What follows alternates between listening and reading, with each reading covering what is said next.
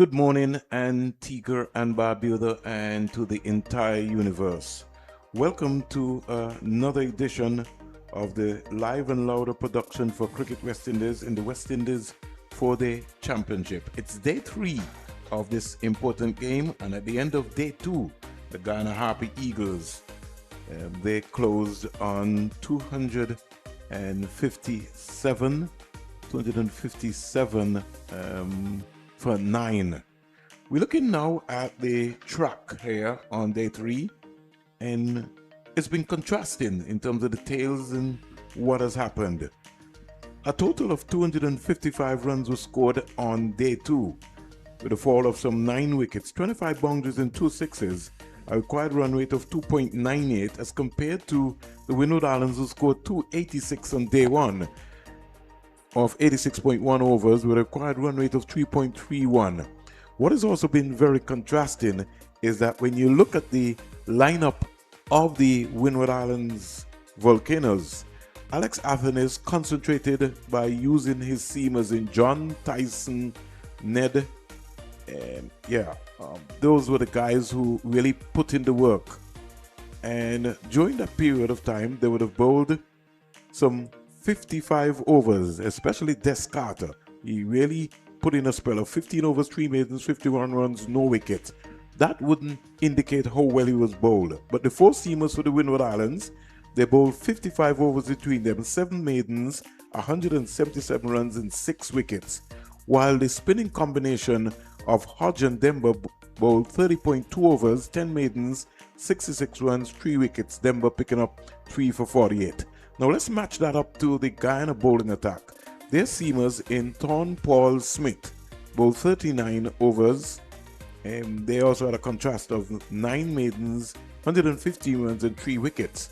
And then if you match the spinners now for Guyana in Permal and Moti, they bowled 47.1 overs, 7 maidens, 167 runs, 167 runs with 7 wickets between them. So all in all, you can, in a nutshell, say they've been contrasting styles. The seamers have got wickets, so too the spinners have got wickets. Day 3, it is expected that it will be the best batting track. And if you looked at some of the dismissals yesterday, you'd realize that the fast bowlers did have a part to play. I predict, looking at the track from this morning, early o'clock, that today will be the best batting performance that we will get in this game. As it stands right now, Guyana trailing, and they really want to pick up the first innings point by some 29 runs, 257 for 9. I expect to be able to have a exciting day's play, which is going to be remarkable. So the good news is that play is just about to start, and anytime in a hurry, we will be able to be off and running very quickly. We'll look at the format and we'll see that Tyson looks like he will be starting from the Sir Curtly Ambrose end, to 57 for 9. We're just waiting for the umpire, Dayton Butler from St. Vincent and the Grenadines. And he'll be looking to start this morning. Just making sure that everything is in place. Windward Islands, 86 overs bowled. I'm trying to figure out, I maybe might have missed my notes to figure out if they maybe took the new ball. Didn't see the signal, but I'll maybe just get a note from the scorer if they took the new ball. Didn't take the new ball as yet. 257 for 9. No. So Alex Athens will be looking maybe to dismiss Perez, who is semi-injured. Gets his first ball from Tyson. Down the onside, there's a stifled appeal for a caught behind. And so we off and running here on day 3 at the Sir Vivian Richards Stadium. Pretty exciting time. Alongside me is my colleague for today, Colin James. I'm just waiting for him to get himself sorted out and get himself organized so I can welcome him to the Live and Louder production. 200 and 57 for 9. Guyana, they're trailed by some 29 runs with Permaul not out on 20. Tyson bungs away. Bows a short delivery. Perez just pulls out of it. No need for him to have a look at it. Umpire Dayton Butler just coming up and examining that area. Tyson, before this over today, bowls some 20 overs, no maiden, 64 runs, 4 wickets. He'll be looking to get a 5-wicket haul. But contrasting with that, he's bowled some 9 no balls as compared to 17 last season. And he's got 1 wide, 257 for 9. He'll be looking to rectify that no ball issue. Here goes Tyson from the Kirtley Ambrose end to Perez. Another short ball. I just feel that Tyson is more effective when he bowls the ball in a fuller length. Don't ask me why he feels that he has to be banging in the ball short here this morning. I could really never really understand that concept.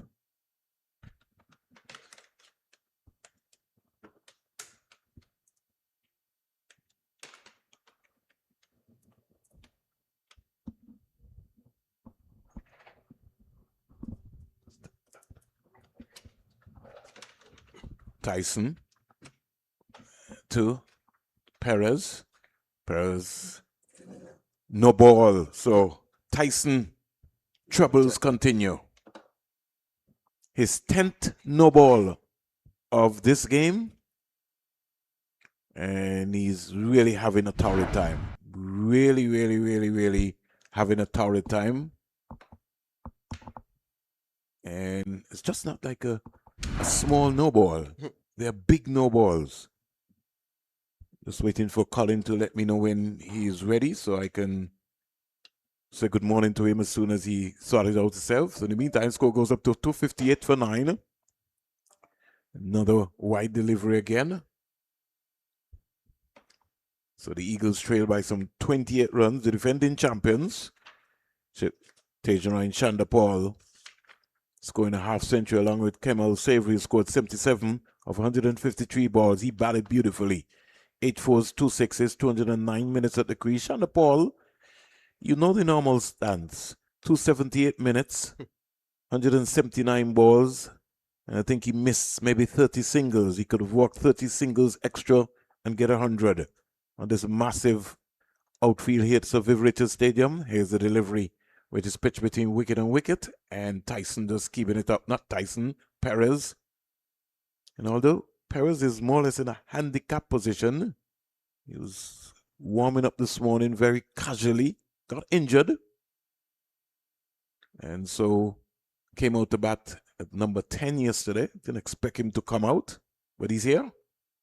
The partnership is 20 from 45. Tyson would want to wrap this up, and so the Windward Islands would want to maybe capture the first innings points. But the defending champions, they're not going to go down without a fight. Tyson turned, can't beat the fielder short mid-wicket. First over comes to an end, and at the end of the first over, 1 run off the first over, 87 overs bowled, 258 for 9. I say good morning to Colin James. Good morning, Colin. Good morning to you, Vernon, and good morning to our listeners and viewers wherever they may be. It's a pleasure to be here at the Sir Richards Stadium to witness this keen contest, in my view, between the Windward Islands Volcanoes and the Guyana Happy Eagles. No matter who wins first innings point, I think this game is going to go right down to the last day. Not unless the Windwards were to capitulate in their second innings. But from all indication, it's going to be a keen contest, or it should be a keen contest between both teams, and we look forward to see how it unfolds here at the Sir Richards Stadium. Ryan John bowls some 18 overs, 3 maidens, 52 runs, 2 wickets, 1 no ball, 1 wide. And he really did put up his hand yesterday. Got so emotional that he got out of control with an incident. He was charged. Savory sort of took him on, hit him straight over his head for 6. And I think that angered John. But he starts now on day 3 from the Andy Roberts end. The ball to Permal. Permal just dropping this in the onside and picking up a very easy single. The keeper Leo coming around, but he can't stop that. And straight away, Permal gets his first delivery. John having a few words with Permal, say, I'm coming for those ribs. Permal says, well, I've got my, as you can see, I came out and I braced myself. I walked with everything. I'm up for this fight. Another E4 brand player in Raymond Perez. E4 is a brand by Ravi Etwar, Guyanese businessman living in the United States of America, Sports Zone. Here is Perez playing down, you would say maybe the wrong line.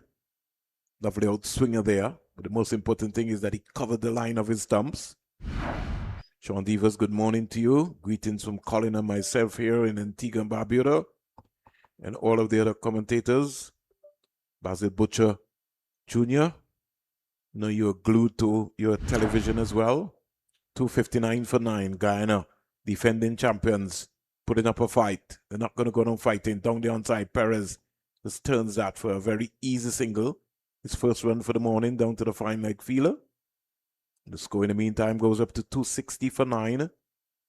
Guyana trail by 26. Pomal, 21, comes back into strike. Perez is 3. So, no real alarms yet. This is just the second over. We're in the middle of the second over.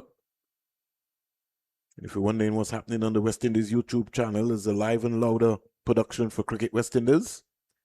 I'm alongside Colin James from Antigua and Barbuda, my colleague today.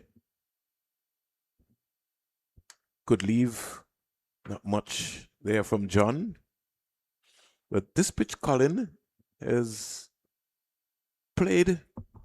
It's not a pitch where you can come and just think that you can just blast away and get a lot of runs. You have to graph your way around.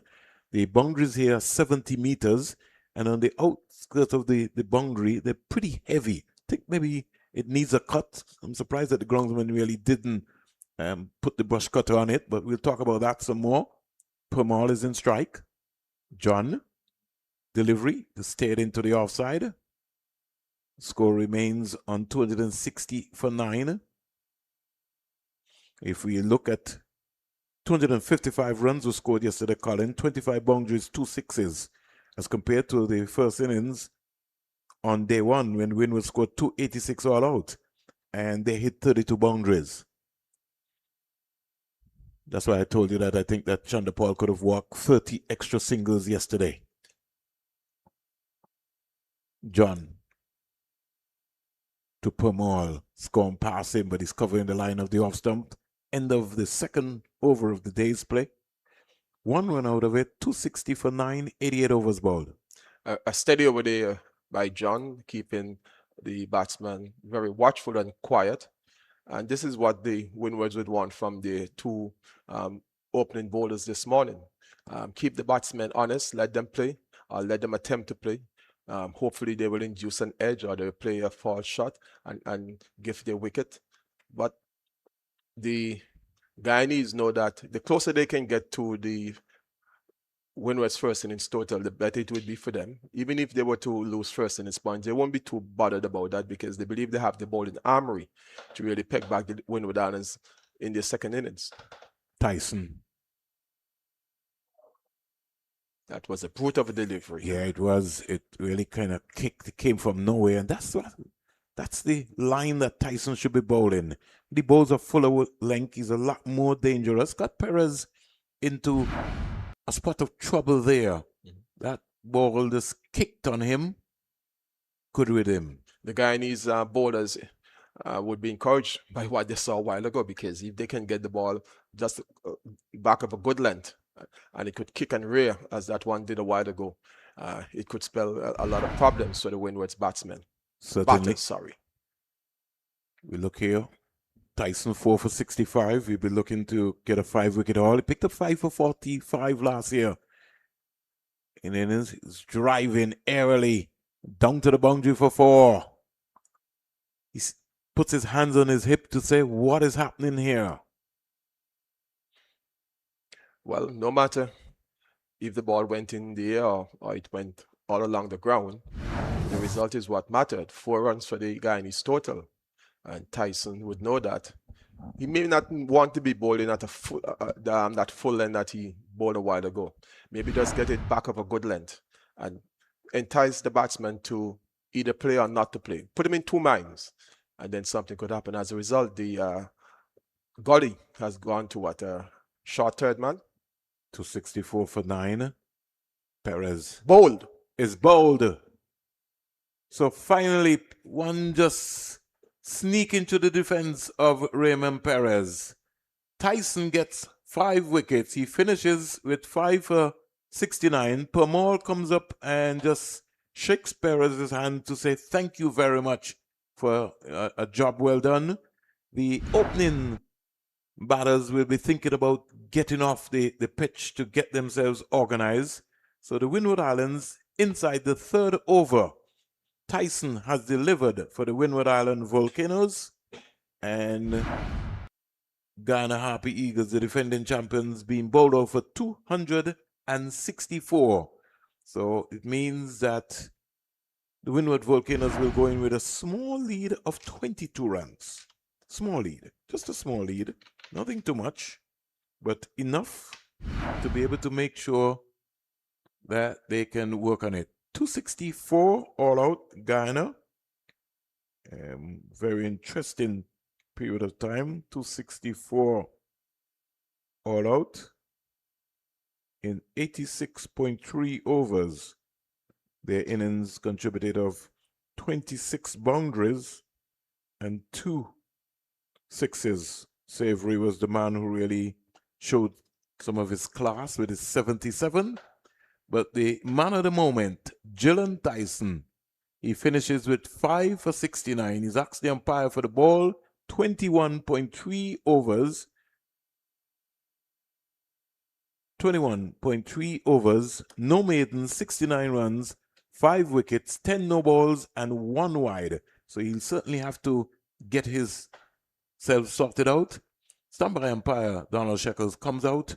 We will take a Dasani water break, and when we come back, it will be the resumption or the start of the 2nd innings of the Windward Island Volcanoes.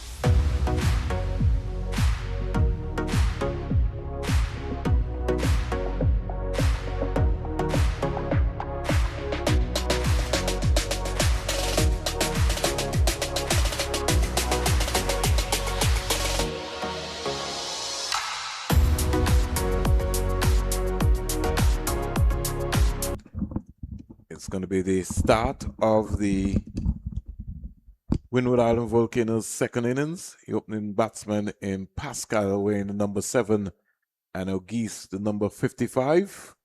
Guyana Harpy Eagles trailing by some 22 runs. They were dismissed this morning in 2.3 overs for 264 all out. Looks like Niall Smith will be starting from the Sir Curtly Ambrose end. And once again, Colin James was just joined me on day 3. Will share his thoughts as to what he thinks the approach will be for the Windward Islands.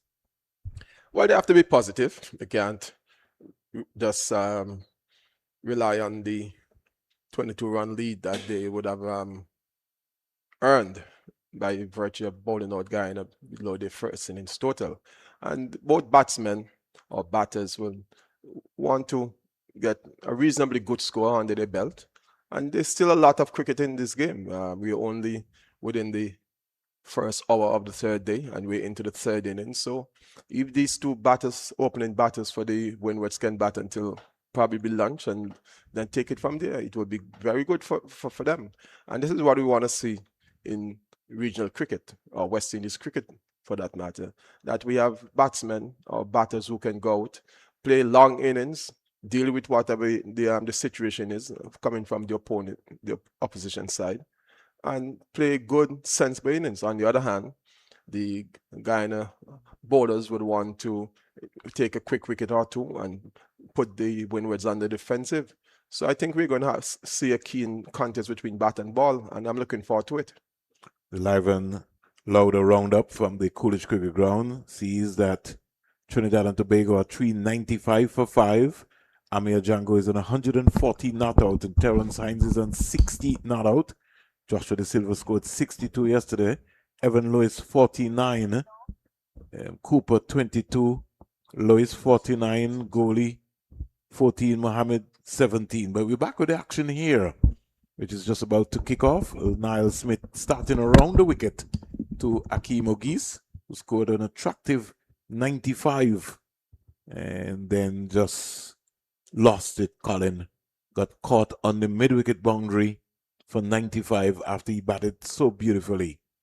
Yeah. Ogis will be well aware that if he is going to keep his name fresh in the mind of the selectors, that not only 95 is needed, but you need 3 figures.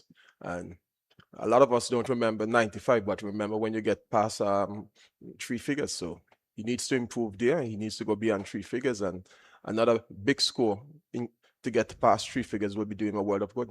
Niall Smith down the onside. Tevin Imler skips across. Keeps that out. Windward Islands missed a trick in the first innings, Colin. They were bowled out for 286. And at the time when John got out, points are going to be very important in this juncture. And had they got to 300 points, they would have been able to pick up 1 batting point. Those are little minor game scenarios that they're going to have to pay attention to. A couple of years ago, Colin, Leeward Islands lost by about 2 points. Here goes the first wicket. A very poor and loose shot. Just as Colin James was talking about it, it was a nothing shot. And Ogis goes, soft dismissal, caught by Savory, and that has just maybe, he is mad with himself, Colin. There was no feet movement. Let's look at the replay, Colin. The ball, like it stopped on him, almost like a tennis shot dismissal. There's him, just got back. Very casual, Colin. And straight away, first wicket goes. Well, I believe that delivery was just short of a good length. And probably Ogis was playing more for pace than really looking to time the ball. And as a result, he went too early into the shot and just gave a simple catch to the short extra cover fielder. This was a poor shot from a player of Ogis' stature and ability. And this pitch, the ball is not going to come on to the bat from what I've seen so far in the 4 or 5 overs that would have been bowled today, including the 3 from the Guyanese, from the Windward Island Volcanoes, and the 1 being bowled here by Neil Smith. And there is no express fast bowler with pace. You need a team to some extent. So you just got to play the ball on its merit. He was too early into the shot, and he just basically fanned at it and gave an easy catch, and he would be very disappointed, and so too would be the Windward's camp.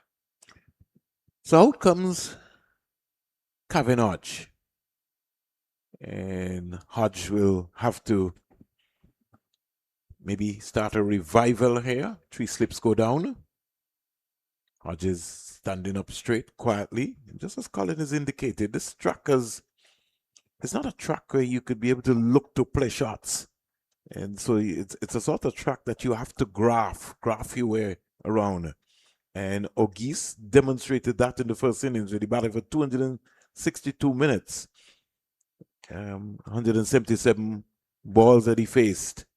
But he's back in the hut now. And somebody else will have to step up today. And I'm wondering if they didn't set the field by placing that short extra cover in that position, because Normally, it's not a conventional field. Smith bongs away to ball to Hodge. Good effort delivery. Good take by Savory. 3 slips, a gully, a backward point. Cover. Mid off very close. These days, Colin, we don't have short legs. We don't have, what do you call them? You can't call that a bat pat, Colin. What are you calling that? A very short square leg? It's not a mid wicket nor square leg. It's just a field placement because they feel that if the batsman gets a short delivery and he doesn't get the pull shot or the hook shot off, he could just top edge it to that fielder. Very, very interesting field placing in the circumstances. Smith to Hodge, just as Colin talked about it, right there.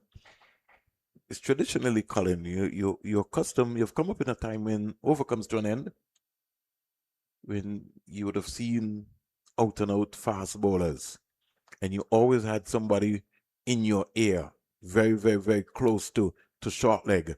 Traditionally, these days, you turn up at a cricket game and you scarcely see anybody under the helmet. Yeah, because maybe one, the pitch is not giving that assistance to the fast bowler, and two, the fast bowlers don't have the pace to trouble the batsman with good short pitch deliveries that is going to create a catch for forward short leg. But even when we have somebody like an Azar Joseph and Shama Joseph, Colin, we still don't see that short leg. Well, that comes down to captaincy now. So there is where the captain has to be imaginative and know that if you have a Shama Joseph, especially an Alzari Joseph and a Jaden Seals, though the latter two with pace, you need to put in the forward short leg and encourage the pace bowlers to get it up to the rib cage, get it up to the head of these batsmen, and let's see what they can do. Some people say get the skull ball in. Yeah, got to aim for that badge. Dighton Butler just looking around to make sure that Kimo Paul, Colin, he bowled very impressive in the first innings, and he got the ball to swing. He bowled 13 overs, 4 maidens, 27 runs, 2 wickets, and with good control. So it's good to see him back in the Guyana lineup. Yes, when I saw the name, I was pleasantly surprised to see that he's back because he was touted within the last 5 years or so to be the one of the next test prospects for the West Indies, albeit that he would have played a lot of white ball cricket, but it's good to see that he's back. He would have had some injuries here and there. So if he's fully fit and he can charge in and bowl a good spell, that will do his confidence a world of good.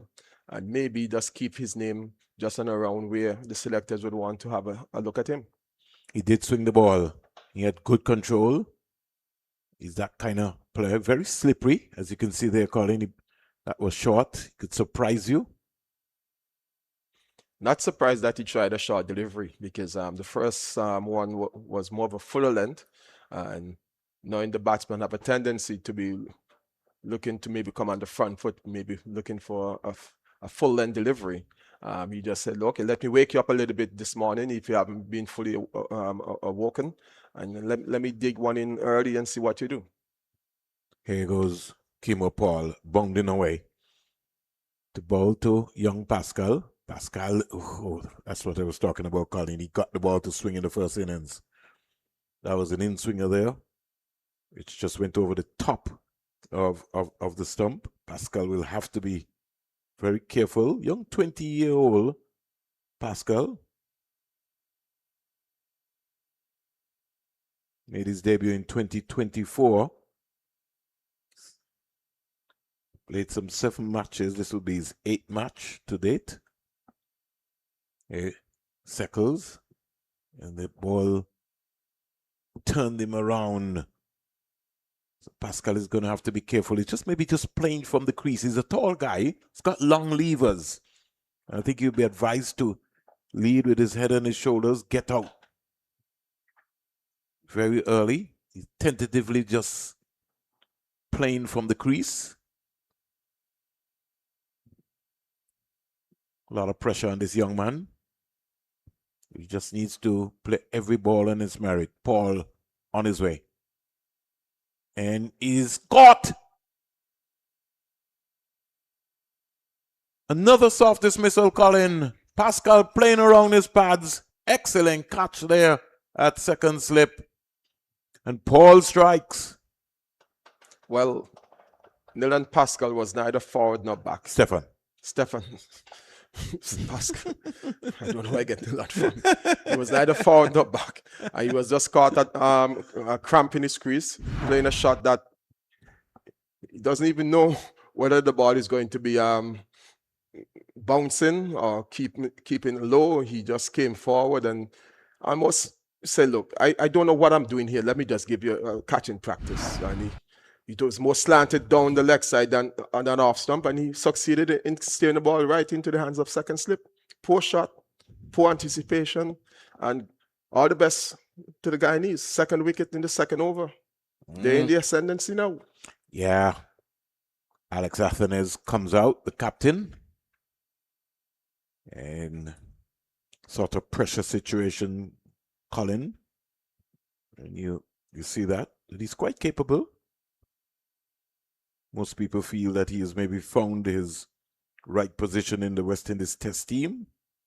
Comes out at 4th today for the Windward Island Volcanoes.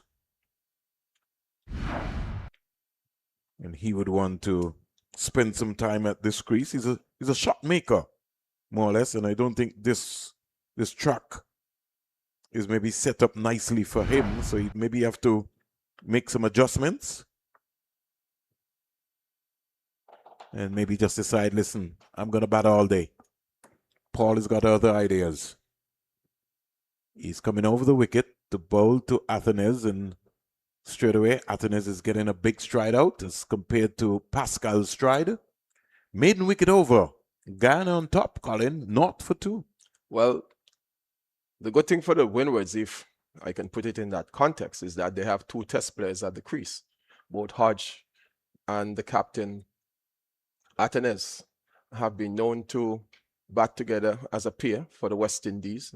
One mind cast back to England in 2024 when they had a good partnership in the test match.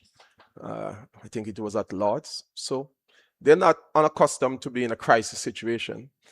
The question is, how are they going to handle it? And can they handle it effectively for the Windward's point of view? But I tell you, Smith and Permal have very different ideas. Here goes Niall Smith, bounding away to bowl to Hodge, and Hodge is just working this for his first run. Down to the fine leg feeler. And the Windward Islands are off and running. Hodge is one. Now brings Athenes into strike. Last season, Hodge played some 6 matches for the Windward Island Volcanoes, scored 314 runs, faced 545 balls with 1 century and 1/2 century, 126. And we can match that up to Alex Athenes, who played 5 games, scored 231 runs with a high score of 78. So by his standards, he really want to get a big one, as they would say.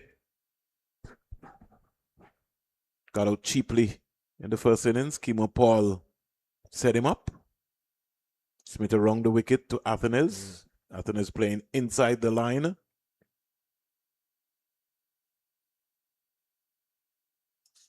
The first innings, Alex Athenes was caught. Anderson bowled Paul for 1. And Pascal was caught and bowled Kimo Paul for 6. Hodge was caught Imla bowled Niall Smith. So it's a sort of mind games, knowing that what happened in the first innings. And these 2 bowlers have started very well here at the Sir Vivian Richards Stadium. They're bang on target. Day number 3. Or bang on line. Niall Smith coming around the wicket to Athenes. Down the onside and just played past the keeper and down to the boundary for 4. So old-time fashion leg glance.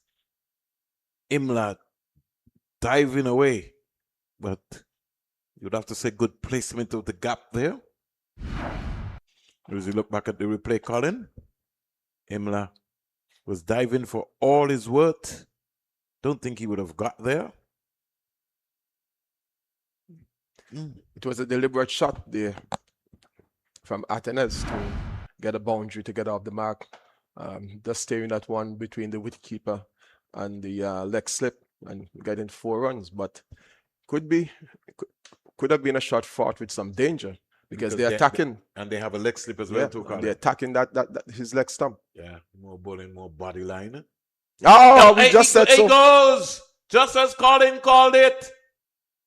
Athenes pensive, fended at a ball. He didn't get across in line, and Athenes goes for 4. Just as Colin was talking about it, they worked to the plan, and Guyana have come out on top here. Short delivery, round up into that rib cage, and Guyana have struck again. Well, you can see definitely that they had a plan in mind for Athenes. Not only the leg slip, but the forward shot that was a little bit deeper than a normal.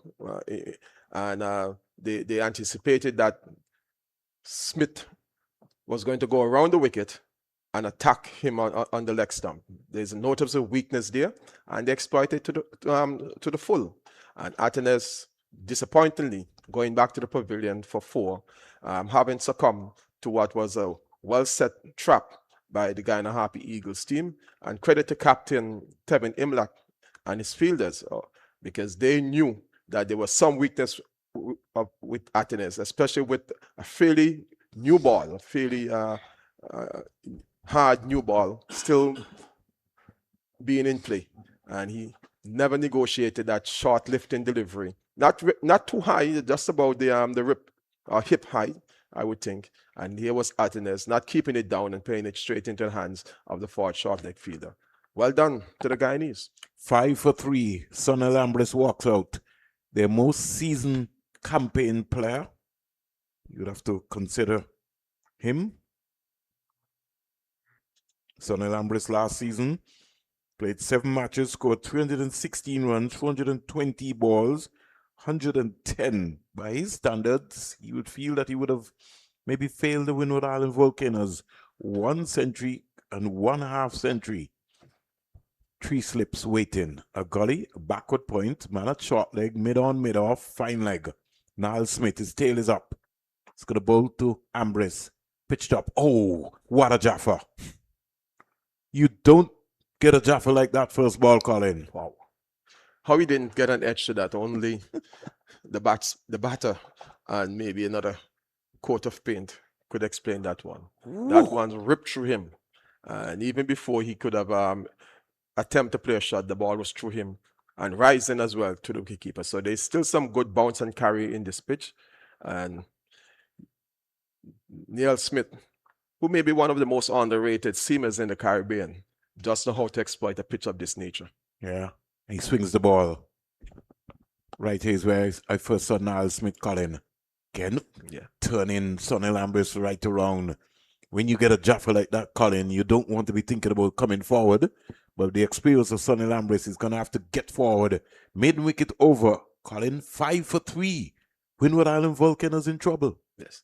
I think I also saw Neil Smith here bowling for the Harpy Eagles against the Windward Islands a few years back. And I think he was pretty effective bowling from the Andy Roberts end. That's where he's most dangerous. Yes. And he's now coming in from the opposite end, the Curtly Ambrose end, and he's still been effective. So a lot of people, a lot of pundits in the region were of the view that he should get a look in for the West Indies.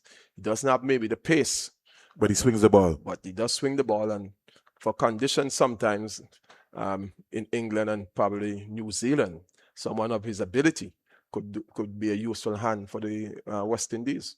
But it's also a concern to Colin because injury also has kept him out as well too.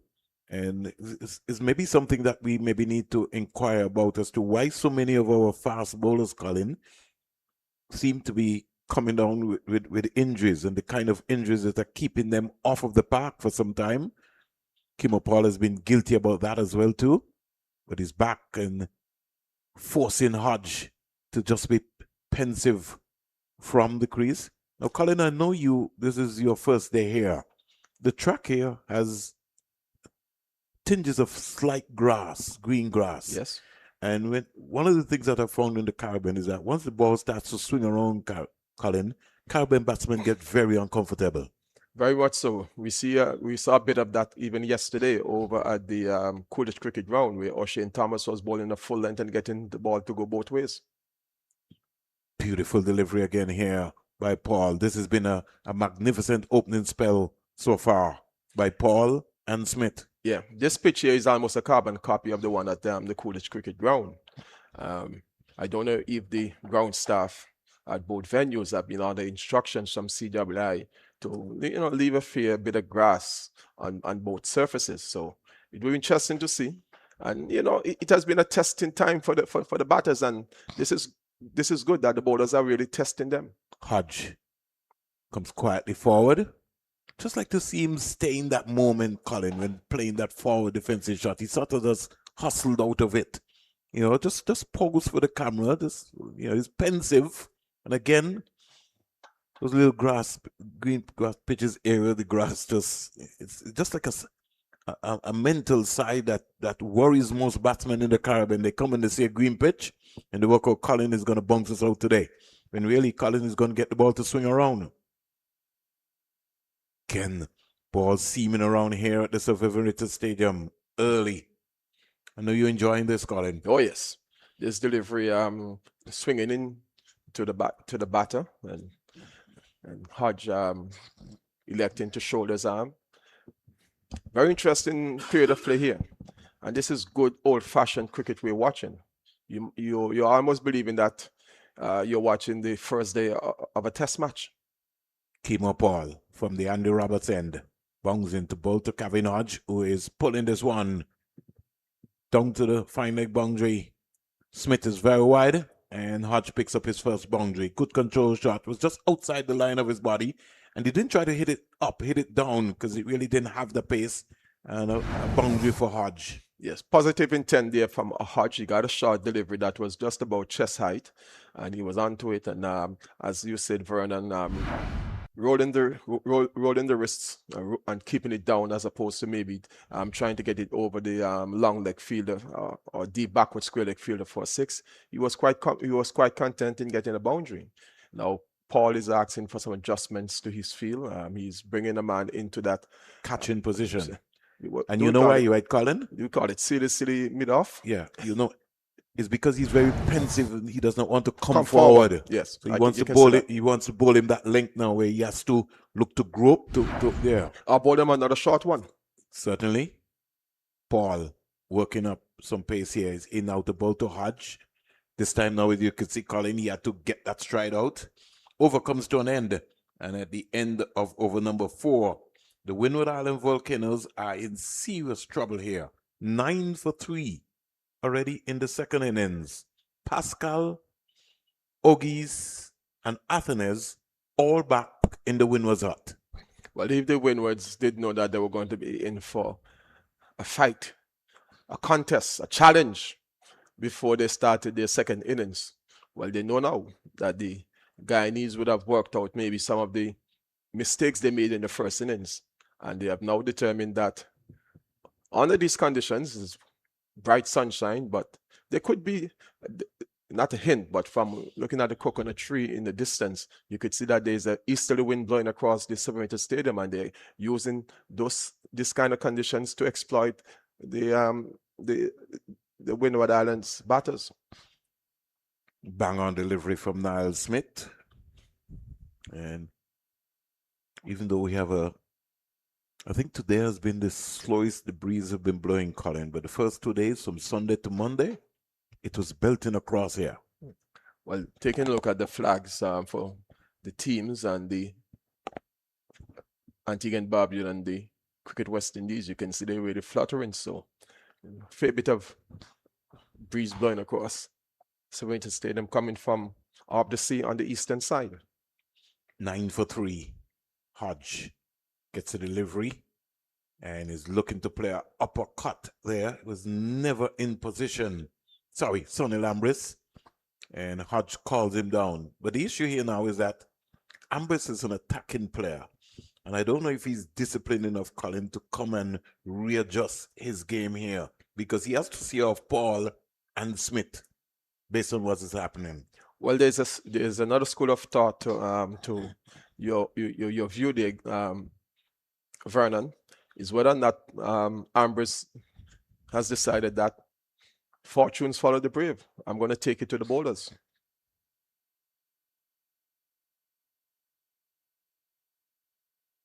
Tucking him up again. This ball is seaming around.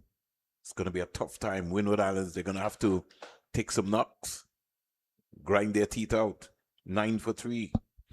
Just quickly over the coded cricket ground, the Trinidad and Tobago Red Force are 416 for 5, and they're coming from an overnight score of 380 for 5. Django has gone on to 151, and Terrence Sainz is there with him on 68. This partnership is getting very close to the 200 mark. 9 for 3. Anytime soon, our electronic scoreboard will be up and running at the Survivor-rated stadium. It's already past the 200 mark. The fourth wicket fell at 209. It's now 416 for 5. Smith into Ambrose, and Ambrose is again looking to be aggressive. Colin said that he thinks that Ambrose might just decide to take on the attack here, but this has been good controlled bowling. He might just have to readjust his mindset. Yes, that might be uppermost in our mind in terms of what we are witnessing. But Ambrose is saying to himself, if I go on their counter attack, I might just be able to take these two opening bowlers off the ball and give ourselves a chance. Why is this square leg umpire moving into a point region, Vernon? Maybe the sun. I don't know, Colin. That ball turned Ambrose right around. Is the sun right there, Colin? Yes. Yeah, so Yeah, maybe could that be. Maybe yeah. he's looking straight into it. So maybe mid-morning just sun. So maiden over, Colin. 5 overs bowled, 9 for 3. Ambrose on North, Hodge 5. There's one more ball to go, I believe. Sorry, Colin. Yes, I did. So everybody was moving away. Yeah, just a little mid-pitch conference between the fielders who are closest to Ambrose, maybe a word to the bowler. And sometimes, these little tactics can unnerve a batter.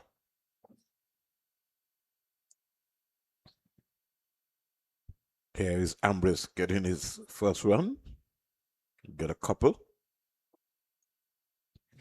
So Ambrose is off the mark. Score at the end of over number 5, 11 for 3. Not a control shot there by Ambrose. He was into the pull shot somewhat earlier than he would want to be, and he was just able to keep it down and getting it through the hands of the fielder who is in that short mid-wicket position and getting 2 runs.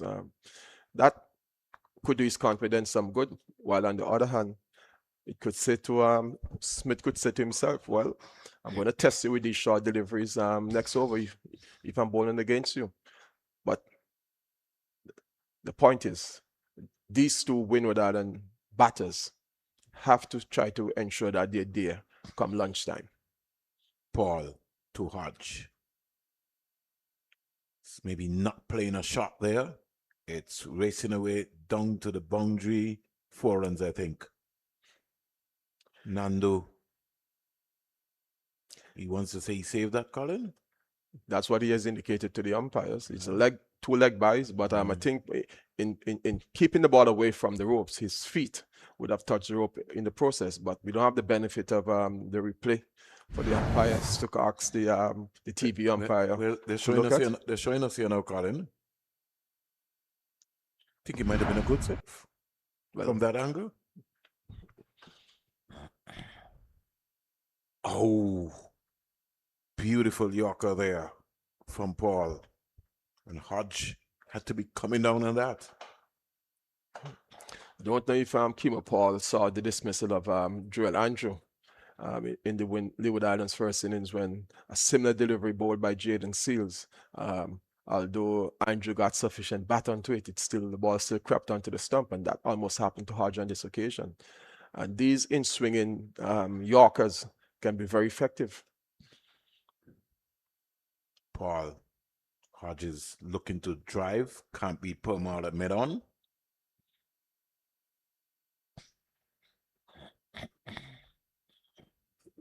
$13 for 3.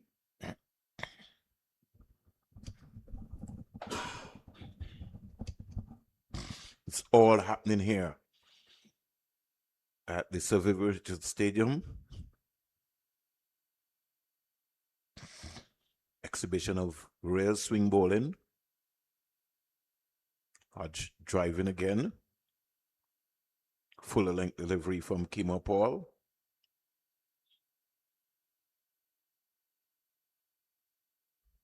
He's into his work here. He's really warming the task here. If you're wondering what's happening, Niall Smith, 3 overs, 1 maiden, 7 runs, 2 wickets. Kimo Paul, 2.3 overs, 1 maiden, 4 runs, 1 wicket. Hodges backing across and defending. And the score remains on 13 for 3. Good morning, Basil Morgan. In the Emerald Isle of Montserrat.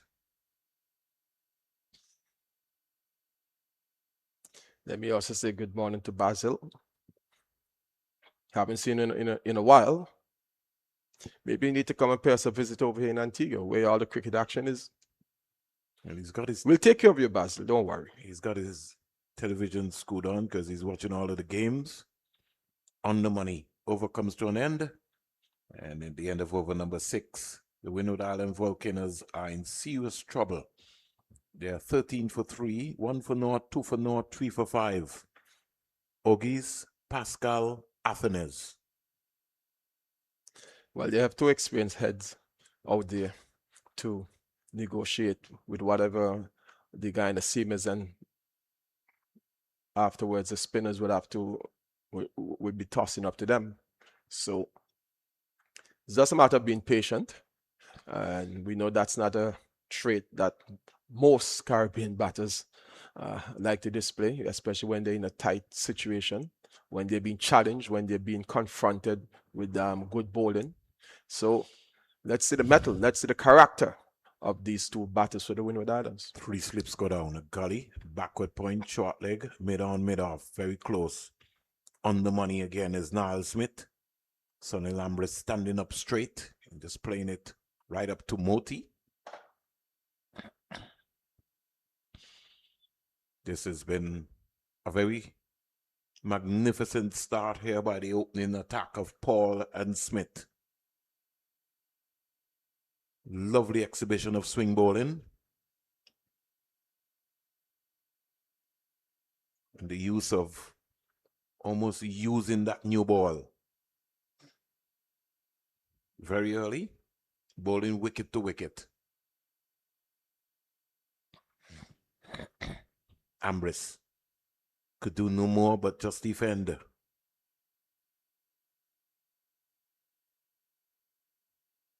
As a senior pro in this young Windward Island Volcano squad, as you heard from the head coach, Emmanuel Peters, they're looking to build. This is a 5-year plan that the Windward Island Volcanoes have established. Ogis, Pascal, Bishop, they want to be able to revolutionize Windward Islands cricket with the young players who would have come out to the West Indies Academy setting. Niall Smith bounding away to bowl to Ambrose, who was just looking around, didn't know where it went. It went down to Thorne on the fine leg boundary. I remember seeing Ambrose. I saw him for the first time over there, Coolidge Cricket Ground, which could have been probably maybe last year against the Academy. But for the Windward Islands. For the Windward Islands. Yeah. Against the Academy. I think it was the final game. Yes. And he also impressed me with his temperament. So let's hope that he is in that sort of mood today, that he could play fine innings for the Windwards. Hodge is back and cracking that pass backward point. Hit that hard The fielder got a hand onto it, but it's still sped away for 4. Yeah. Short and wide and punished by Kevin Hodge. That was a good shot by Hodge, really giving it the full leather. And it was asking for the treatment, it got it. And this should do some confidence, Hodge confidence, a word of good. But knowing this man, Neil Smith, he also have a trick up his sleeves. He certainly does. Hodge is 9.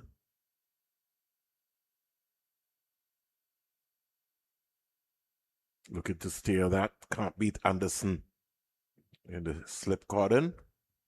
And the score remains on 18 for 3. I don't think Smith will be too disappointed with that shot played by Hodge. At least he was open in the face and he kept it down. And it went one bounce to the gully fielder. And afterwards, Hodge was hitting the back of his bat in some annoyance. So I think Smith is working at something. Will this delivery be of a fuller length? Will he try to bang it halfway down into the pitch? Let's see what happens here.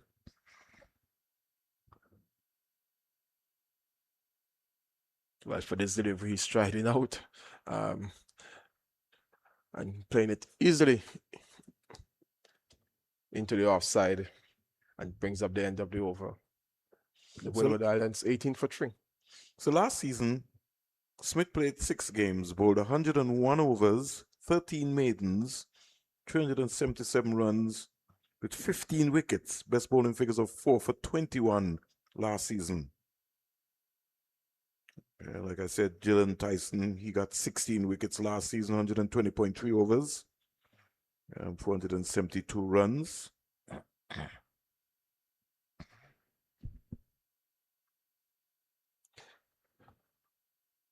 My question is, after the end of this bilateral series, what do most of the players do if they're not selected for a West Indies red ball series? Go back to their franchises, and we'll talk about that, Colin, because I have some reservations about what happens on the franchise level.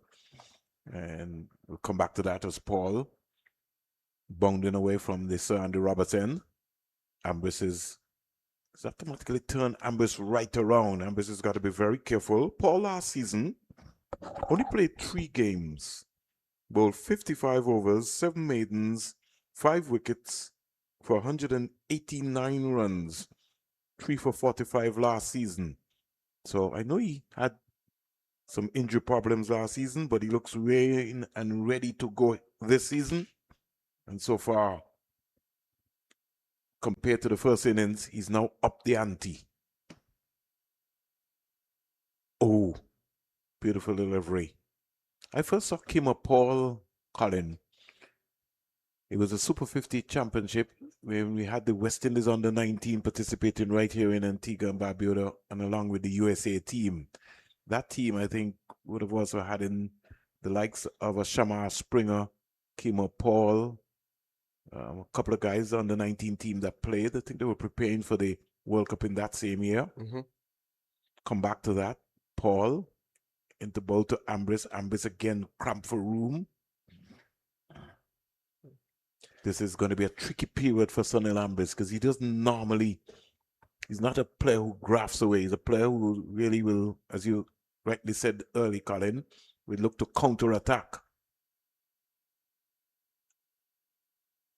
But he's a senior pro in this team, and with O'Gee's, Pascal, and Athens back in the hut, he now has to dig in.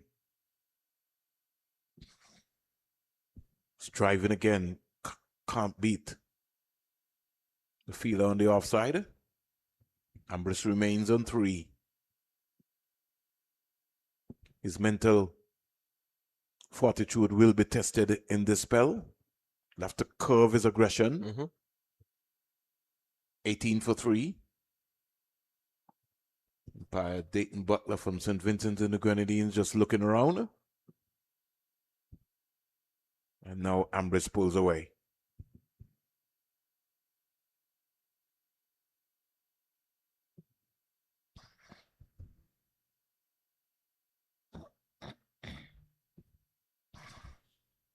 bounding away is Ambrose, and again that bottom hand coming into play, trying to tug the ball.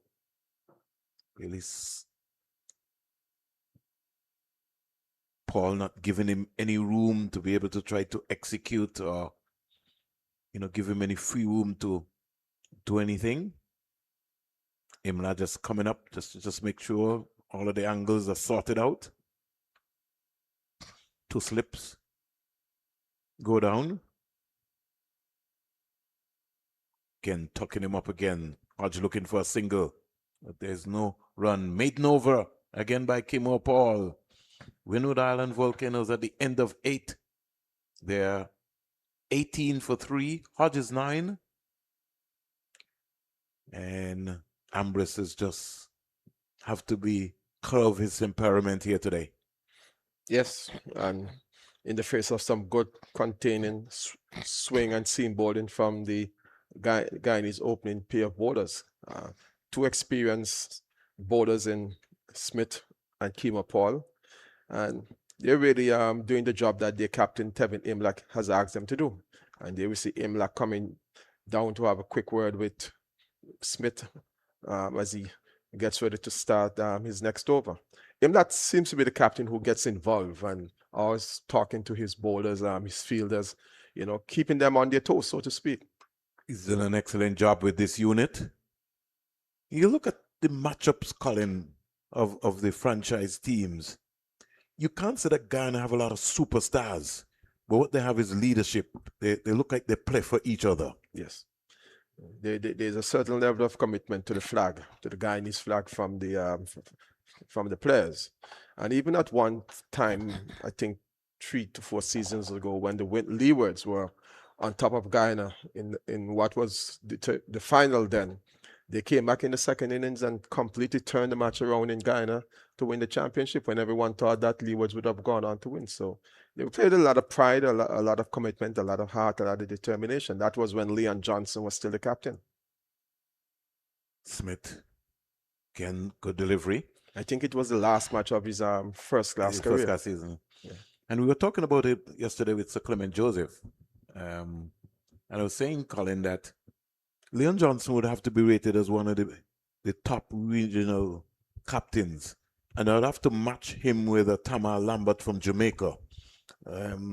But Johnson, when he went on now to play for the West Indies team, with the pressure situation of expectation from the regional level onto the test level, never really materialized. But he really was one of the great leaders. And I think that we've missed that. Another ball seaming around again. And that's the point I wanted to make. Outside of the regional first-class season, what are other cricket that these players can be exposed to give them, let's say, a graduation process into the test team, to anticipate now that from the regional level, there's a stepping stone. But to get there, to the test team, you need maybe to go to a West Indies A team or something of a President's 11, or even Guyana taking it on its own to tour maybe North America or even England, somewhere, invest some money into the overall development of the players. Smith Ken having to leave that delivery. Now, Colin, I think those are strong points, and that's why I was examining, Colin, about the franchise system. Now, a number of these franchises would have played intra-regional trial games. But intra-regional trial games, Colin, is just only up to a certain level. When you're coming now into the big boys, now into a competition, we never had a competition, or we never had a game, let's say Leeward Islands against Windward Islands. And just that's something I think that you were talking about, by certainly getting some warm-up games before the actual competition itself. Yes. And with a shortened season, he's even going to make it more difficult. Exactly. Smith turned away in the onside. It's Kevin Hodge. I mean, some people might be saying we're talking hindsight, but there could not be a reason why a Windward's team couldn't come to Antigua a week before this tournament and play the Leeward Islands, let's say at Pickett's Cricket Ground or wherever it is. ARG, whoever. Yeah. But also what's alarming, Colin, and it mind bubbles me, Colin. the Leewards didn't play one of their intra-regional games at the Sir Vivian Richards Stadium. But yet still, they're going to play here. Sometimes, we have venues and we pretend that we don't have. And the venues are just here sitting down. They should be utilized. That's why I like the first rule, A venue is a venue to make money. Smith. Not for decoration. Standing up on him and just defending. Over number 9 comes to an end. And at the end of over number 9, the score is 19 for 3. And it's alarming, Colin, because I know that the Leeward Islands Hurricane has adopted the Antigua Recreation Ground. Fine. I love that, Colin. But they're also the home franchise. And so when you are the home franchise, there are options that you're looking for. So you want to be able to make sure that you get a practice at the Sir Vivian Richards Stadium, or you get a practice at the Coolidge Cricket Ground. Definitely. You need to play at all your available venues that you're going to be playing competitive matches at, and really put in the effort to get yourself ready and raring to go. Kimo Paul starting. His bowled so far 4 overs, 3 maidens, 4 runs, 1 wicket. In England, you would say that he is on the money. Caught! Hodge goes! And Paul strikes again. He's got the bingo ball. And Hodge knows it. The ball has been seaming around, Colin. Let's look at that one. That had some bounce on it. And Hodge casually just came across. Just kicking out there. A lot of chatter taking place. We're just showing you the replay.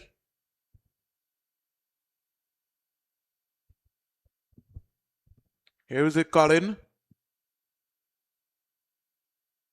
Just hung the bat out there. It's as if he was giving catching practice. Ball might have bounced a little bit more than he had anticipated initially. But look at the right foot movement, Colin. The ball is seaming around. Look at Kevin Hodge. No forward movement. Neither forward nor back. Yes. No movement in the forward movement. So, at the Dasani water break, Windward Island Volcanoes are tottering here at the Sir Vivian Richards Stadium in the West Indies Championship 2026. The defending champions in Smith and Paul are looking to destroy the Windward Island Volcanoes. They're 19 for 4. We'll take a Dasani water break.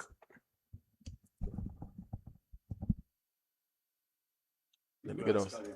Once they see grass, yeah.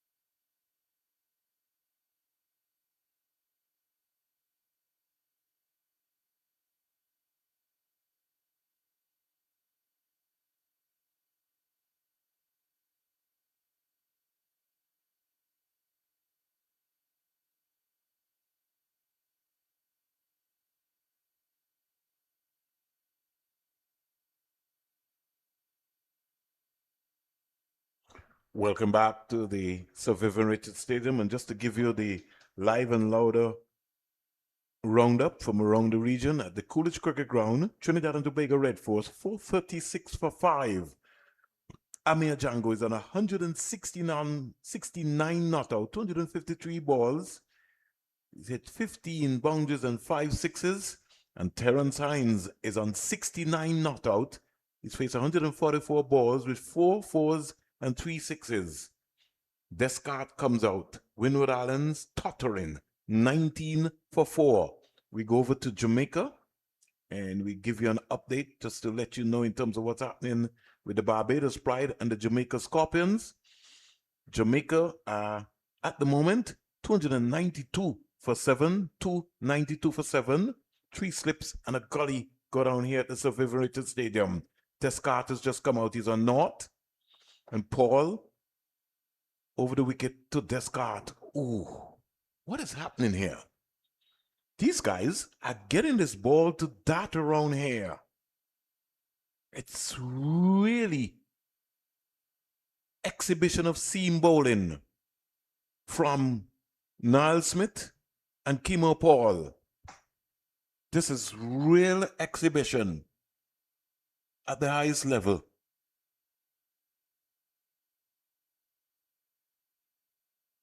Paul to Descartes. Descartes is driving. Paul fields to his own bowling. And the score remains on 19 for 4.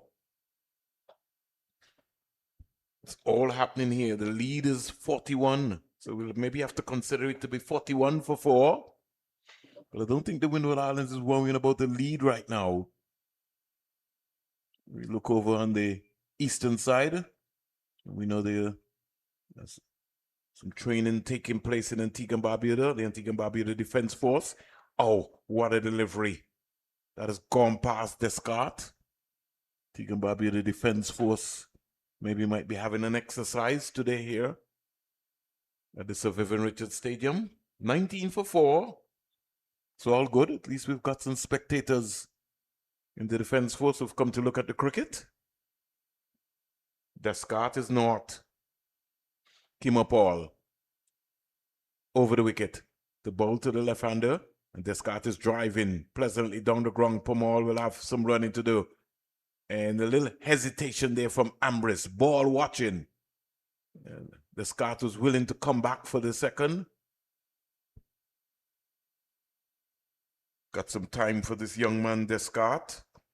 Last season, he played 7 matches for the Windward Island Volcanoes, scored 346 runs, 570 balls, a high score of 119.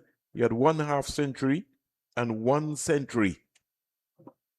So Windward still have some depth. Here is Ambrose. Half cock. Keeping out that one. And so at the end of over number 10, the Windward Island Volcanoes are 20 for 4.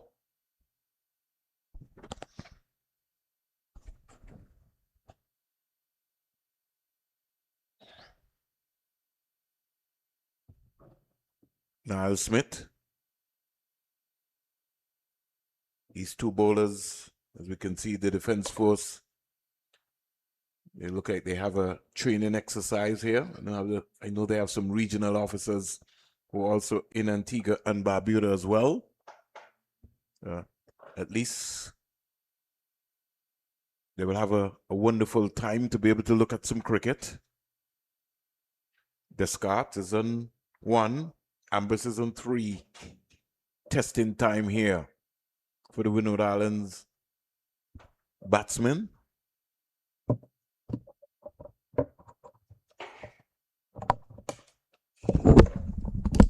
Well, the question is, can they pass the test? Well, this is the West Indies first class season. If you want to make the test team, you got to prove yourself here. Smith around the wicket to Descartes. And you know, Colin Descartes is somebody who would have played this cricket around here for Rising Suns. Played in St. Martin as well. In fact, he's been around, Colin. He even lived in Anguilla for some time. family commitment. His mom really supported him and gave him that support. He really wanted to play cricket.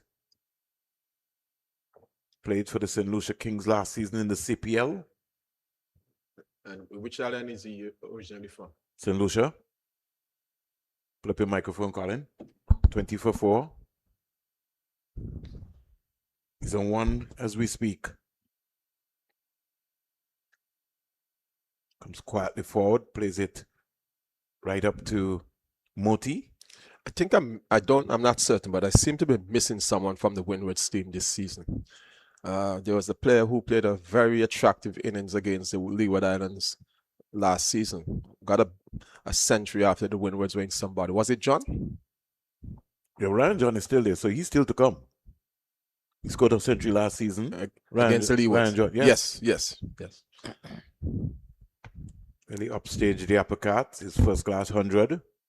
Bowled his heart out. And batted well too in the first innings. Here he got 40 out, I think. I thought that he got out at a time when he really should not have got out. But that's history. I think Moti must be licking his lips, Colin.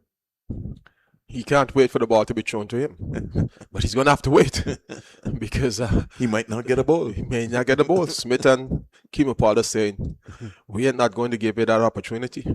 We're going to be bowling until the captains say, take a break. Every wicket, Colin, is 0.2 points for the team.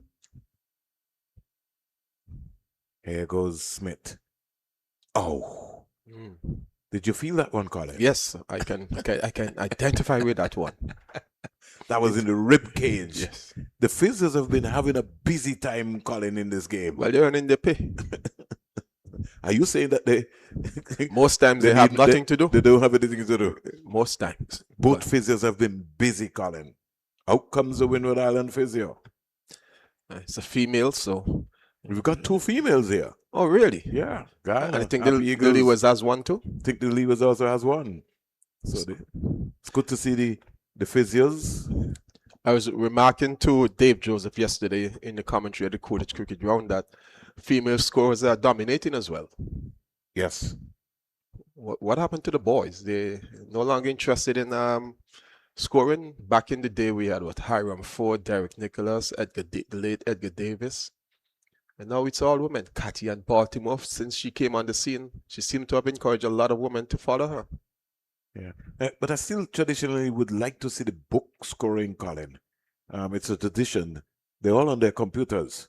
And oh, really? Yeah. And we have to have that book scorer. I think that is something, Colin, that because we've moved away from. That's to be put in the archives after. Yes. And I've noticed that we have just slightly decided we're going to discard Cathy and Baltimore. We don't want any more book scorer. And I have a real issue with that because traditionally when you go around the world, Colin, at most grounds, there's always somebody scoring in a book. Bill Frindle will be turning in his grave if he has passed.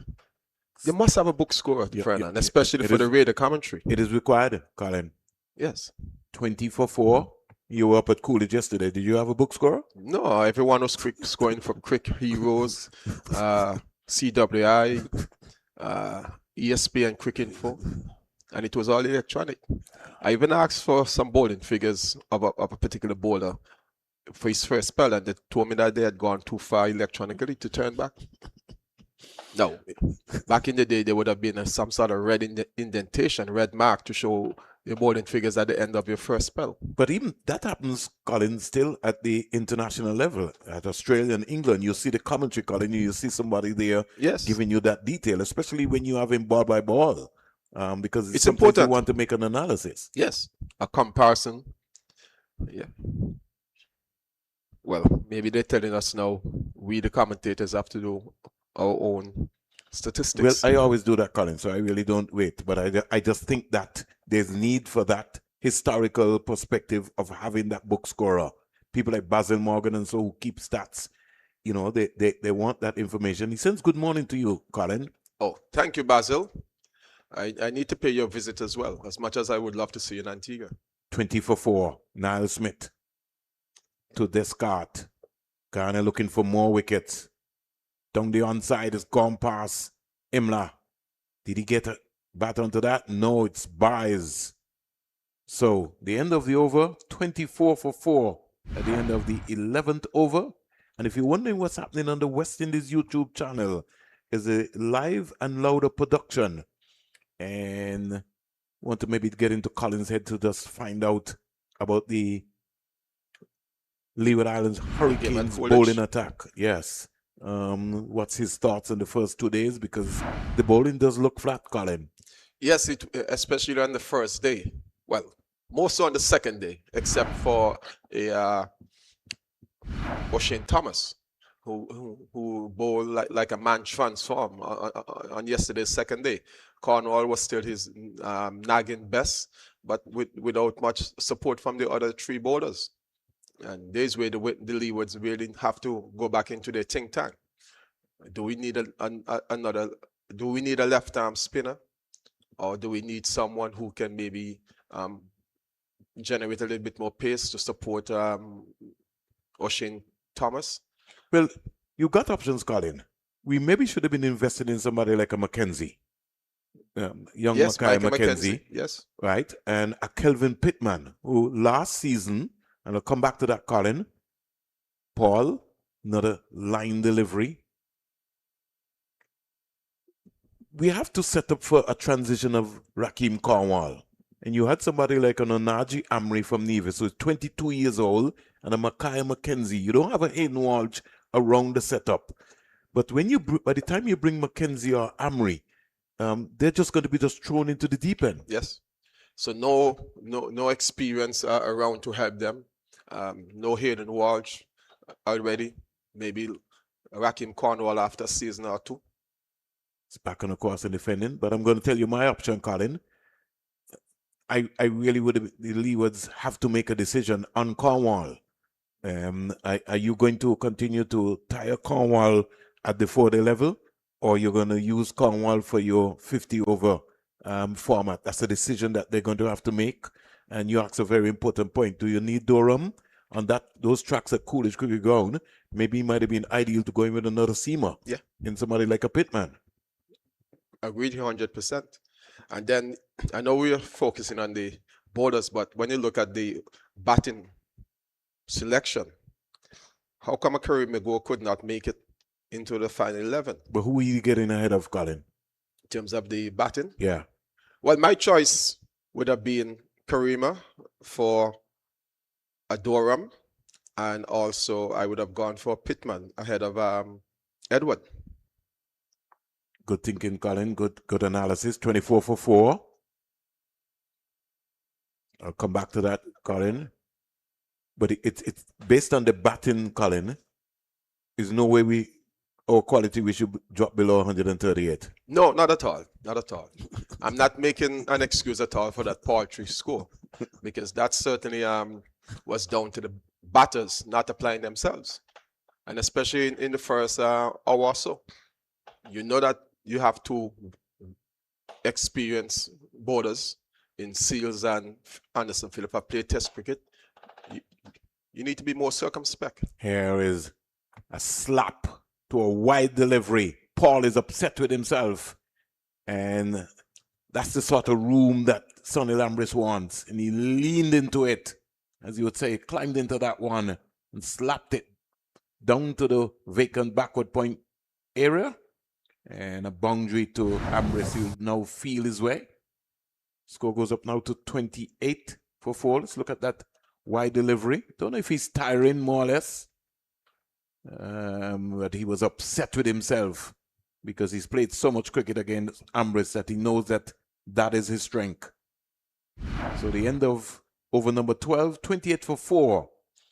Descartes is 1, Ambrose is 7, Kimmo Paul 2 for 9, and Torn will be warming up from the Sir Curtly Ambrose end. Well, that last delivery bowled by Paul was asking for the treatment that it got, and certainly Ambrose would say to himself, well, at least I'm going to be seeing the back of Paul, because I don't think he's going to coming back for another over. And this is Torn now warming up to take over from Neil Smith. Torn again has been in the thoughts of the selectors, was part of a development player core that went to England in 2024. 2 or 3 players were selected. In fact, he should have maybe hung around the West Indies team a little bit more. Remember, Colin, he was Yes. told to come back to the Caribbean. Sometimes you wonder. I think when you have young players like Thorne and company, you got to find a way, Colin, To to keep get them. them. If they're not going to be in the system in the Caribbean, then you got to find spots in England where they can be able to play some League cricket. second league so they can develop their craft. Even some of our young batsmen Yeah. coming out of the academy, you got to find even the women's program. I see that Cumberbatch is gone to England to play. You're right. I feel that you have to get people like Claxton and company to get a stint in England to develop their game. Because staying here, they're virtually playing no cricket. No amount of training is going to help them. They need to be playing competitively. And learning about the game. Certainly. It's better to be out on the field rather than being at home exercising. Thorne took the Descartes, was starting to dart around. I think one of the fundamental things, and that's why I was saying to you, Colin, that there needs to be an independent investigation as to what happens in the franchise system in the Caribbean.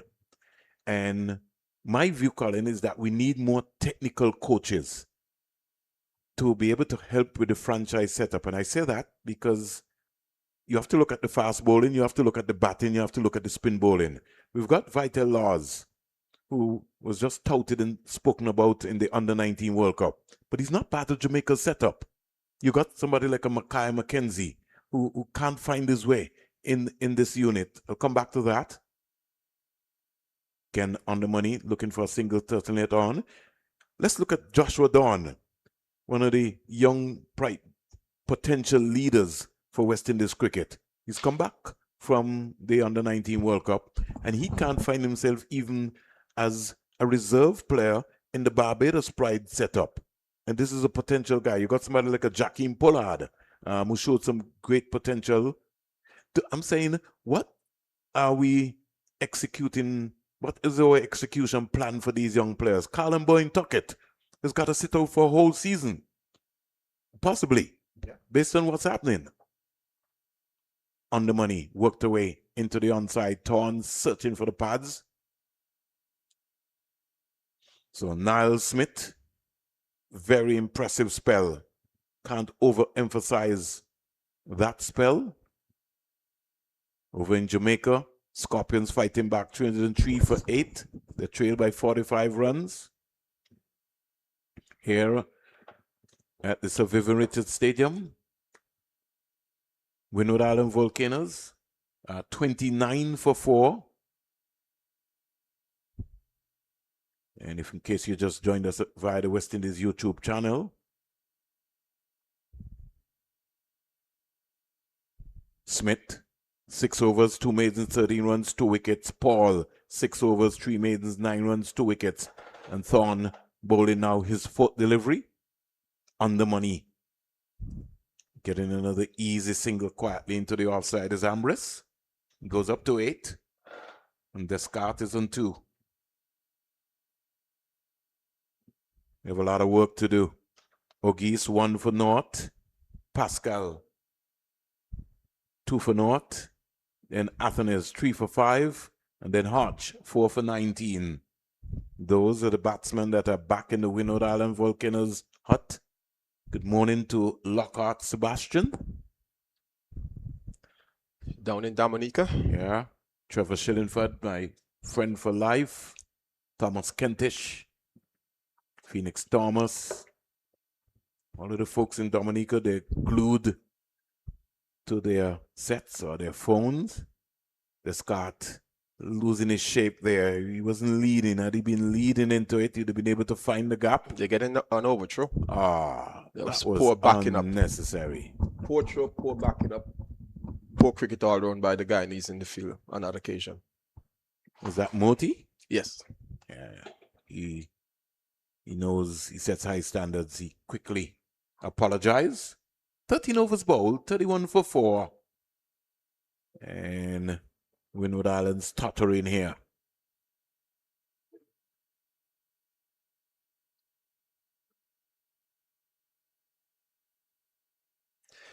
Well, they need to find a partnership, and it's incumbent on these two batters, Descartes and Ambrose, to really stick it out. There's still another half an hour or so to go before lunch.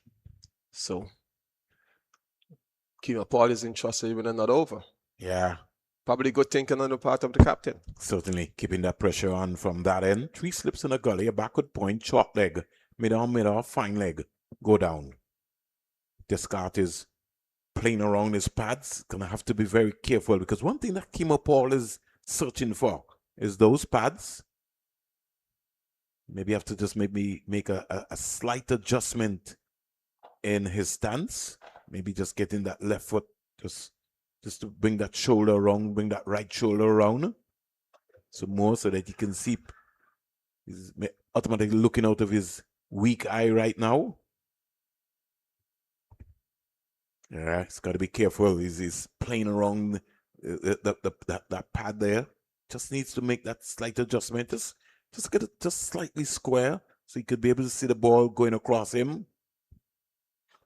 Kimo Paul is swinging the ball, so he's going to have to be careful. And he's going to have to also look to be coming onto his heel. He's getting caught on the crease, Descartes.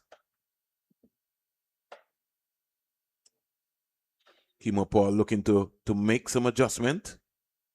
He's going to come around the wicket now.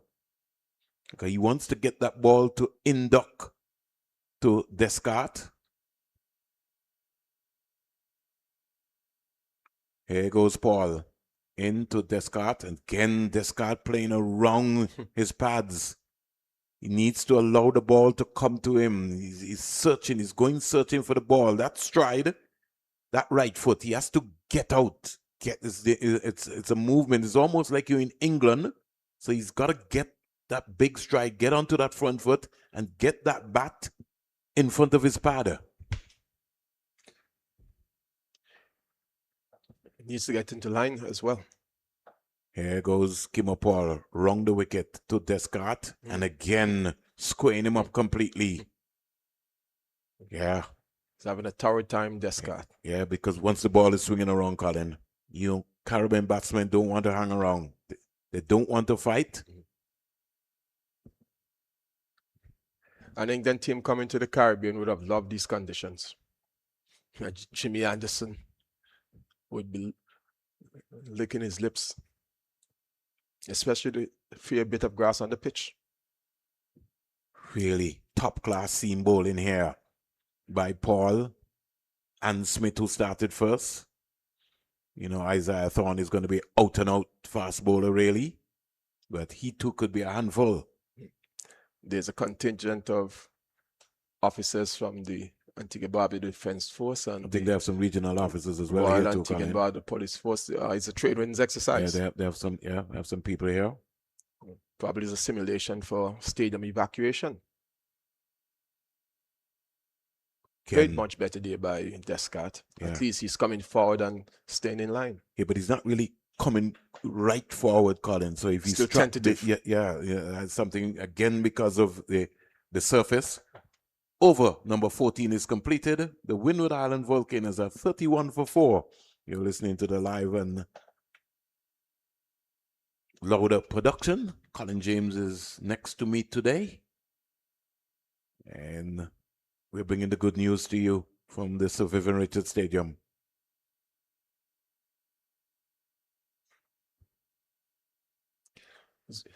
This should be an interesting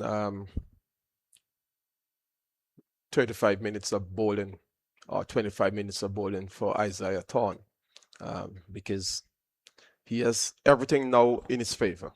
The windwards are on the back foot. His captain is giving him the kind of support in the field that he might have envisioned. And for the next 25 minutes or so before lunch, I think he can go flat out. Well, they've got a leg slip for Ambrose and a short leg, which means that they're going body line. Thorne bongs away to bowl to Ambrose. Loose shot there, looking to try to go square.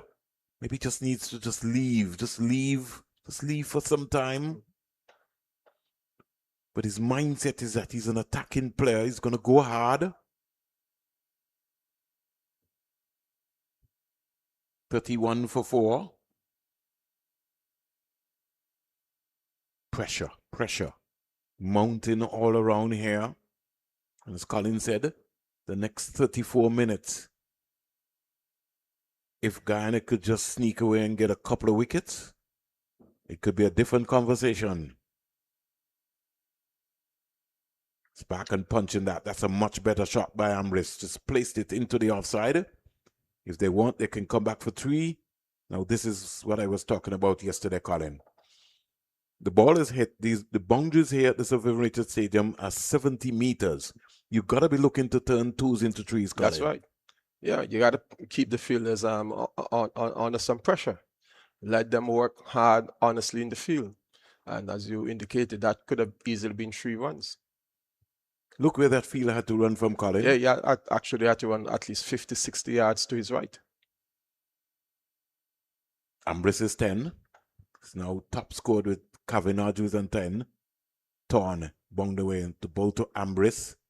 And that ball just ballooning off of his thigh pad in the air. He was interested in a run.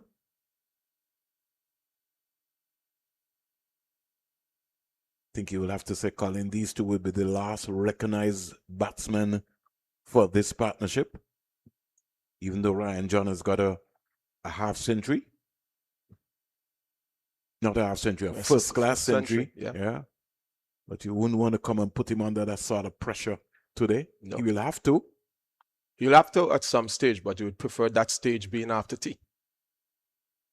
Torn, number 25. Going past umpire Bassarat from Trinidad and Tobago. Ken Ambrose looking for something that certainly is not on. He's going to have to watch. This is day 3. Look at the bounce. He's looking to go square. Might be advised to look to punch the ball up in front of him. Descartes calls him down and says, listen, did you hear what Colin James said? We need to bat to lunch. Fuck. Take it in stages. The Windward Island Volcanoes need to just slow down now, as you rightly said, Colin, and look to say, listen, let's just bat to lunch without losing any wickets. Yeah. A lot of chatter taking place with the champions, the Guyana Harpy Eagles. 2 spinners at mid-on and mid-off. Moti and Pamal. Down the onside again is Torn, not being able to get his radar right yet. But that's okay. That had some good pace on it. Yes. Still rising up to the time it got into the gloves of wicketkeeper Imlach. Yeah. And he's warming really up. Took off when the time hit the pitch. Now, this is going to be also maybe a worrying sign when you see a delivery of that nature. Ambrose, he'll be just playing in his mind, when am I going to get a Jaffa from Thorn? Because once Thorn gets it right, he could be a handful.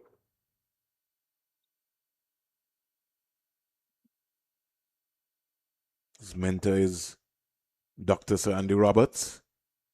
Thorn, bounding away. In out the ball to Ambrose. He's pushing that one again. Just not getting in swinger right. Over comes to an end. 2 runs coming out of that over. 33 for 4 at the end of 15. And the Windward Island Volcanoes seeking, as we late mighty Arrow would say. Let's try and see if we can revive the innings, more or less. Well, the Windward Islands will be hoping that this partnership or this stand between Descartes and Ambrose would stay there for the next 15 minutes at least. Well, Imla has switched around very quickly, Colin. He's now put Smith, he's pulled Paul, who bowled 7 overs, 4 maidens, 9 runs, 2 wickets, and Smith, who bowled 6 overs, 2 maidens, 13 runs, 2 wickets from the Sir Curtly Ambrose end. He's now switched him to his favourite end.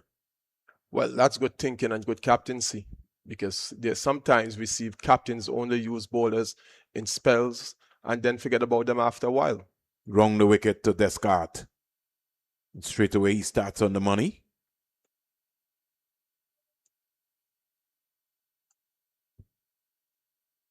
Our live and louder roundup at Coolidge. Trinidad and Tobago 474 for 5. Amir Django 188 and Terence Hines 86 not out. The lead is 336 with 5 wickets remaining. It's almost reaching the stage of impossibility for the Leewards to make Trinidad and Tobago bat again. Smith round the wicket. Could leave. We journey down to Jamaica. And we can tell you that the Jamaica Scorpions are fighting back 315 for 9, 315 for 9. Odin Smith is on 22 not out. And Oja Shields, who recently made his test debut, he's on not out. The scores in that game, 348 by Barbados. The Scorpions, 315 for 9 on day 3. No one got 100. But the top score for the Jamaica has been Carlos Brown with 61. The fielder with short leg comes out from under the helmet. So Imla ringing the changes got him. And it's a similar approach to what we saw from Trinidad and Tobago Red Force captain Josh De Silva on the first day against the Windward Islands. Trouble. Oh, that one stopped on Descartes and just went over the gully. They would have needed a step ladder, Colin. Maybe but that would encourage Smith because he induced a false shot from the batter, and certainly Smith would be encouraged by that because he's still getting the ball to kick to some extent off a good length, and there was it Descartes? Descartes? Yeah, unable to keep it down, and had it maybe gone a few inches lower, it would have been a catchable height for the fielder. Short leg comes back for Ambrose.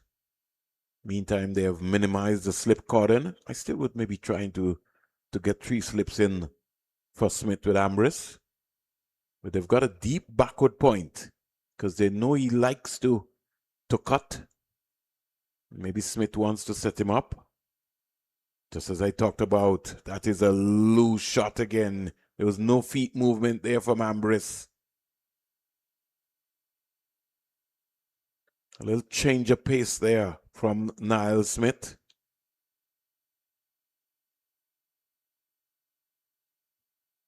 $34 for 4. Into over number 16. Lunch. Not our watch. It has to be Dayton Butler and Asad Bassarat's watch. But we expect it to be 15 minutes away.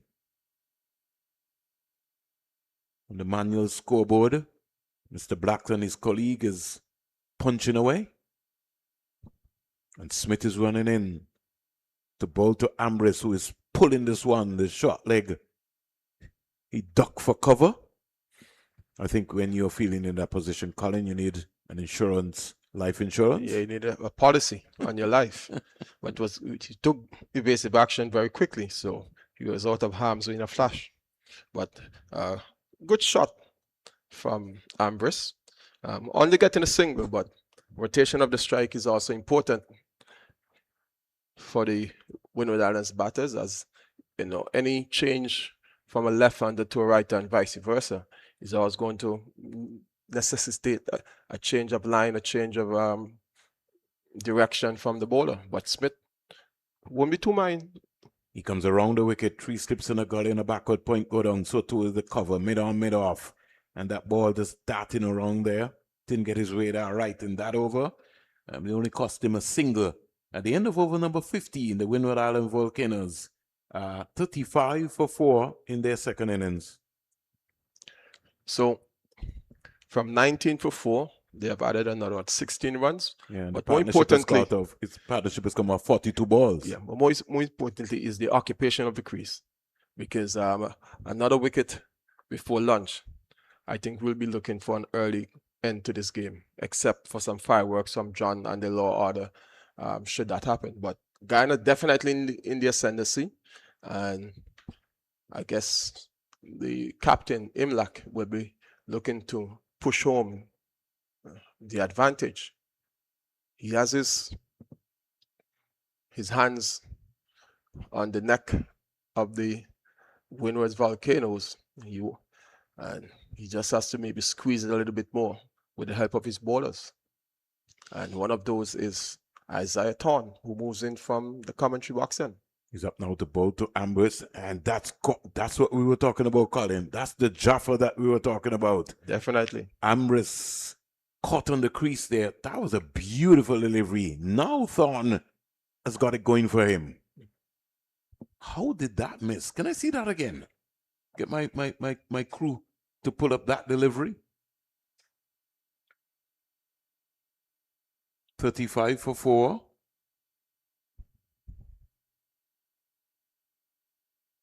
Thorne has put on some muscle on his looked like he's bulked a little bit. And now to bowl to Ambrose, and that one is hustling Ambrose. Now Thorne is moving into gear. Guyana Happy Eagles. Thorne is on the money here. Just working away. There's a good spell for him too, just before lunch. Give him that license. Remember Thorne playing for the academy against the Windward Islands. And he had what we'll call a fist fight, a ball fight with Sonny Lambris. Bounced him out a couple of times. Doesn't back down Isaiah Thorne. Again. Oh! Dropped in front of the short leg. That's what we were talking about, Colin. Had he been a little closer, it would have been straight into his lap. If he was closer, Colin, need to be brave. It would have been right there, Colin. Right into his hands. It would have been right there. He looked like he wanted to take evasive action and then reacted after. If I can see that one again, see that delivery again. Just needed a Gus Logie. A Gus Logie approach. Yeah, you'd have been right there. You'd have gone with that. Gus Logie would have been in his air. Wait for a while. Thorne bungs away. In out the ball to Ambrose. Ooh. Just missed the radar there. He's aiming for those toes there. Thorne. Moti clapping away, saying, this is good. Let's keep the pressure up. Permall is talking. The Windward's under some real pressure here. Thorne has not let up. 35 for 4.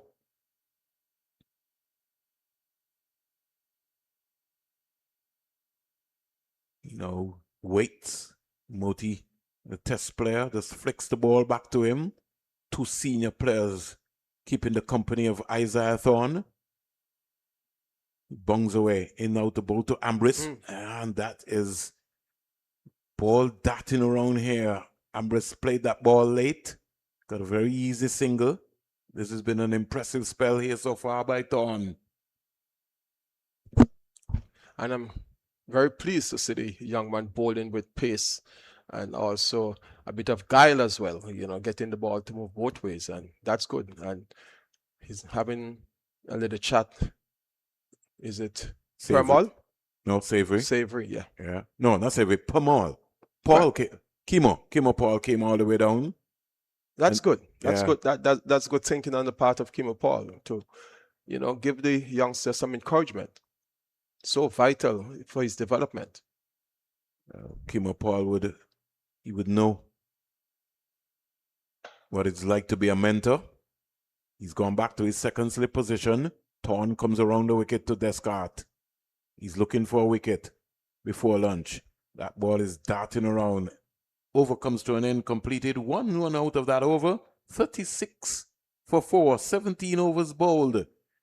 And what do you think should be the game plan, Colin, for the Windward Islands? Just steady. The runs will come once you're there. You can't make runs if you're back in the pavilion. Runs are not an issue for the Windward Islands at this stage. Occupation of the crease, making sure that they can go to lunch in the next 8 minutes without losing another wicket, and coming out after lunch and just keep on batting. these two batters need to batter deep into the third day, maybe even down to the close of play. That's the sort of ambition they need to set themselves. Bat and bat and bat until the umpire say stumps. 36 for 4. Trinidad and Tobago Red Force 490 for 5. Amir Django 196 not out. Hines 94. Ambrose waits for Niall Smith. Is on the money. All he can do is just defend.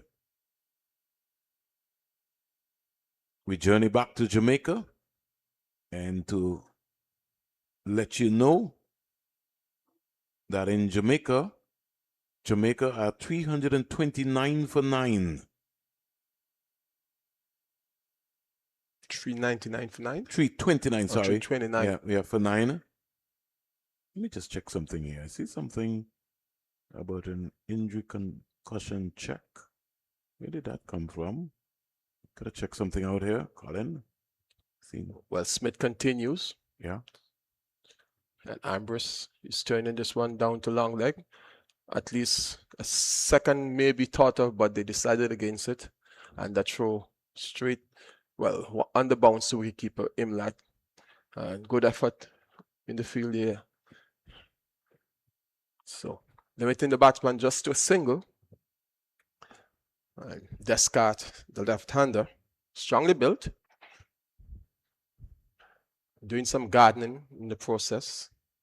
Will take his guard as Imlach, the wicketkeeper and captain of the Guyana Happy Eagles team, makes some field adjustments. And there's Schema Paul indicating to Neil Smith to slant it into the batsman, the left-hander. Let's see what happens. It's a cat and mouse situation out there. Oh, that delivery is stayed and falling just short of the fielder at third slip. And through the third slip and the second slip, fielders down to the boundary for 4. 4 streaky runs from Descartes.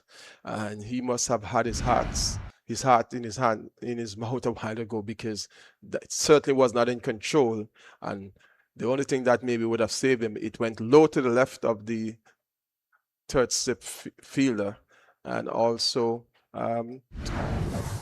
to the right of the fourth slip fielder, and bisected them. Descartes is getting ready to face another delivery from Smith, from the Andy Roberts end. And this one is outside of off stump, rising as it went past the stumps into the gloves of the wicketkeeper. Descartes, shoulder in arms, no need to play. He now comes down the pitch, does some gardening. So too is his partner, Ambrose. They have a exchange a word or two, probably saying it's just 5 minutes before lunchtime. Let's just keep our wickets intact. Let's get to the interval, assess the situation, and come again. But Smith, who turns from the distance, will have other ideas. Good delivery, bringing the batsman onto the front foot, and with a dead bat playing the ball just in front of him is Descartes. The score remains on 44 for 4. We're in the 18th over, 1 more ball to go.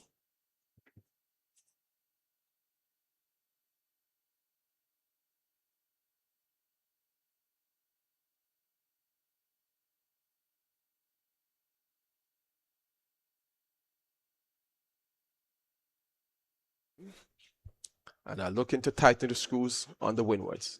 Another delivery wide up off stump. Again, it's a matter of leaving it alone wide outside of off stump. And that brings up the end of the 18th over. 41 for 4. The Windward Islands, you are 21 to that day, just 6-3 runs ahead, and only 6 wickets remaining. So they have some way to go. They would need at least 250, going close to 300 to make a match of it in the fourth innings if the bowlers are going to have a chance of winning this game outright for them. Any word on the concussion situation that you were looking into, I Vernon? was just waiting for somebody from Cricket West Indies to give me an update. In the meantime, Amir Django is 197 not out, and Hines is 95. When Django completes his double century and Hines gets his century, You think they will declare?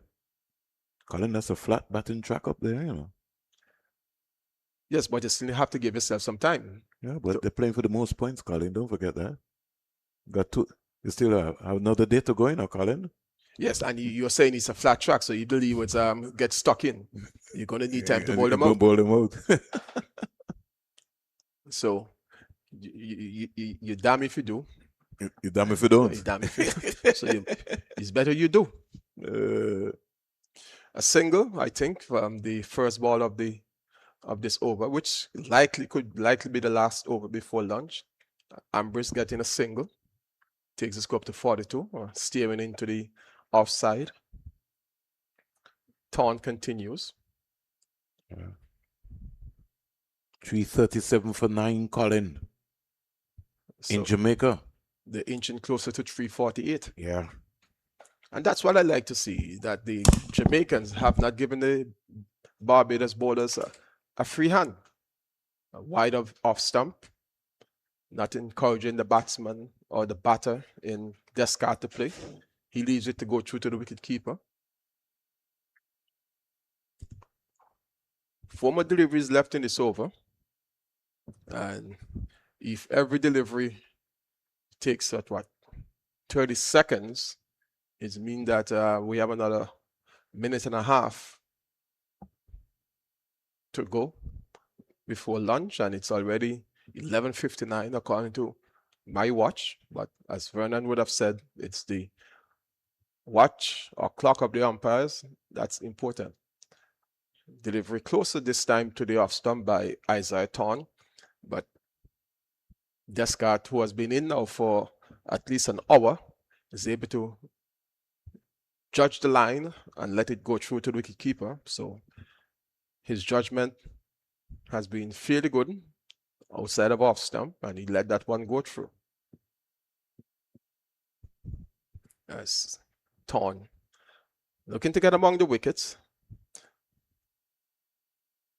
Hasn't had one in the second innings so far.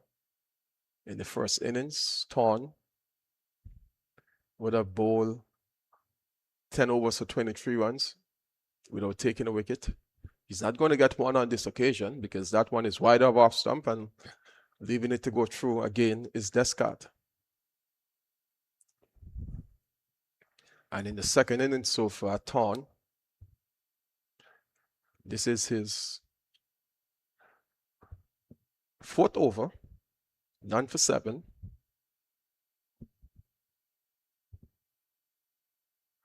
Descartes probably just ensuring that this will be the last over before lunch, making some adjustments to his helmet as Thorne moves in from our commentary position.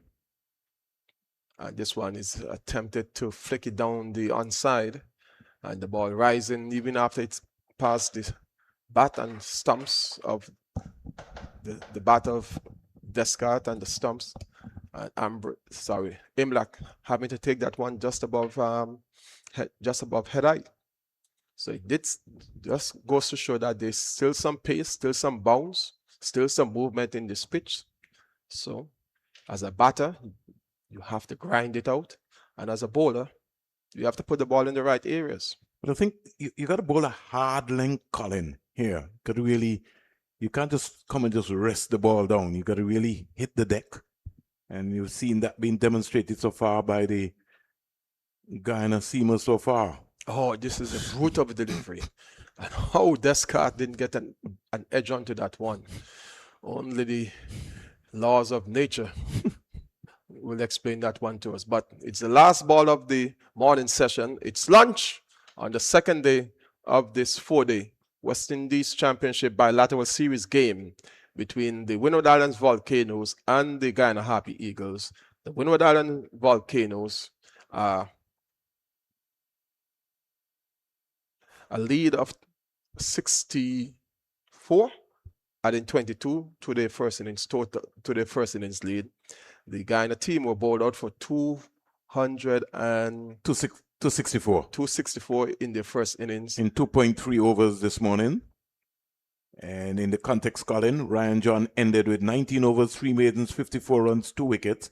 Gillen Tyson, the man of the moment, the man of the morning, 21.3 overs, no maidens, 69 runs, 5 wickets. Darren Ned, who was injured yesterday, 2.4 overs, 1 maiden, 10 runs, no wicket. Shadrach Descartes, 15 overs, 3 maidens, 51 runs, no wicket. Kenneth Demba, 21.2 overs, 8 maidens, 48 runs, 3 wickets. He wasn't needed today. And Calvin Hodge, 9 overs, 2 maidens, 18 runs, no wickets. The Guyana team this morning, we would have to say Raymond Perez. He was bowled Tyson for 7. It left Versami Pamal on 21 not out.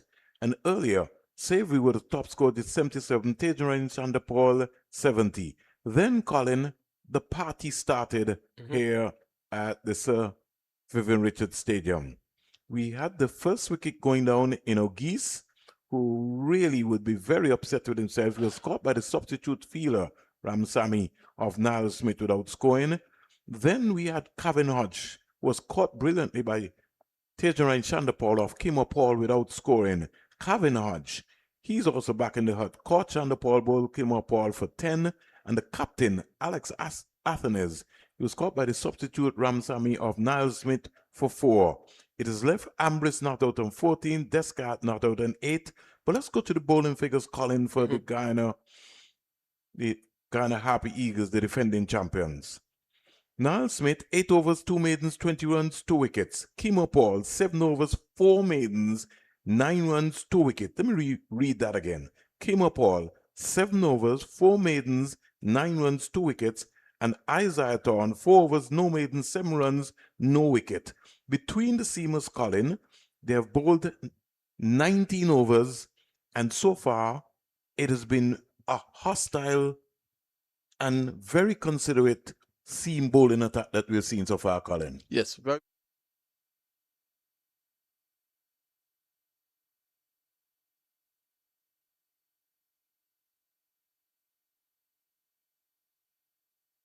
Isaiah Thorne. So they really have set the tone in terms of the bowlers for the Happy Eagles. The Windwards really didn't cover themselves in glory in terms of the top 4 batters, and now it's down to the middle and lower order to really see if they can pull the Windwards out of this hole that they have dug themselves into.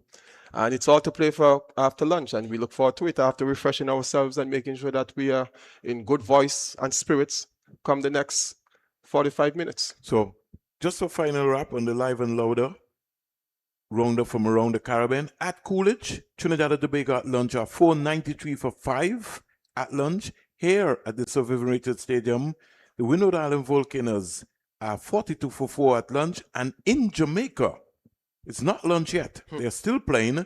Jamaica Scorpions fighting 341 for 9, Colin. On behalf of Colin James, I'm Vernon A. Springer and our entire crew. Our live and louder will be back in 35 minutes time.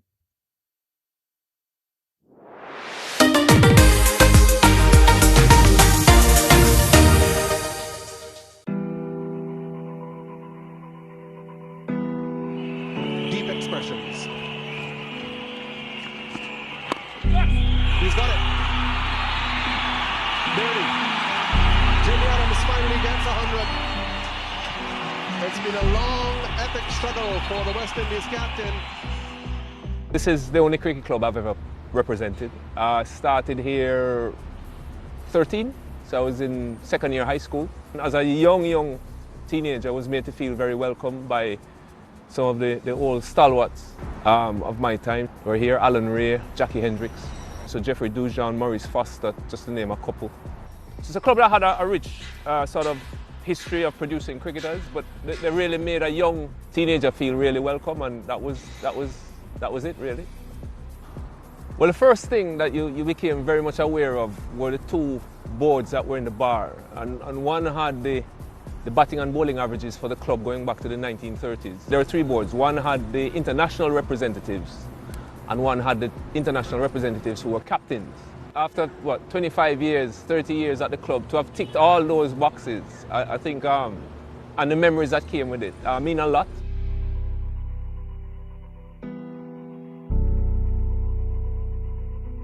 There was a rich mix of sort of generations here, and all of them really made me feel welcome and were very helpful over different periods in my career. And then just what the facility represented, it was the international ground, and over time I just became very familiar with it. Every blade of grass, I knew the wicket inside out.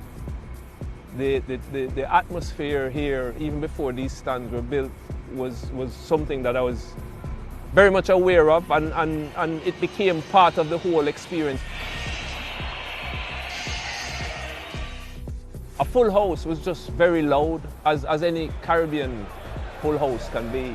And I grew up experiencing the big crowds, even at regional level, to be honest. And the occasional club game, when Kingston played Michael Holding's Melbourne or Lawrence Rose, Kensington, you would see more people than you get for Test cricket now. And international games, it was fantastic. The noise, it was a little bit intimidating for those who didn't know it. But it was home for us, or for me anyway, and I thrived on it. I loved, you knew who the people were, what sort of instruments they were bringing on the day, and just the whole atmosphere. Having the Jamaican crowd come to support cricket was great as a youngster.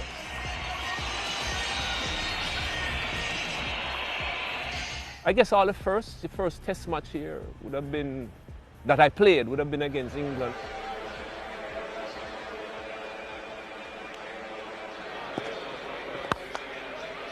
Jimmy Adams, of course, is the local boy. He's a Jamaican. He looks pretty solid, though, doesn't he?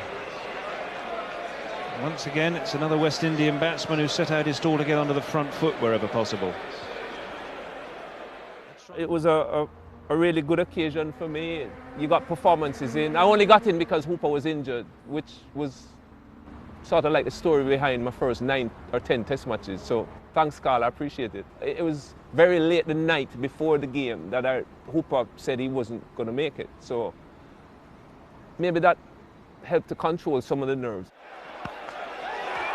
Well, that's a glorious stroke as well. All timing from Jimmy Adams, so he gets into the act as well. And this crowd at Sabina Park is alive. It was a good wicket, good batting wicket. We had a really good informed batting lineup. All left-handers, Arthurton, Lara, myself. And he's got it.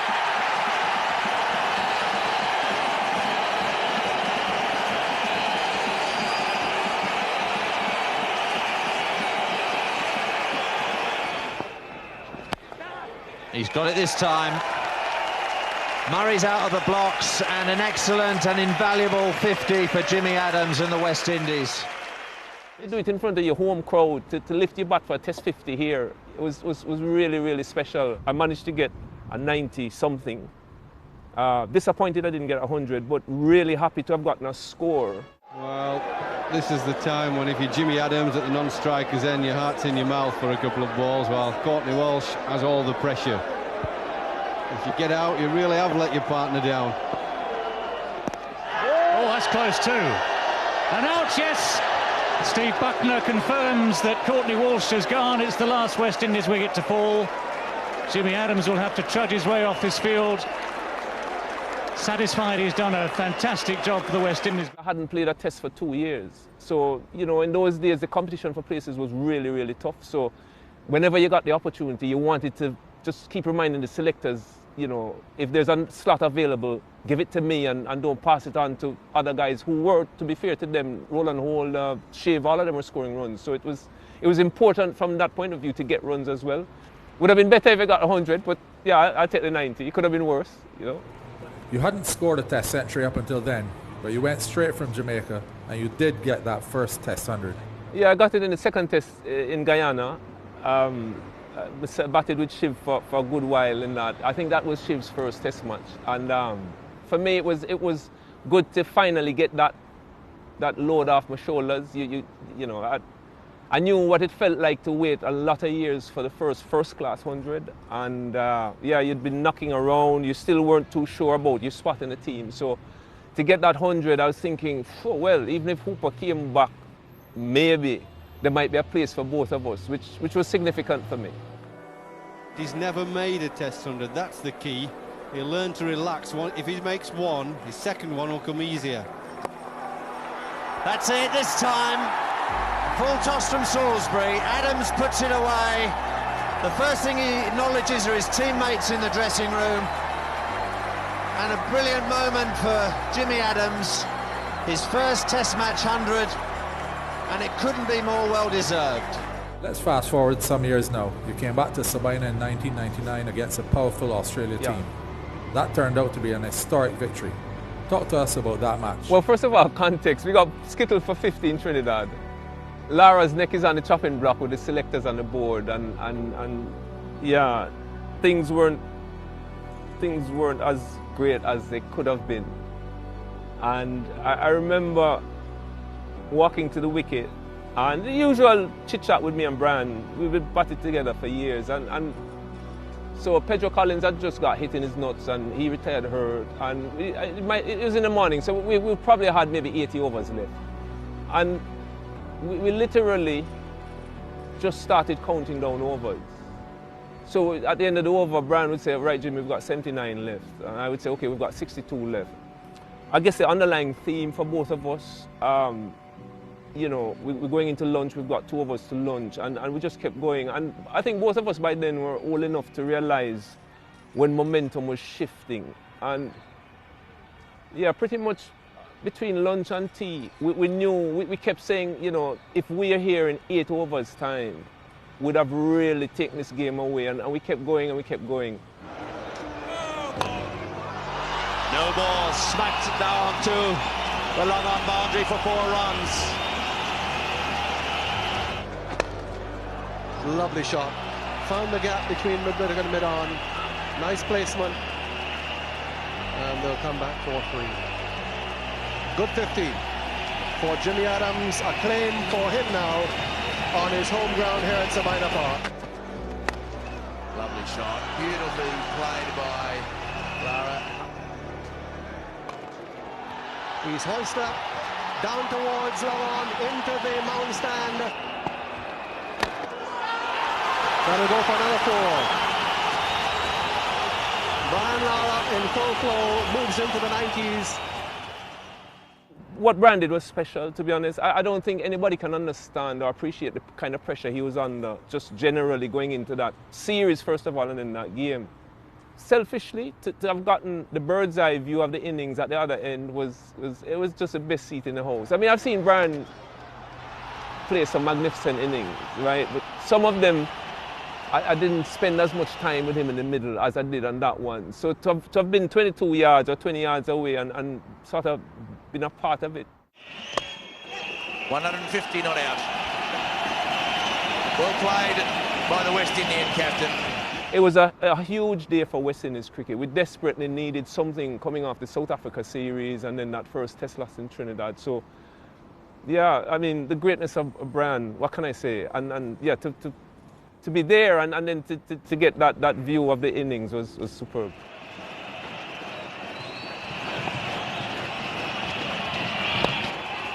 There it is. He has whipped it past mid-on, and Matthew Elliott's got to beat a lot of people helping him field the ball. So the umpire will give him 4 runs.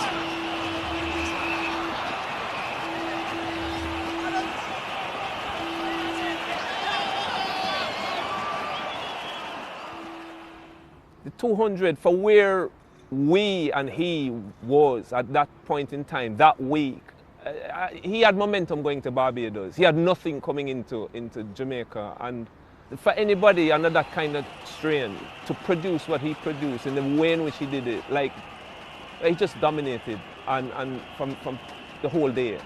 And yeah, you're at the next end, I'll take the crumbs off the table, I'll be fine, you know what I mean? But it was great. It was great week for us here, and yeah, the crowd here was unbelievable as well. We always talk about the crowd at Sabina Park, but it was a full Sabina Park, and it just you couldn't get away from the atmosphere that the crowd created here. It's fantastic.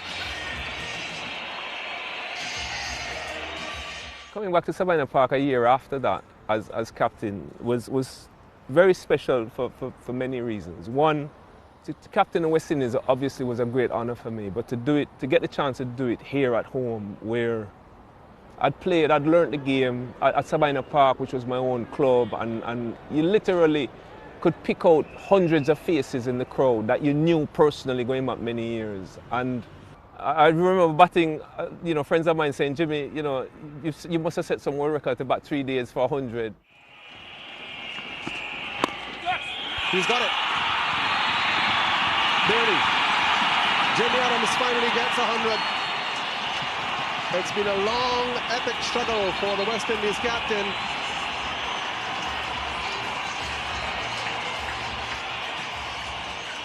Yeah, it was just getting a test 100 as captain at home at your club ground. Yeah, I had some champagne after the game. To me, it doesn't get much better than that. Courtney Walsh breaking a world record in the same game. Message being sent to Courtney Walsh there. Patience does it, Cuddy. Of course, he cannot afford to be too patient. Only 2 wickets left. It was getting to a point where I needed to take him off. And I was like, Courtney, and he kept saying, one more skip, one more. And it was starting to drag on. I was like, listen, I might have to make a call here. I was the most relieved person when he got it, because I was thinking people were going to say, Jimmy, you're captaining this thing just for your friend and all the rest of it. You can tell how keen he is just to finish off this innings, to get this wicket. Take on, that's it. Courtney Andrew Walsh is now Test cricket's leading wicket taker. The West Indians surround him on the field. There's this picture of Wavell Hines like hugging Courtney or almost lifting Courtney off the ground. And Wavell is a generation behind me, but yet Courtney had literally raised all of us, right? His mum had looked after us. If there were nights when we didn't have food or we were struggling, if we needed kit, he would bring kit back for the lads. And there was so much love for him. There is no more admired cricketer in the game today than Courtney Walsh. You can see what Courtney meant even to that young generation.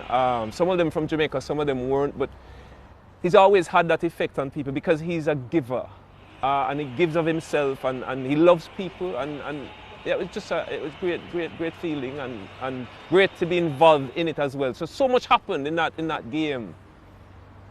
But that's why we play sport, isn't it? You carry those memories for life. I mean, if I was young enough, I'd be playing now, but it's why we play sport.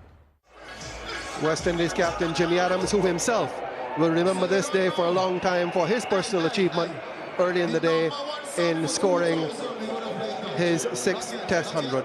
That week would still be one of the highlights of my career, with all that happened while we were here that week against Zimbabwe. End of it, all over. West Indies have won by 35 runs. Zimbabwe are all out for 63.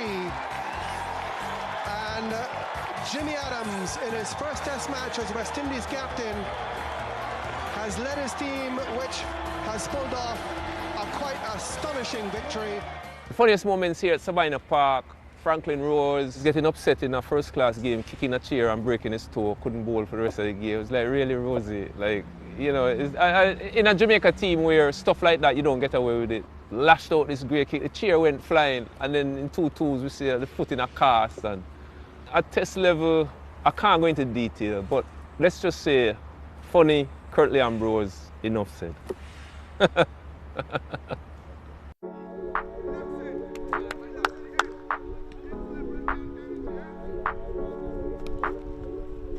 When we hear the words Antigua and cricket in the same sentence, we're often thinking about names like Sir Vivian Richards, Andy Roberts, even maybe a Sir Richie Richardson. Maybe one day we could be thinking about Jewel Andrew. Great to have you. Congrats again on all that's happening this year. We are in Antigua, where it's all started for you. Tell me, first of all, how does it feel to be in a West Indies camp? It feels great, to be honest, you know. Playing around the old guys, makes me feel even better about myself, and just the support I've been getting so far is something that I want forever. It's well documented that families played a big part in your journey. If you had to describe the role that they play, how would you put that into words? If I try, I'll be here a long time. My mom, very neat, you know. She's just my backbone, I should say. She's more confident than me. You know, just seeing her in the stands, you know, gives me that extra push. And, you know, she's just joyful and a good person to be around, and someone that you should have in your corner. Joel started to play at a young age with big men, so he doesn't play name cricket. You bowl to him, and once you bowl to him in whatever loose ball, he just put it away. So he's fearless.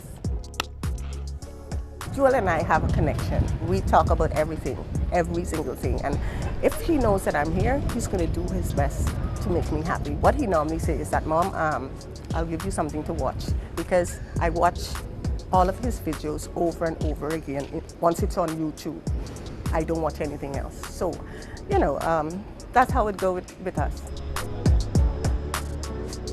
If you had to put into words, who is Joel Andrew, what would you tell them? So a confident young man, you know, fearless, as Viv would say, never die sort of guy. So it's just someone I want to be forever. Let's talk about the Under-19 World Cup, where this unbelievable year began, where you scored the most runs for the West Indies and you were well talked about. Did you feel any pressure now that there are eyes on you and there's a certain expectation tagged with your name?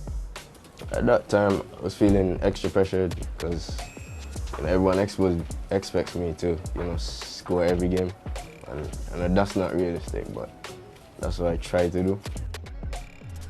I just try not to think about it as much, because at this level, expectations will be high. So just for me to just stick out what I'm doing and just learn as much as I can at this level. I think a month after that World Cup, you made your first-class debut for Leewards. How have the guys in the Leeward Islands shaped your journey and helped you along this process? I mean, they push me more than I push myself, especially fitness tests and those things, you know. Hayden is the one that really pushed me to, you know, do an extra one, even when I'm not feeling it, because it will benefit me in the long run, and it did.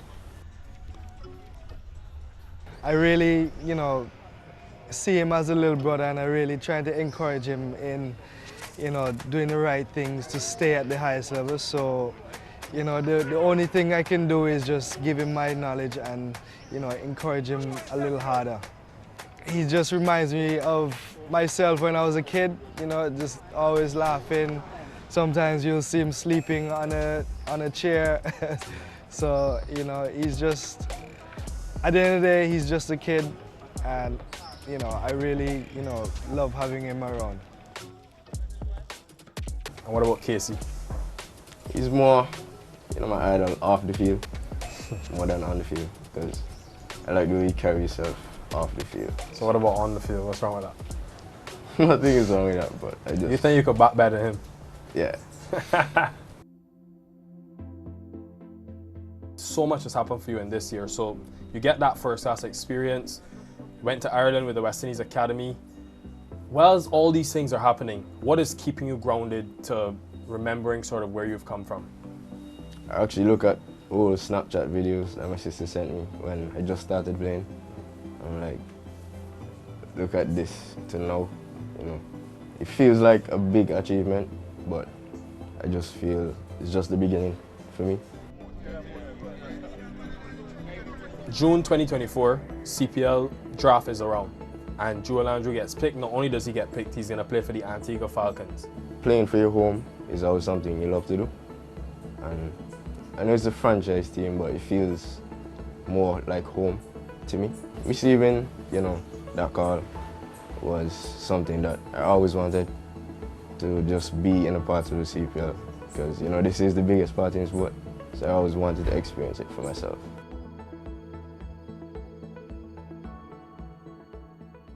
After the CPL, West Indies call up. Where were you exactly when you got that call that you were going to be part of the West Indies setup? What was your emotion? I was actually on my way back home from CPL and I cried instantly.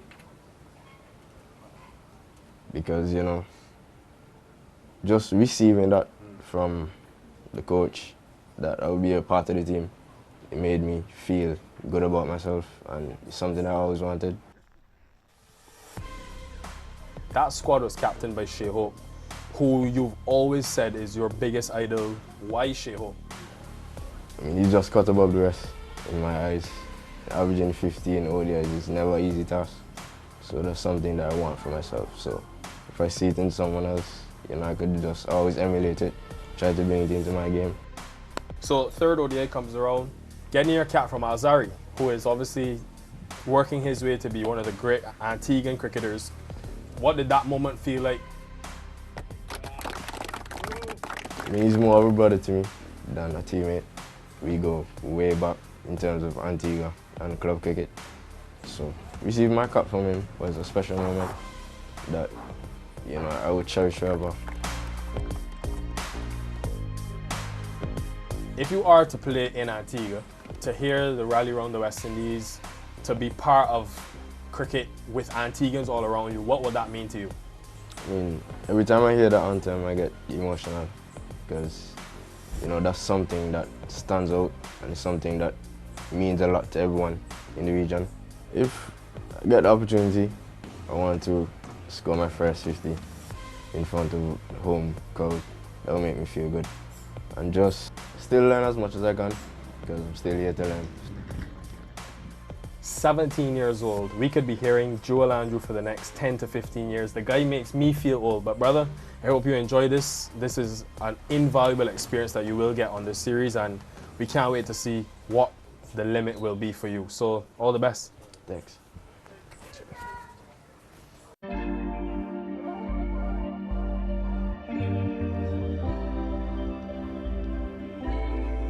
Not this trio.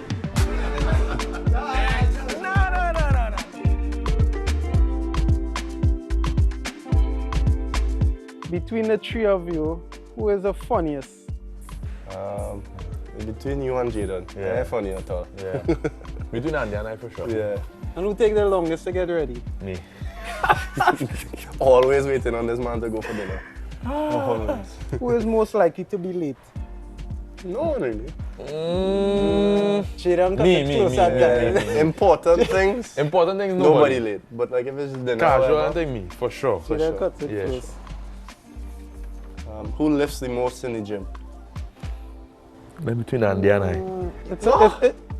Oh no, you look strong too. You see my legs? Where's your squat? 3. You win. Yeah. I think it's 3 I was 285 or something. I was 275. Who's the most competitive? It varies. Depends on what we're doing. Yeah. Table tennis. These two can't beat me, so I just always win. I just always win anyway. If it wasn't cricket, what other sport would you like to play professionally and why? For me, I'll pick track and field because that is what I used to do before. So for me, if it's professionally, I would always go back to that. It would be easier. Football. You're not good at all. I used to play football and it wasn't good. You mad? We're mean on a game. No, but all them mad. Yes, fine. Yeah, I have medals for football. Eh? They give out participation medals too? No. Score a banger from outside the box. Right. Top corner too. You. I would choose football because I actually played football at a decent level. Okay. I played the highest school Next. football level. Wait a minute. Next. Hey, I have an intercol game, eh? I've played intercol final and like big sellout stadium. About 5,000 people watching. Who do we think did the best at school? Definitely not me. Not me at all. Why that question? Jaden. I don't have a choice. Who is the toughest opponent or player that you have faced in your test career? Probably say like Josh Hazelwood because of his skill. Yeah, I think he was one of the toughest bowlers I've had to face so far. Can I say it's just about enjoying the battle this far for me. Only one man I could call. Drew. Well, Ben Duckett. Nah. He only do it for 1 game. Jory do it for 6 games, you know. From the Caribbean to England. It have to be Joe Root. Gives you nightmares? Nah, he's not giving me nightmares. It's just... He's making you think a little bit. Yeah. He's making it hard work. Yeah. Who is the teacher's pet? The whole team. All right. Nobody. Nah, if we go in batting coach, the teacher's pet for the batting coach is Kevin Hodge. Oh, yeah. Full stop. Full stop. Yeah, conversation done. Nobody else. It's not nobody else. Conversation done. Kevin Hodge for batting coach. Full stop. This next one, real interesting. Who is the best dancer? In the whole team. Louis. Yeah, Louis has some moves. Yeah, Louis has some moves. Louis has some moves. Shema would say he has some moves too. I never see it, so you can't see. Shema would say he has some moves. I see Louis play down. But I see Louis dance. Yeah. So Louis. Yeah. Louis. Yeah. Who has the best fashion sense? Sinky. No.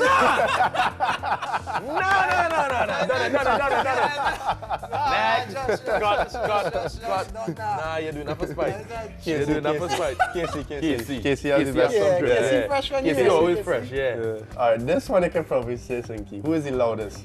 We don't need to answer Sinky. Nice man. Kevin Sinclair. Kevin Sinclair. Come on, man. I'm gonna tell you out, man. This is an easy one. Who has the worst taste in music? Don't say me, eh? If you only say me. So who else gonna call again? I don't know, it's not me. You are the worst taste. You listen to country music, bro. What's wrong with country music? Everything wrong with country music. I listen to soca, I listen to dancehall, I listen to country, I listen to Afrobeats, reggae, you name it, I listen to everything. When? All the time. Who would you call in an emergency? Anyone out of you two? Yeah, anybody there. Anyone out of these two? Yeah, Anybody there? definitely. Yeah. Anyone. And who deals the best with pressure? I think one name that stands is just Craig. Craig for sure. Yeah, Craig does be real calm. You can No matter never the tell if he's situation, taking on anything or not. Yeah. Can't tell what he's thinking, he's just... Yeah. So yeah, Craig. Easily Craig. What has been the most memorable moment in your test career so far? You go first. I would like to say my test 100, but I think beating Australia in Australia is probably most memorable. As a team, personally, it would obviously be test 100, but I think beating Australia, especially in the Gabba, where it's their fortress.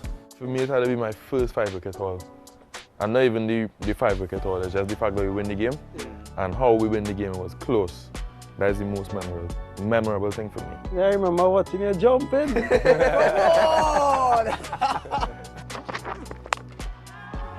To become the youngest West Indian fast bowler to get 5 wickets, and he does so. For me, it's my first test wicket.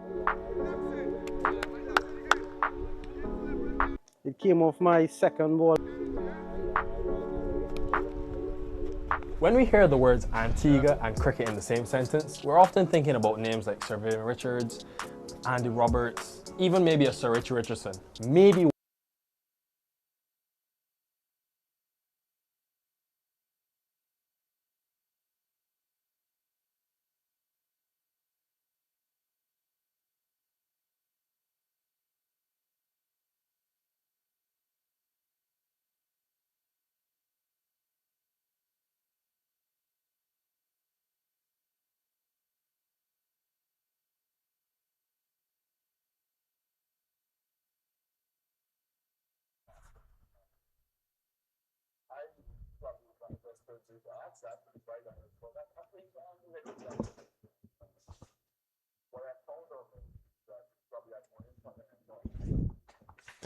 So, I look back at the highlights of the day's play, the third of the match between the Happy Eagles and the Windward Islands. A wicket of Augie's going a while ago, then followed quickly by that of Pascal, the Guyana Happy Eagle bowler, striking early in the first and second overs, putting the Windward Happy Eagles on the back foot early. Neil Smith and Kimo Paul. Smith again getting into the action. And a shot played by Kevin Hodge, getting a boundary, but Kimo Paul with the delivery that bounced and left the batsman Hodge, and he edged it to the wicket to the second slip fielder. The third wicket going down for the Windwards, and then just as the Windwards were hoping that they would have a partnership between Hodge and Atenes, they were pegged back again at first 3 for 5 and then 4 for 19, and then they went to lunch at 42 for 4 of 19 overs.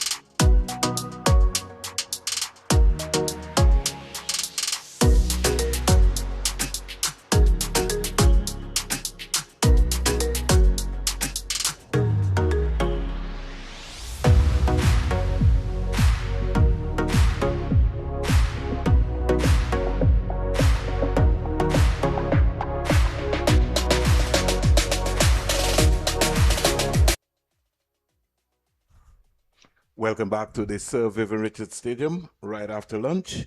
And you would have heard there from my colleague today on the live and louder production update in terms of the wickets that fell so far in the second innings for the Windward Island Volcanoes.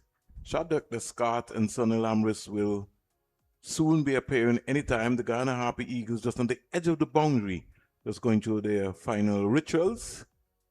Player just looking to join the circle right now, and Imla leading the way. And this afternoon, Colin James from Antigua and Barbuda will be looking to pick it up. Colin, just before you come in, so the good news for the Antigua and Barbuda Falcons from the CPL? Yes, quite a bit of change was made during the CPL matches in Antigua, so good for the coffers of the Treasury and those who benefited as well. Yeah, a lot of work still to go this year, Colin. You know, the home games the Antigua and Barbuda Falcons will only be having 4 home games, simply because there will be 7 teams playing in the 2026 Republic Bank Caribbean Premier League. So a total of US $19.5 million for Antigua and Barbuda in 2025.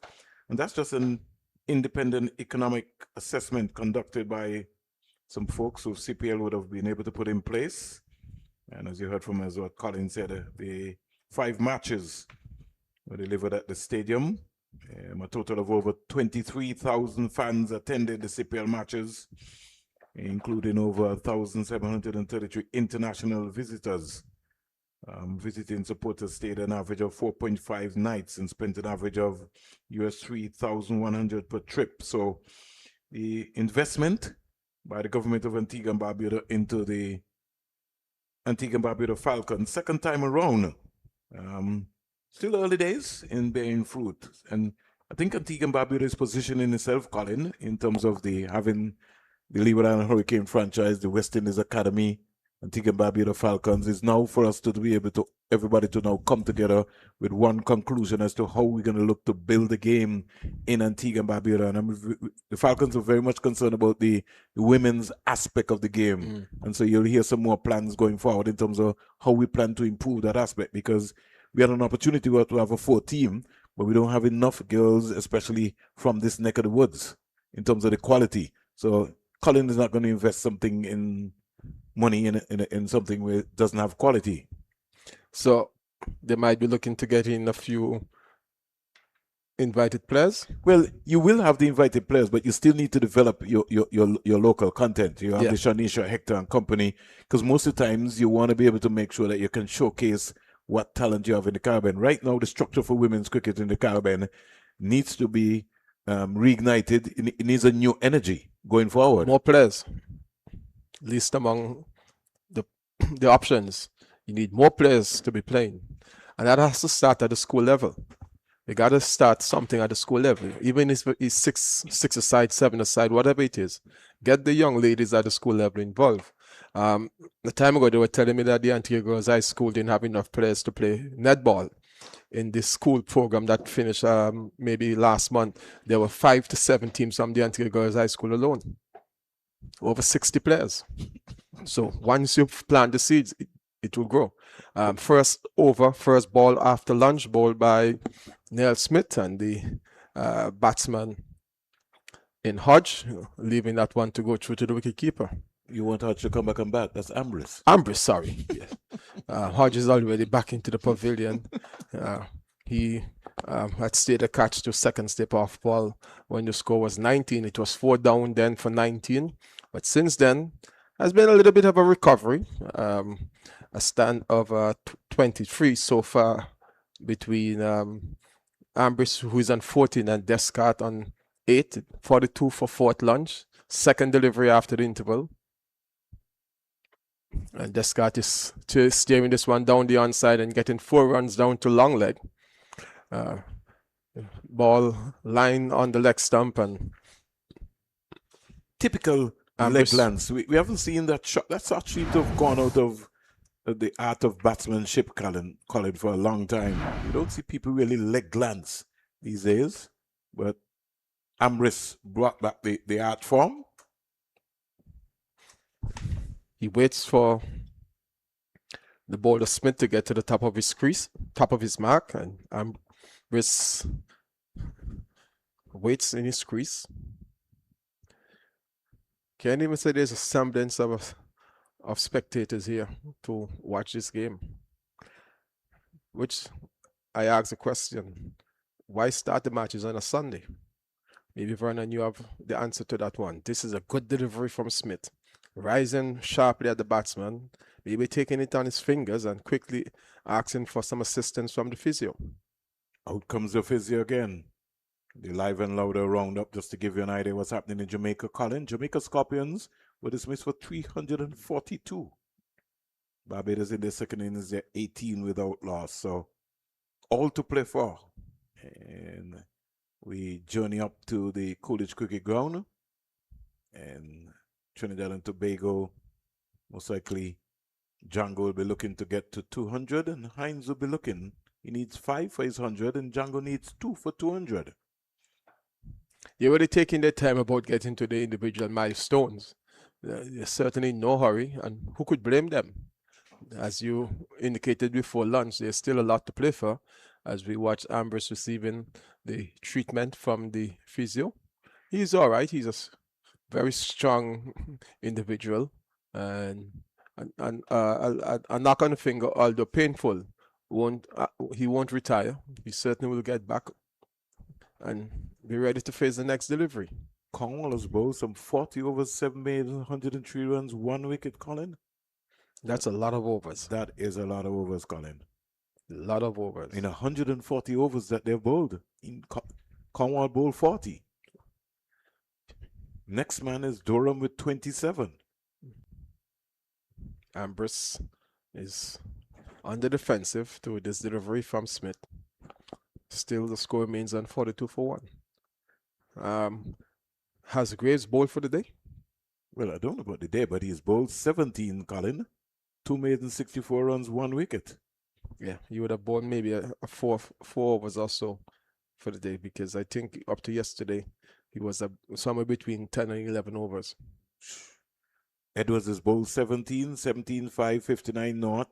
Jeremiah Louis, 18-1, 64 naught. O'Shane Thomas, who you spoke about, Colin, 21 overs, 1 made, 98 runs, 3 wickets, with 15 no balls. Yeah, certainly has a no ball problem.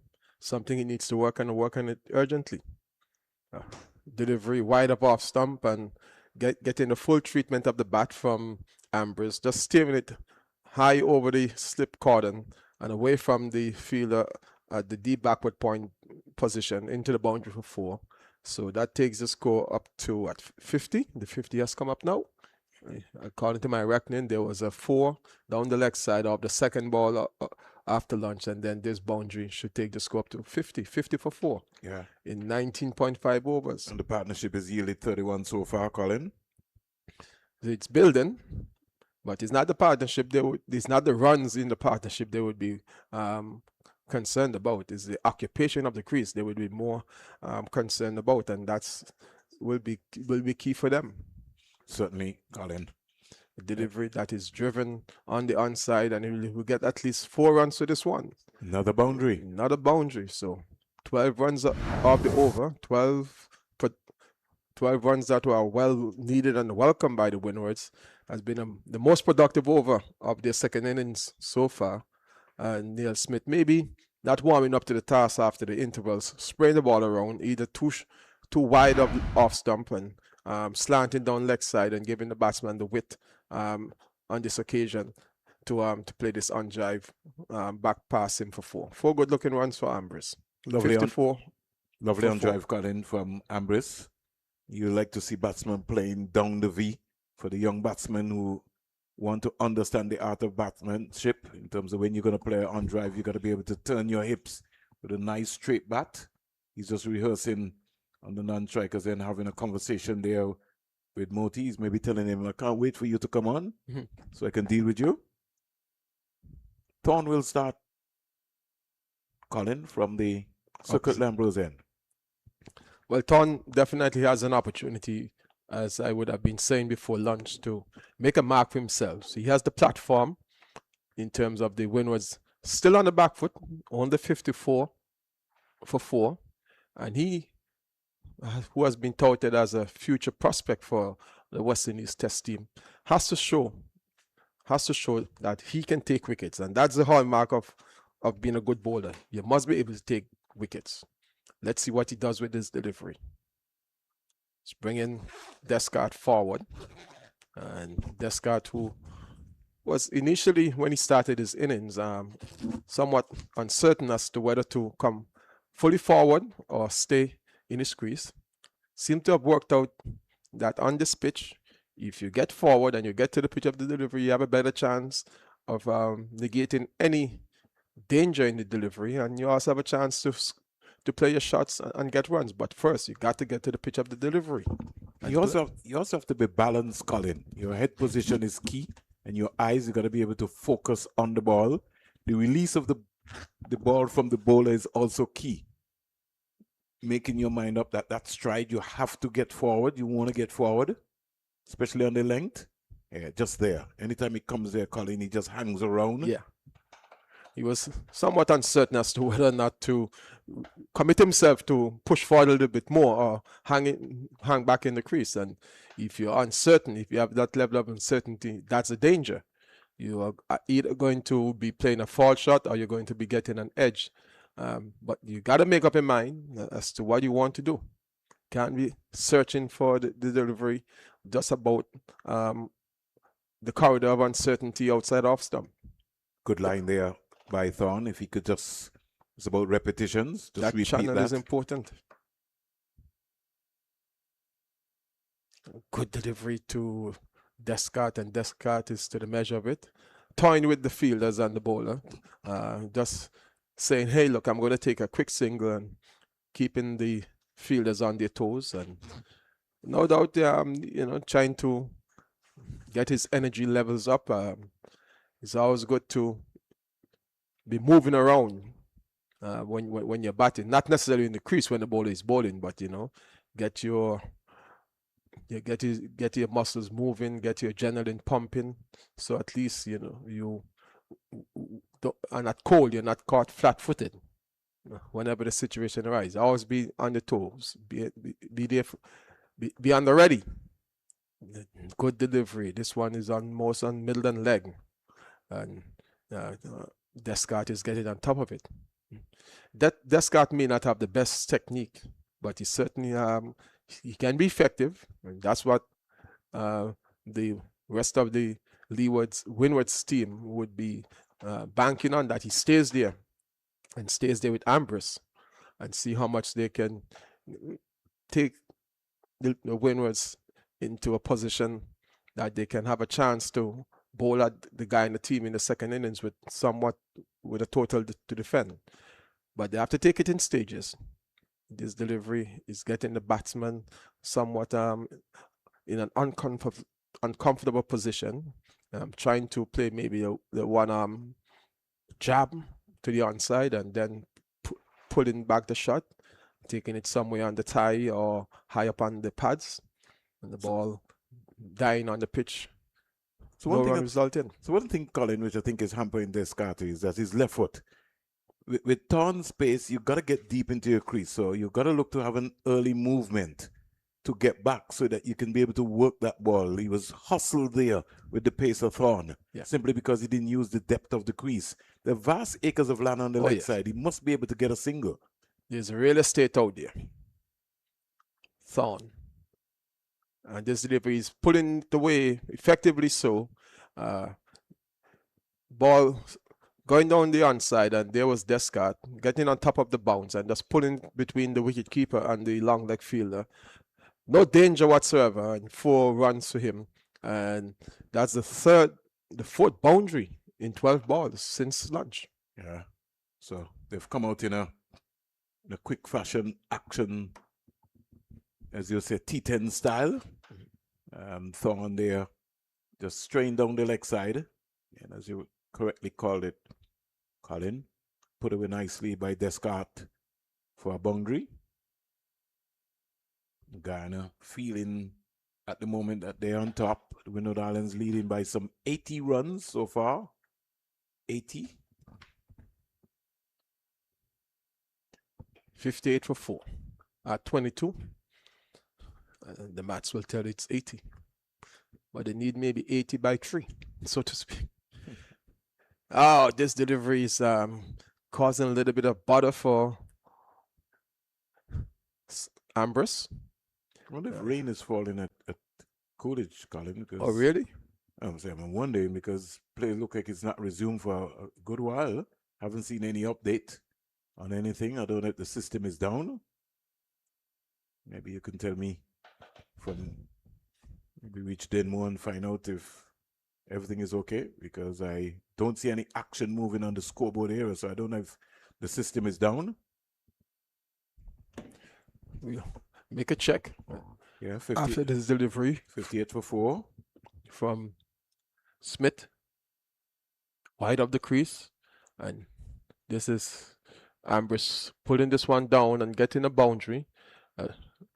Vain attempt there by the fielder, Moti. He should have done a lot better with that. Yeah, maybe probably using his hands as opposed to his feet. He used his foot, but I don't think his football skills were that good. So maybe he's coming from Guyana. He's maybe not a good footballer. But there's also danger when you use your feet in a situation like that. You could roll your ankles. As you see there, he was kind of checking because he got wrong-footed in a way. He was moving gingerly after. Yeah. He's now down on his haunches. So 16 runs, Colin? 16 runs in what? 14 balls? Yeah, so winging it's him almost like a limited overs game scoring rate. And this delivery, he's pushing it back. The bowler fields with his left hand. There have been some loose deliveries, and the batters have taken advantage of them. Yes. It's not a case where they're playing rash shots to good deliveries. Those 4 boundaries since lunch have been asked to be put away. Those deliveries, 4 deliveries after lunch have been asked to be put away. Niall Smith will need to get back on the money very quickly. Ambrose waits for him. So to the slips. This delivery is cramping him somewhat. There's a half-hearted shout for leg before. Yeah, that one kept low.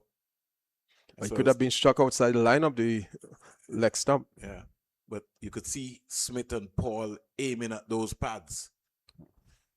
Something that's you understand that, you know, anything on the back foot, you know, the umpire is going to have a conversation. Yep. Must say they wasn't taking much notice, but from the little peep I did, there ain't so much activity over at the restaurant on the far side during lunchtime, and I wonder if there was any activity below us at the other restaurant. Don't seem like if they're open today. Today's Tuesday? Yeah. Probably not.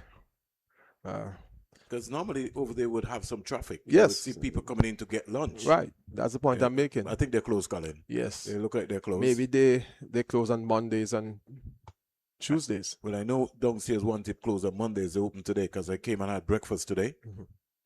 They normally have a busy luncheon period. A lot of the groundsmen tend to come here and get themselves organized.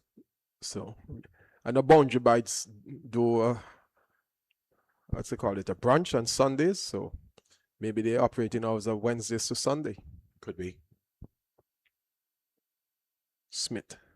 And this delivery angling down the leg side and taken by Imlak. And that brings up the end of the third over after lunch. And the score is 62 for 4. So somewhat 20 runs would have been added since the lunch and interval. Yeah. Very brisk rate. Remember, folks, at lunch, the Windward Islands were 42 for 4 of 19 overs. When do you think we're going to see some spin from the Guyanese? Not yet. Not yet. They're going to. One thing they're working on, Colin, you could see, their main aim is to get Ambrose. They think if they get Ambrose, that, you know, it will be the big turn, because at least he would have sent back the top 5 batsmen for the Windward Islands, and then the others will have to survive against a turning ball. Yes, there you go. But how depth is Ambrose and Descott playing spin? Well, Ambrose can play spin. Descott. So Ambrose has got that ability. He's already played some test matches for the West Indies as well. Torn starts a new over. See what we were talking about there, Colin? Must be able to get a single. And he got deep into his crease. He was able to just play that ball right into that square leg area, because Pumal is yes, he's might be close, but you must be able to still get a single. But every time he rehearses the shot, Colin, he's looking to go for power. He wants to play a pull shot. Look at him. He's lining up that. I'm saying he could just work the ball, just get a couple of runs on the onside. Anything left or right of the umpire? It's 2 runs. It's 2 runs. Sunil Ambrose. Do you think he got his name Sunil from the great Sunil Gavaskar? We'll have to ask his dad and mom that. I wonder if they're listening to us in Dominica. Can we ask Sibo to do that research for us? If he's listening. Sibo! So they finally, Colin must have been listening to us, they finally got a single. That's good common sense cricket there. Sunil Walford Ambrose, born March 23rd, 1993. St. Vincent and the Grenadines, 33 years and 22 days. Let's look at his first class stats. 81 matches, 143 innings, 9 not outs, 4,238 runs, a high score of 231, average of 31.62. A strike rate of 63.90. A first class average of 31. Vernon. Yeah. And many West Indies over the top, Colin, and down to the boundary for 4. So another boundary off Thorn. Ambrose has come out with, as just as Colin said before lunch, he's somebody who's going to counter-attack. And that flew high over the slip cordon and down to the vacant third man boundary for 4. Well, once you give him deliveries like those, so wide of off stump, it's meat and drink for him. He's going to give the ball the full willow or the full treatment and 4 runs to him. I was saying, with an average of 31, how many current West Indies test players, batters, have a first class average of 31? Torn to Ambrose, and Ambrose is steering this one away on the leg side. They run the first one very quickly. Vernon will be happy that they did so, because it ensures that Muti has to move to his left to feel in the backward square leg position, rotating the strike and bringing the left-handed Descartes into to play. So his test record: 6 test matches. That's Sunil Ambrose. 6 test matches, 12 innings, 1 not out, 166 runs, a top score of 43, an average of 15. Made his first-class debut against Guyana, Colin, in 2008. Scored 114 off 238 balls with 17 fours before he was LBW to Christopher Barnwell. A delivery wide of off stump, and there was Descartes going for the elaborate off drive, bending the knees and trying to get back onto that delivery, beaten for pace and through to the wicketkeeper. 6 test matches. Do you think that's a fair sample to judge a player's ability? Not really, and it depends on when he came in and what was the context. His high score was 43 during that period of time. If you match that up to his first-class record, you would say he's a much better player than that. In fact, it's an interesting scenario, Colin, because he made his debut against New Zealand in 2017 and got out hit wicket in the first test. And interesting, he got out hit wicket again, Colin, in the second test. And that was in the Caribbean or no, in New Zealand? Where the ball was nipping around and bouncing around. You know those guys? Yes. And if it was in the morning session, it's like telling an Eskimo, come to the Caribbean and enjoy the weather. And you know you're going to get green pitches in New Zealand, right? You don't have to ask, Yes. right? So that brings up the end of the over by Thorne, the 4th after lunch, 68 for 4. And Descartes is on 13 and Ambrose is on 35 from 54 balls. How quickly can things change if you give a batsman the room to play shots? And he has so far scored at 4 boundaries since the interval. He was on 14 Ambrose. He's now on 35, so he would have benefited from at least 4 boundaries. 21 runs since lunch with 5 fours. 5 fours. So he's ringing in boundaries, as you rightly said. While taking advantage of loose bowling. A change at the far end. Kimo Paul. Paul is back into the attack. Only 2 overs from Smith after lunch, and Paul is in. Yeah. Smith didn't look himself at all. Not at all. Probably wasn't too pleased with the lunch that was served up. Or maybe had too many. In the context of today's, the science behind today's cricket, Colin, maybe those guys might not have been eating. There might have been some fruits in the dressing room. Right. It's just amazing how the entire game has changed, Colin.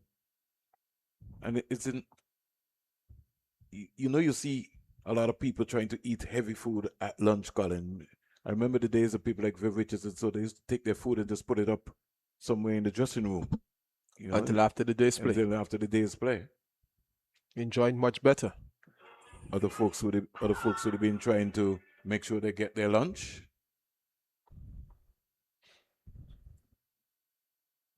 Well, it depends on what part of the game you might be involved. If it's a case where your team is batting and you're a bowler and your team is in a dominant position, you might want to get that lunch. So maybe by tea or even the last hour before the day's play, that you're not too hungry and you're not too full. You're just about right and ready. Wide delivery again and punched away by Ambrose for 4. Yeah, short and wide. That's almost meet and greet here. So Guyana's come back out after lunch very flat. Lethargic, if you want to add. Yeah. Not the same level of energy. Let's look at this one, Colin. He's going to use his hands. Anything in that area. All Thorne had to do was to go to retrieve. Didn't even have to chase.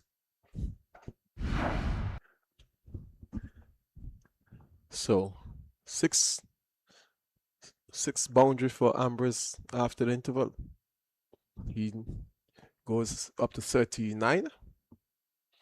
And from a position where he was 14 in rapid time, maybe after 14, 15 deliveries, He has gone to 39. Another delivery wide of off stump, but didn't get the power, nor the placement he might have envisaged.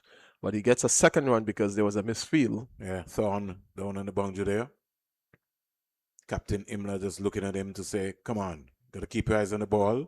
Your eyes are so important in everything, Colin. In sprinting, in batting, in bowling, your head position is key. Very high proportion of boundaries have been hit in this game, Colin, even on the sluggish outfield. 70 boundaries so far. Paul tries again. Slanting down the onside. Ambrose couldn't tickle it around the corner. I think he missed the line there. He fell over just too early. I think he was trying to maybe get fancy. That delivery, he wants to look to be still hitting the ball up the V, just past Permal on drive, which I consider to be the hardest shot in cricket. Yeah, you have to have the necessary technique and timing to execute the on drive. You got to be able to turn your hips as well too. Yeah, lack of pace there. Had to try and make his own pace here. Paul bowling a slow cutter there, frustrating Ambrose. Still think that Imlach might have missed a trick after lunch. Could have introduced one of his spinners, if not first ups in the second over. Sometimes you got to play into the minds of your opponent, because I believe Ambrose and Descartes were saying, look, more of the same in terms of this seam attack, but a Permal or Muti second over also could have maybe put some anxious moments, anxious thinking among the batsmen. But Imlach content to persist with Thorne from this end, the commentary box, as well as rotating his two of the seamers in Smith and Paul from the opposite end. 74 for 4, the lead of 96. Total of 115 dot balls have been displayed in this progress. We now see a shot leg coming in for Descartes. Thorne was wide of the crease and a wide signal. In any form of cricket, that's a wide. Just needs to go back over the wicket. He's coming around the wicket. Just come over the wicket so he can be able to control that swing, because he sort of pushed that, which went real wide.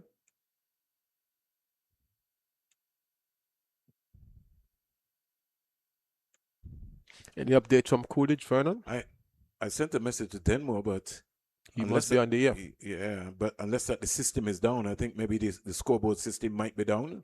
I see 500 for 5. Oh, you got 500 now? Okay. Delivery played with a flat bat. Let me see why mine's is horizontal. Mine is not being. Django is 202 not out, and Terrence Sainz is 97. Yeah, well, it's all refreshed, Colin. So thank you very much. So another 7 runs would mean that the partnership would have reached 300 for the 5th wicket. Wow. So maybe they might be waiting for Hines to get to his. Yeah, to his 100. You got to give Hines a chance to get to his 100. Yeah, and then you have probably it's now what 40, 20, 31 minutes, half an hour after lunch, and if he gets it within the next few minutes, they will have a full hour after lunch plus the session after tea, three and a half sessions or more to get at the leewards in the second innings. That's Trinidad and Tobago. A shout from Thorne for a delivery slanting down the onside, and there was a attempted pull shot essayed by Descartes and through to the wicketkeeper. Yeah, it looked like it was one of his favorite shots, and he keeps rehearsing it. It's something that he loves to play. He's going to have to be very careful, especially with the change of pace from the Guyanese fast bowlers. Paul is got good execution skills by bowling those cutters. This one is a fuller length, but still wide of off stump, And you hear that cracking sound of the bat onto the ball. Tells you that there was no timing. Yeah, but I also think that he missed out too because he wasn't leading into the ball. He was more looking for power. And Ambrose is coming down the track to have a word with Descartes. I'm wondering if the bat is broken, Colin, because Sounded that way. That hit the lower part of the bat. Ambrose is now examining. I think the bat is broken, Colin. But he's not making any gestures to the pavilion. Yeah, but it might be one of his favorite bats. He's looking at it. Now he's gesturing to the pavilion. Yeah, I think that is broken based on how you described it, Colin. Second gesture. No urgency in the movement by the substitute fielders in the dugout for the Windward Islands. Now they're making... The fielder is now going for the bat. You're not watching the game. Well, it's also about awareness, though. Yeah. To realize if you heard that, Colin, I'm sure they who were closer must have been able to hear that. You begin to make an effort to make eye contact with the batsman to find out if he needs a new bat. What he's bringing out? He's bringing out the water. He's bringing out some water, but the water carrier. He needs a bat. Or the refreshment carrier. Well, maybe the other substitute is getting the bat. Yeah, well, it's taking a long time to find that bat. Now he comes. You know, back in the day when these things were happening, there was a lot of excitement in the crowd. And more urgency shown by the substitute fielders. But I guess we live in a different era these days, where everything is sometimes at laissez-faire pace. Just as if sometimes, Colin, in cricket, some people, like they want to rewrite the fundamentals of cricket. Fundamentals of cricket remain the same. One of the things that you try to work on is you learn how to defend. Sometimes you look around now these days and the amount of people that just get bowled, and you're talking about class people that just get bowled so easily, you wonder what sort of preparation they have put in. And the game is professionalized even at this level. So you have no reason to be practicing your craft. Well, it's the sad thing about it, Colin, is that people are being paid to play cricket now. Paid. And you're telling me that you can't meet the fitness standards? Something is wrong. Certainly a much better effort has to be put out.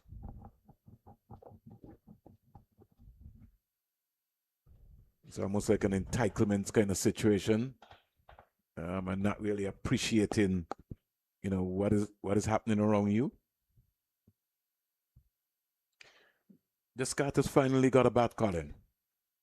So let's see if there's any marked improvement in his timing and stroke play. This delivery is coming up into the rib cage, and he's able to get bat onto it and out of his crease and trying to see if he can bait the fielder to throw the stumps down, which he did, but he was back into his crease. A risky situation there being employed by Descartes. He has to be careful because what he thinks is fun could bring his downfall. And Nando was very alert there. Macho Nando, the vice captain of the Guyana Harpy Eagles team. Descartes has to get a single, Colin. He has to be able to get off the strike. Yeah, into the square leg area. And that has to do, he's got to get deep into his crease. Got to get back on across with the extra pace from Thorn.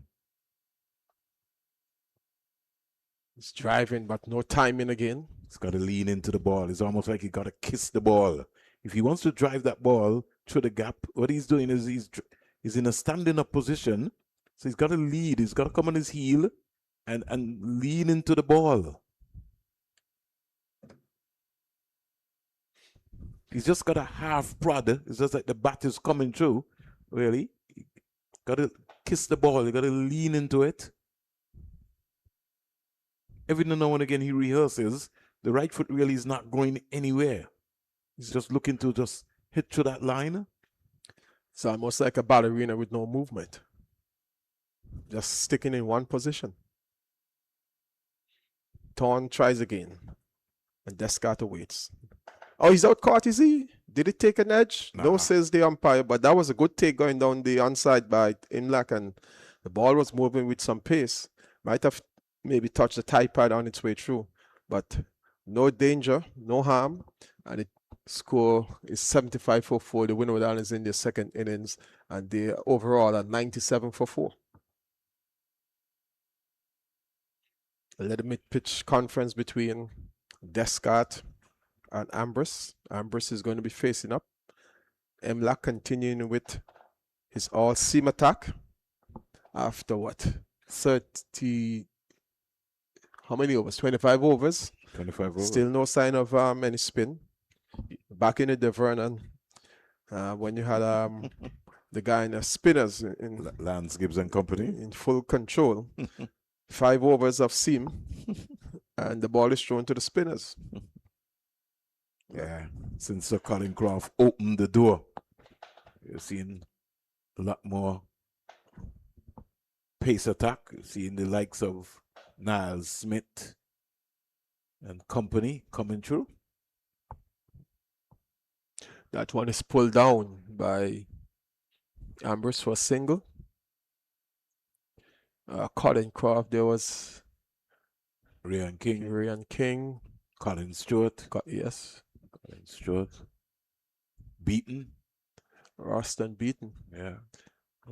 And now the red ball Shepherd, Romario Shepherd. Romario Shepherd.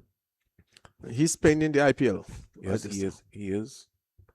How much has he played in the regional 4-day tournament within the last maybe 2 to 3 years? I think we can count that out, Colin.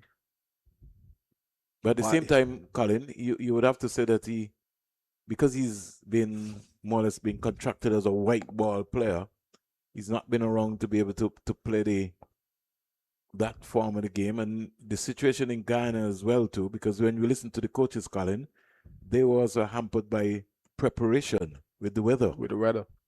Savory is being sent from second slip to a fly slip now for Descartes. So I think the line is going to be they're going to bowl him short, Colin. Yeah, he might just get a top edge. On the money. Maybe trying to outfox him. No, Colin, look at that delivery that he played now, Colin. How can you not get a single? You just roll the wrist over and get it through the vacant mid-wicket position. 2 runs quite comfortably. Rotation of the strike is key, especially when you have a left and right combination. Based on the ploy that they're setting for you, you just knock that into the outside, get off strike. Get off the strikes, yes. This delivery is driving forcefully on the offside. Is that Moti in the widest mid-off position? The old veteran Permal still around. Still punching through. What has become of Mahendra Nagamoto? Is he still involved in the game? I think he lives in the United States of America. Last time, you see what he's looking for again, Colin? Off balance, not balance. Right. Looking to be aggressive. So you gotta look to get a single, get 2. Yeah, there's enough room on both the on and off side, close to the wicket, to push the ball into those gaps to get a single and even 2. I think it's just the mindset of now if he's playing a 50-over game, Colin, he'd be looking to run 2 or get a single. Yeah. He's driving in the air and away from any fielder. 4 runs will be signaled now. It's gone all the way. Wow, so he got sufficient contact onto that one and really treated it with disdain. It was a drive over widest extra cover for 6. Let's watch it again. Permal, wide of off stump, and there was Descartes getting all the room that he needed and just lengthening into it and hitting it with the full face of the bat over widest extra cover for 6. So that takes the score into the 80s, 82-4 at the end of the over, and it's overall 106. The Windwards are in the lead. I know you looked at me strange this morning when I told you that Tejan and Chandapal could have walked 30 singles. that was just the same sort of approach that happened during his innings. He was just contented there, and you had space that you could be able to just knock the ball and just get a single. And when you get outside, you get 2 or you get 3. And sometimes you ask yourself, those the coaches who are in the pavilion, don't they send a little message or two to say to the batters, you know, rotate the strike, get the singles, push the ball into the gaps? I mean, it can't just be that you wait until the batsman is out and then you tell him something. You must be able to have an intervention at some stage. Smith is back, Colin. He continues. Oh, this is a chance. Ooh. Did the fielder really extend himself there, or he was just content in seeing the ball go past him? Kimo Paul. I think it went past him quickly, Colin. Yeah, but with his height and hands. But I think maybe there should have been attacking with 3 slips, Colin. Well, let's watch it again. No, because that was the first individual shot. Smith. Is it Smith or? That was Descart. Descart. Yeah. We're going to see the... That wasn't the replay that we were looking for. We were looking for the replay with the missed chance. Because certainly it was Kimo Paul who we saw in the replay bowling. We want to see Isaiah Thorne to Ambrose. I think this is it here now, Colin. It was high, Colin. High, yeah. Too high for him. Yeah. And Ambrose coming forward. Do you reckon that was his 8th boundary since lunch? So I know it's definitely he's certainly in a hurry. About 7. he should be close to his half century, 46 years. It's 46. And he's already hit 8 boundaries so far. And all have come after lunch? And yet, just about. So nice. 32 runs from boundaries, 46 years. And here's he onto the back foot and punching this one. Gets a single. At lunch, Windward Islands were 42 for 4. They're now 87 for 4. Which means that they have scored some 45 runs. So they have doubled their score since lunch. And this is courtesy of some very loose bowling. Indifferent bowling by the Guyanese seamers. They were much more disciplined and penetrative in the session before lunch. Sometimes you tend to get a little carried away. The breeze has certainly died down a bit, Vernon. Look at the flags. They're almost limp. Yeah, it has. Coconut tree, palms are not fluttering as they were. There's a strange thing here, Colin. I see everybody coming around the wicket to Descart. But I would have maybe tried something to come over. Because Descart is not comfortable with the ball slanting across him. Did we miss the bowling change, Vernon? Because this looks to be Smith coming in from... That's what I told you, but I don't think you picked up what I said. I said your partner Smith has switched to this end now. Okay. That would have missed me. 2 slips and a gully. Guyana's still looking for more success, Colin. Emlak is intent on bowling his seamers. This delivery is, he's dabbing down on it. And just dying before the wicketkeeper Imlak could retrieve it. I think the lack of pace there from that Smith delivery caused Descart to be playing early, because simply when he was facing Thorne was hustling him. Come on, then. I'm saying, Vernon, help me to understand these tactics by Imlak. You have 2 frontline spinners. You're still not going to give one of them a bowl? And they're going to have to bowl for the rest of the afternoon, Colin. So I don't know what his plan will be. Let's wait and see what his approach will be after this over. And Descart is lifting this one in the air. He will get 4 runs because it's wide up the man on the long leg boundary. It's gone all the way for 6. Another 6. Yeah. So Descart is really putting some muscles into those shots. And he found the right bat as well. Well, this one is hitting the ball much more keenly than the previous one. So I don't know why he opted for the initial bat he had before it got broken. The thing about it is that he doesn't have a contract, Colin, as you can see. So maybe he only has 2 bats in his bag. And this thing about bats and getting a contract, don't they have agents who work for them? It depends, but not every player has an agent. But you're a professional. That's true. But sometimes your salary scale, Colin, doesn't allow you to pay the agent. But it's apart from the agent, maybe looking after you, is also the agent's responsibility to get you cricket outside of the Caribbean. Truth. But the way our cricket is structured as well too, Colin, it sometimes bemuses me because this competition has now started later, Colin, and so it's going to restrict a lot of players now to go to the English county, to go to England. To England. The English county season and the English club season, league season have already started. Well, since the late March. Well, Kim Roach is there. Seals was denied. NOC. And NOC. I think Kadeem Henry for the Windward Islands Hurricane, I think he's got a contract to go to England as well. So he's going to be arriving late. He's going to be arriving late. The young Eastern one, I think, should be leaving this week. And this one is pulled away at the start of a new over by Kima Porter Singer to Hodge. Moving up to 47.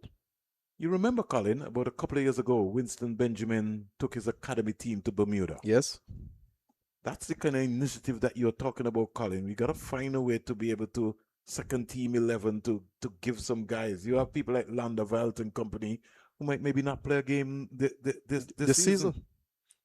And Penny Feather as well. Yeah. Well, should we describe this as a short fine leg Vernon, or is it no, he's got a fly slip. It's a fly slip.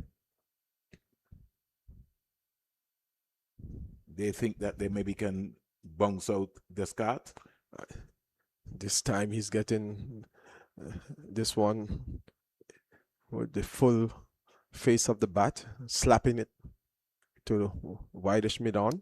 He's looking for He's looking for power. I think he should be looking to try to find the gap. Yep. And if you can't find the gap, then just give Ambrose the strike that you can get a single. Just get off strike. I want to make a comment about Ethan Warner since you have mentioned his name after this delivery from Kimo Paul. And Descartes is trying to indicate to Ambrose that he wants a quick single, and Ambrose quickly saying, I'm not interested. Well fielded there in the cover region. During the COVID period, Easton Warner had excelled in the local ABC two-day tournament. Is it a case where he has fallen off, or he has just not lived up to the expectation that we are and the promise we are signing? I think he indeed has fallen off. And I want to say something, Colin, because I think sometimes well, a cat and mouse situation going on out there between Descartes and the Guyana fielders. Yeah. There's a situation, Colin, where stump is broken. They might need a new stump. Yes, they do. Yeah. So we're gonna need a replacement stump. Trinidad and Tobago has declared. Just as you rightly said. Hines 100 not out. 100 not out. And Django 203 not out. 507 for 5 declared. Wow. That's massive. That 5th wicket partnership, 299 runs, according to my reckoning. The 4th wicket fell at 209. So 298 runs. Unbroken 5th wicket partnership. Is there a record somewhere around the corner? Is there a record somewhere? Just for the 5th wicket between the Leewards and Trinidad? That might be broken based on the context of what you're speaking about there, Colin.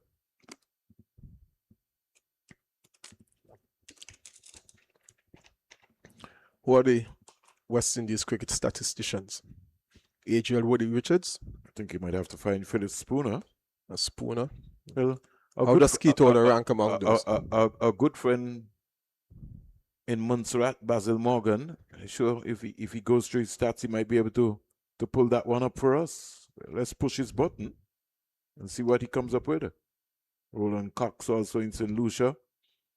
He would have those figures as well.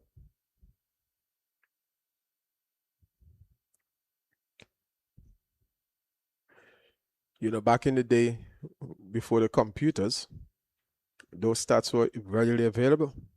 They was part of your tools as a commentator, a journalist. Where we don't have the late Colin Bones Cumberbatch and the late King Franchi. You know, Colin Bones was a walking encyclopedia. There you go. So Permal will continue. Sorry, not Permal. Paul. You really want Permal? You can't wait to see Permal, Colin? Yes. Oh, this is a lovely straight drive. Straight down the ground for 4. See how much better he looks, Colin, when he's trying to play the ball up the V? Yes. Looks a picture. It's just that no photographers are around. Well, we had one here for a couple of days, Colin, so he's maybe gone up to the Coolidge Cricket Ground. Score moves on to 99 for 4. So this partnership is building. You think Imlach is worried at this stage? Nah. The lead is, we'll come back to that. 57 runs so far in the partnership. And delivery wide of off stump, and Descartes is quite comfortable in leaving that one alone. Every now and again, Descartes gives you that opportunity that he wants to get out. And that is a worrying sign sometimes for me. Understanding the scenario, understanding the context of the game. I think the objective for these two, as Colin said earlier in his comments, is for the Windward Island Volcanoes to bat all day. The lead is 120 runs. Should be thinking about batting all day today. All day. But it's easy for us to say, Colin, bat all day. If you're not prepared to bat all day, then you can't bat all day.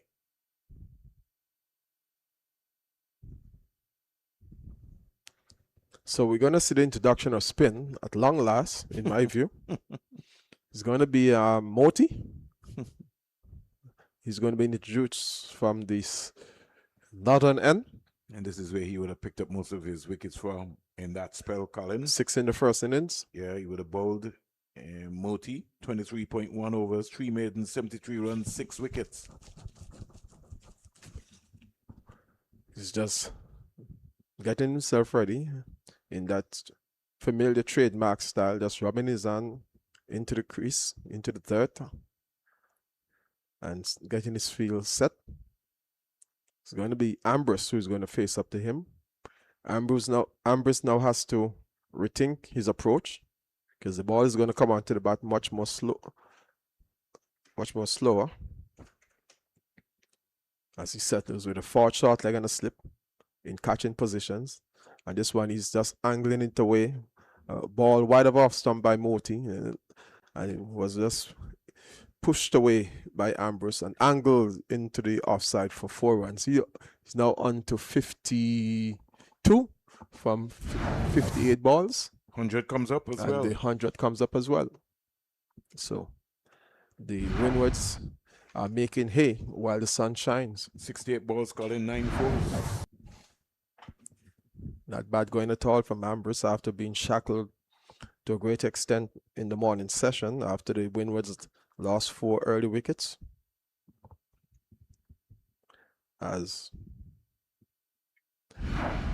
some adjustments to the field is being made by Moti as Ambrose settles. The 4 short leg has been removed, Vernon, after 1 delivery.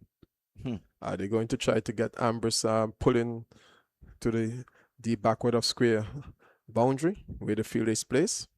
Well, the good thing about it is that he's got a start. He's got 52 from 69. He now needs to keep batting. That one is angling down the leg side. Thought in the first innings he started well and then got out very, very, very soft.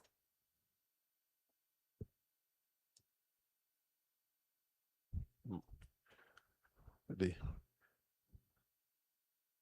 3 deliveries following the first one has kept Ambrose relatively quiet. Maybe a little bit circumspect in his approach as well. And he should be. Oh, he's going to be out caught. Kind of feel the get there. That was a valiant effort on the part of, is it Kimo Paul? Kimo Paul again. Yeah, Moti inducing a false shot from Ambrose. He was looking to play it into the onside, and the ball taking the leading edge of the bat and going into the offside, and Kimo Paul at slip, running and diving, but just couldn't get there. Interesting situation. Now he plays the correct shot, just steering it away into the onside, around the corner from the umpire, and getting a single. And he will retain the strike at the end of the over. Or is it one more ball? Kimo Paul is still upset. Colin. He would be. I think that's the wicket that they were looking for. That's the wicket that they wanted. The ploy almost worked. Because I think by putting the fielder on the backward square leg fence, maybe the idea of hitting the ball to the onside got into the head of Ambrose, and Muti might have just induced him to thinking about playing the on drive, and the ball taking the leading edge of the bat and going in the opposite direction, but Kimo Paul just couldn't get around to hold on to the catch. I think he actually got his fingertips to it, and just not sufficient enough of his hands to haul it in. I think that is what he was maybe mainly upset about, is that he got there. The lead is 125 for the Windward Island Volcanoes. They were going to have a flight slip for Ambrose. They've changed their mind. Kimo Paul continues. And this delivery stayed into the outside. The runs are coming quite frequently now, except for the 1 or 2 false shot, especially the one in the 4th delivery of Monty's first over. There has not been much alarm in terms of the Windward Islands batters. So 62 runs, Colin, off 10 overs since lunch. Good going, and going at a quick pace. The fly slip is introduced for Descartes. Is he going to come into the conventional second slip? Yeah, he's changed that to me, which is more beneficial. He's getting it on the onside, and Ambrose has turned his back. Where's this guy going? He's very anxious to get runs. He has all the time. We're just an hour after lunch, Vernon, and he has another hour to go before tea, plus 2 more hours. So he has 3 hours to just stay there and accumulate as much runs as possible. But Ambrose is saying to him, where are you going? I can see the ball. So after this over, Vernon Springer will be doing the ball-by-ball duties as Descartes pushes this one into the onside. And now we can get a second run because the fielder was on the boundary. He played it the way Vernon would have expected it or would have wanted him to do, just short of the umpire, not with too much power, and the fielder had to run in a good 50 yards, and they were able to get 2 runs. The boundaries here, 70 meters, Colin. Vast acres of space. Descartes driving, but straight to the wideish mid-on fielder. That 2 in the previous delivery taking the score up to 106 for 4. He has to understand the assignment. There's a break coming up, as you called it, Colin. Coming up to an hour. You don't want to lose a wicket. So you got to be switched on to know that there are 2 still legal deliveries in this spell. And then you have a break, so you can regain your composure and come again. He's pushing this one in front of him, running down the track. Is he thinking about a single? He's just trying to he can get entice a single, the fielders. But he can get a single, Colin. If he plays the square of the umpire. He can get a single. So why play it straight when you can play it square? The issue is that he's not getting deep enough into his squeeze so they could be able to break his wrist and just play the ball in right in front of umpire Bassarat, and get a single. It's a skill, Colin. And it can be employed. And here is he driving. He will get a single now because it pushes it wide of the wideish mid-off fielder who has to run to his right. And that brings up the end of the over. And the Windward Islands, after being in a spot of bother at 4 for 19 or 19 for 4, 107 for 4. We'll take a power diesel water break, Colin, and then we'll come back in under 3 minutes' time.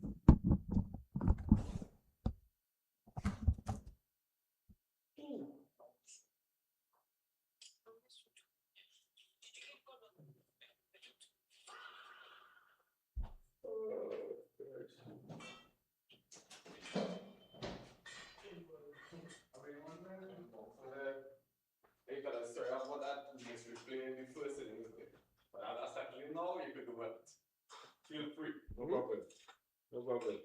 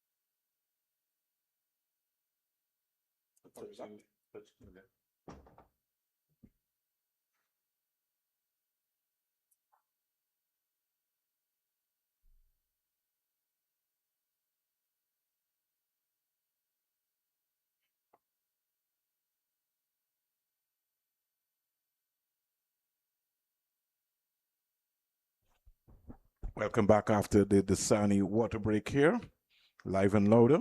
Just want to thank my colleague Colin James for holding down the first hour. Some 11 overs bowled. And remember at lunch, the Windward Islands Volcanoes were 42 for 4 of 19 overs. They're now 107 for 4. Ambrose has reached his 50 of 68 balls with 9 fours. It's 54 from 74, and Descartes growing in confidence, 32 from 69. But the whiz, the Guyana whiz spinner is on, Moti. Remember in the first innings, picked up 6 for 73 from 23.1 overs. I know Colin was asking for spin and more spin, but they've only got 2 spinners in this lineup, unless Macho Nando is going to bowl a couple.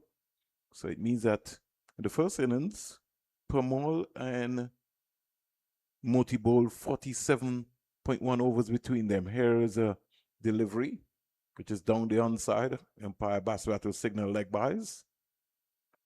Score goes up to 108 for 4.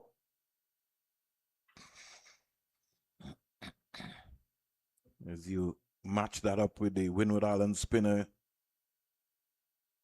in Hodge and Denver, they bowled 30.2 overs between them.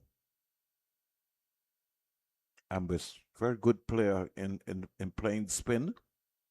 But the trick will be when Vasami Pomol comes on. Slip in Kimo Paul goes down. Here's Ambris looking to beat backward point. It's going to have to be very careful. Moti tends to get the ball to skid on.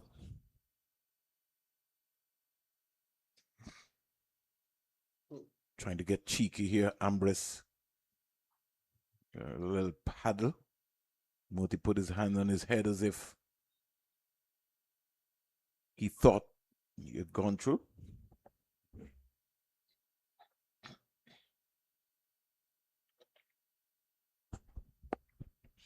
Moti to ball to the left-hander in Descartes. He now gets out the switch hit. Why is he looking to play that? This is the first over. It's about an awareness of the game. That shot is not needed.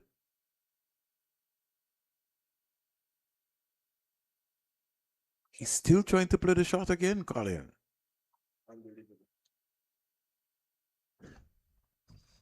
Unbelievable. So, over comes to an end. 109 for 4. Fizzer coming out for the Windward Islands. I don't know why Ambrose is thinking that he has to be unorthodox in his approach to Descartes. Descartes, yeah. Why he has to be? Because there's certainly no need for it. Just keep on batting the way I've been doing, playing the V as Vernon has been suggesting. And if there's a bad delivery to be put away, deal with it. And he has the power to get it over the boundary for 6, as he has done on 2 occasions so far since lunch. You know, Colin, and this is why I've been calling for an independent assessment, Colin, of the franchises and what happens at the franchises. Because sometimes when we maybe might be concentrating on a lot of fitness levels, but the preparation of the mindset of the players and also the technical skills, I feel that's where we're falling down short. And I agree with them, Vernon. I would love to see know what the players are doing with the coaches on a day-to-day basis. Are they working on their weaknesses? Are they, trying to maybe be a little bit in not inventing new shots, but at least trying to and play or practice or train with the anticipation that a particular delivery they could play it a different way. What is going on? Where is the assessment plan? Yes. And folks, if you're wondering what's happening for that small break, there was a concussion test taking place there, Colin, because that last ball that he tried to sweep that hit him in the helmet. And by law, once the ball hits you in your helmet, the physio has to come out and conduct her general attitudes and questions and answers and be sure. Ambrose waits for Paul. Paul is being squared up. Paul squaring up Ambrose there.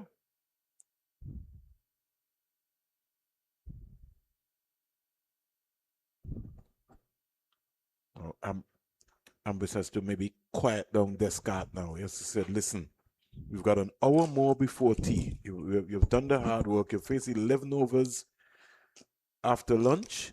Let's restart again, session by session. Take it in small stages, maybe every 15 minutes. Assess the situation.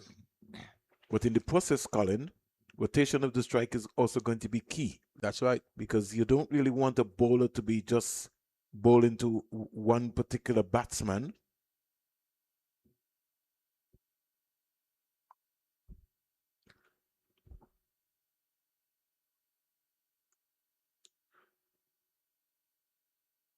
Leos have lost a wicket already in their second innings. Who's that? Looked to be Kadeem Henry. Went for a duck.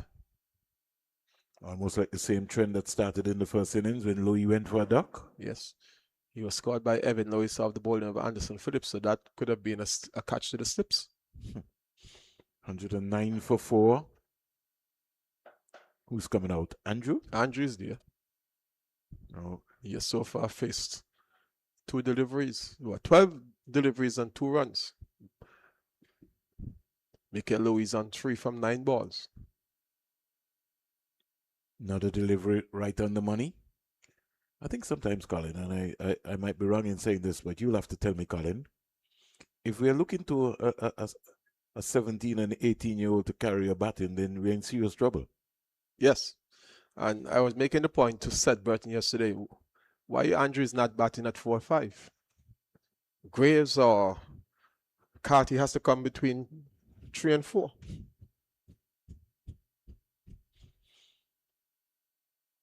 Ken just tucked away down the onside. Moti comes off the fine leg boundary. And they get a very comfortable, easy single. Leg buys. In fact, he didn't get bad onto that, so it's a leg buy. The first time Andrew got into the team, Colin, he was thrown into the deep end. Number 3. And now they have resorted to that tactic again. After last season, he batted between 4 and 5. So there goes the investigation that you need to do, Vernon.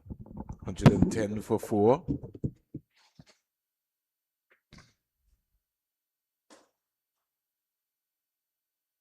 Paul looking to make some changes. He's trying to signal someone. Wants him to go deep backward square. Just go more squarer.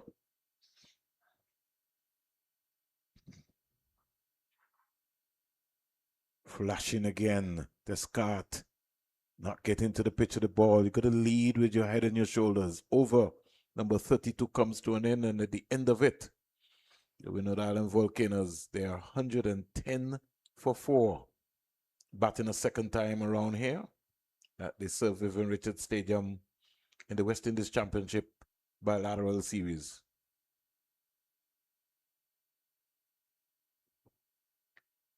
The lead is 132. Ambrose is 55. Descartes is 32.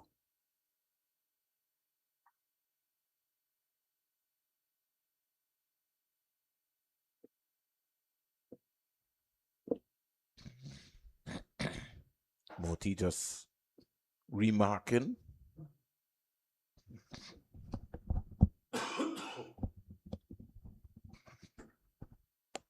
Here's Ambrose getting back. Looking to punch past the backward point fielder who is very deep. Got a sweep on the offside. Cover, extra cover. Long off, mid on, short mid wicket. And a deep backward square leg fielder. Moti. Good guile there, good flight. Had some bounce and turn on it. Good cricket all around.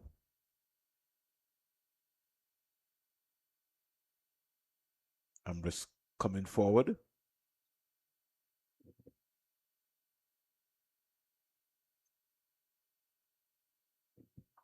Here goes Moti from the Sir Curtly Ambrose end.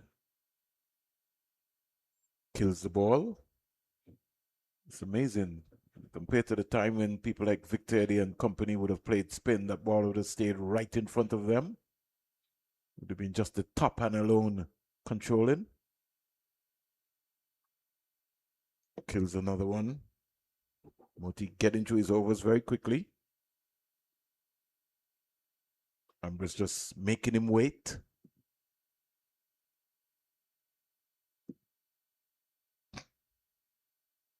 Trying to squeeze into the offside. Moti ends with a maiden. And this partnership has yielded 91 runs from 142 deliveries. Ambrose is maybe going for a cap. Look at like it's going to be spin all around. Or he's maybe asking for a towel. No, he's changed around the helmet. That one. No, he's gone for his cap. So looks like it's going to be spin all around. So Colin has been calling for spin and more spin. Here comes Pomal. This is going to be a very interesting period of play, because this is where,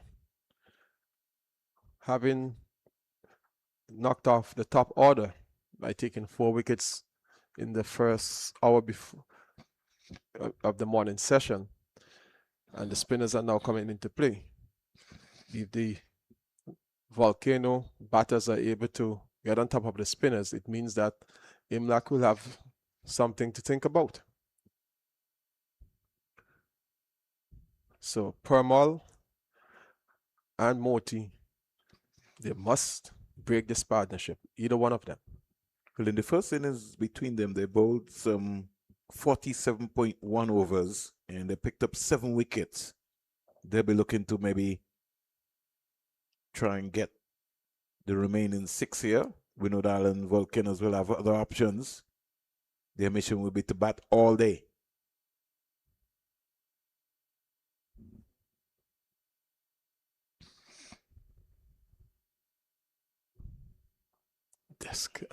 This guy again with the switches. He's insisting that he has to show us that he has a wide array of shots, even those that are not necessary. I know if I was the manager or the coach and he got out in any particular way, Colin, he'll be fined so heavily. Nelson, 111 up. Someone's asking what's the meaning of the Nelson as it relates to 111. I think that was a shepherd, umpire shepherd in England who used to hop up Shepherd on one or leg. Dickie Bird? Was it Dickie Bird? One of the umpires. I'll do the research. Yeah, that used to hop up on one leg. Yes. Every time. Basil, I know, is listening, so Colin's doing his research in the meantime. Here is Ambris pulling this one. Don't think it will get into the boundary. Might just hold up there. Fielder does excellently well.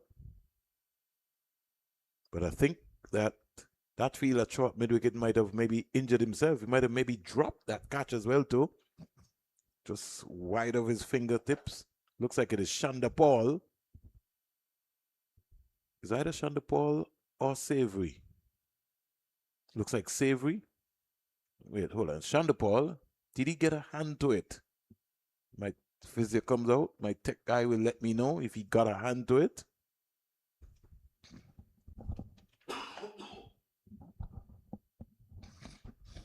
So he's going off the field because I think he did get a hand to it. It might have been a chance to Ambris. It would have been a magnificent catch had he come up with it. It was a short and Ambris rocked back, pulled it in the air. Shanda Paul was flying, didn't stick. Seemed to have injured his right hand. He's coming off the field. David Shepherd was the umpire. I know I was in the right context of Shepherd. Dickie Bird had his idiosyncrasies as well. Whenever the score reached 111 or multiple thereof, 222, 333, etc., the English umpire would lift one foot off the ground or hop on one leg. The superstition, Shepherd, along with many others in cricket, consider 111 to be an unlucky number for the batting team, dating back to his childhood days. The significance of the number 111 is referred to as a Nelson, which is believed to represent one eye, one arm, and one leg, referencing Lord Admiral Nelson. So there we have it in full context. The ritual, the superstition, and the significance. Palmole. Which one do you believe in then, Vernon? Take the tradition. You'll go with the tradition.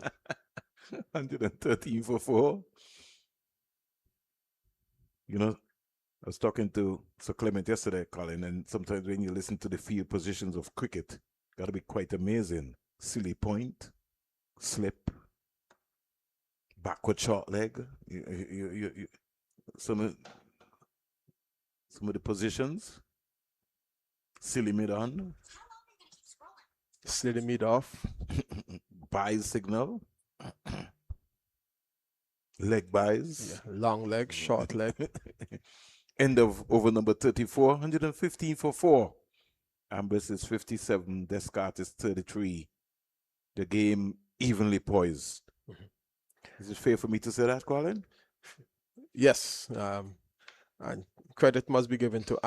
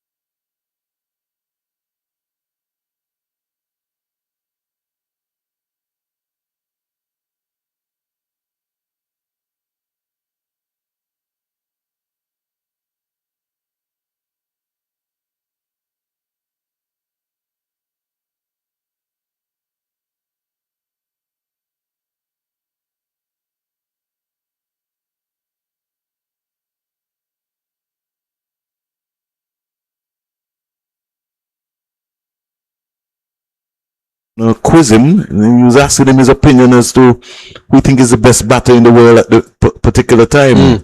And Thornton was calling all sorts of names. I don't know if he was testing Sir Andy, but real good conversation. I like the banter between them. Yes, yes. That's good. It's good to see that one of our young and upcoming fast bowlers is going to one of the legends to seek advice. And even Kian Harding, when Kian Harding came here, Kian Harding's dad got in contact with Sir Andy and said, listen, I need you to go to the ground, and Kian Harding is going to come and talk to you. So that's another young fast bowler that Sir Andy is also attached to as well. Great. 116 for 4. We just back after the break, after Descartes would have got some treatment. I hope they don't call the physio for the rest of the day, Colin. Oh. Well, should be asking if overtime is involved, because she has been out on the field more often than she would want to be, but it's part of her duties. Ambrose is driving over mid-on, down to the boundary, 1 bounce for 4. That was a deliberate shot by Ambrose, That one was floated up onto the leg stump, and he had enough room to swing the bat through the line of delivery and get it over the head of the mid-on fielder for 4 runs. I might have maybe kept Torn back and maybe take Nando up. But he's persisting to bring torn back up.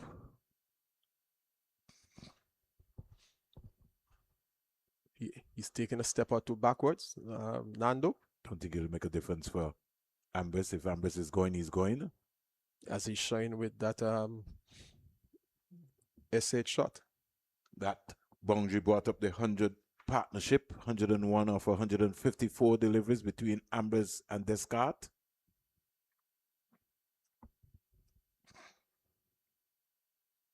So that brings up the end of the over number. Very balanced game. 35. 286, 264, 120 for 4. We've seen 5 wickets fall for the day's play. 10 on the first day, 9 on the second day. What we bet It's a balanced situation in terms of the game. Yeah. That's how it has panned out so far. Certainly. But Guyana will still feel that they have the upper hand slightly. Yeah, but batting on this track a second time around could be very tricky, Colin. Yeah. Especially based on the preparation of Guyana coming into this tournament. Yes. Denbar and the Windwards or the spinners could have a say. Denver, he would have picked up 3 for 48 from his 21 overs, so he may be licking his lips. So good afternoon to the folks in St. Lucia, in Grenada, St. Vincent and the Grenadines, in Dominica. That's a beautiful delivery by Pomal. And when he starts to bowl that arm ball, he's very, very, very effective. Just outfoxes so many batsmen around the region. Flatter, faster arm ball, catches you on the crease. Descartes will have to play the ball as late as possible and look to play the ball up the V. No need to try to get fancy with anything.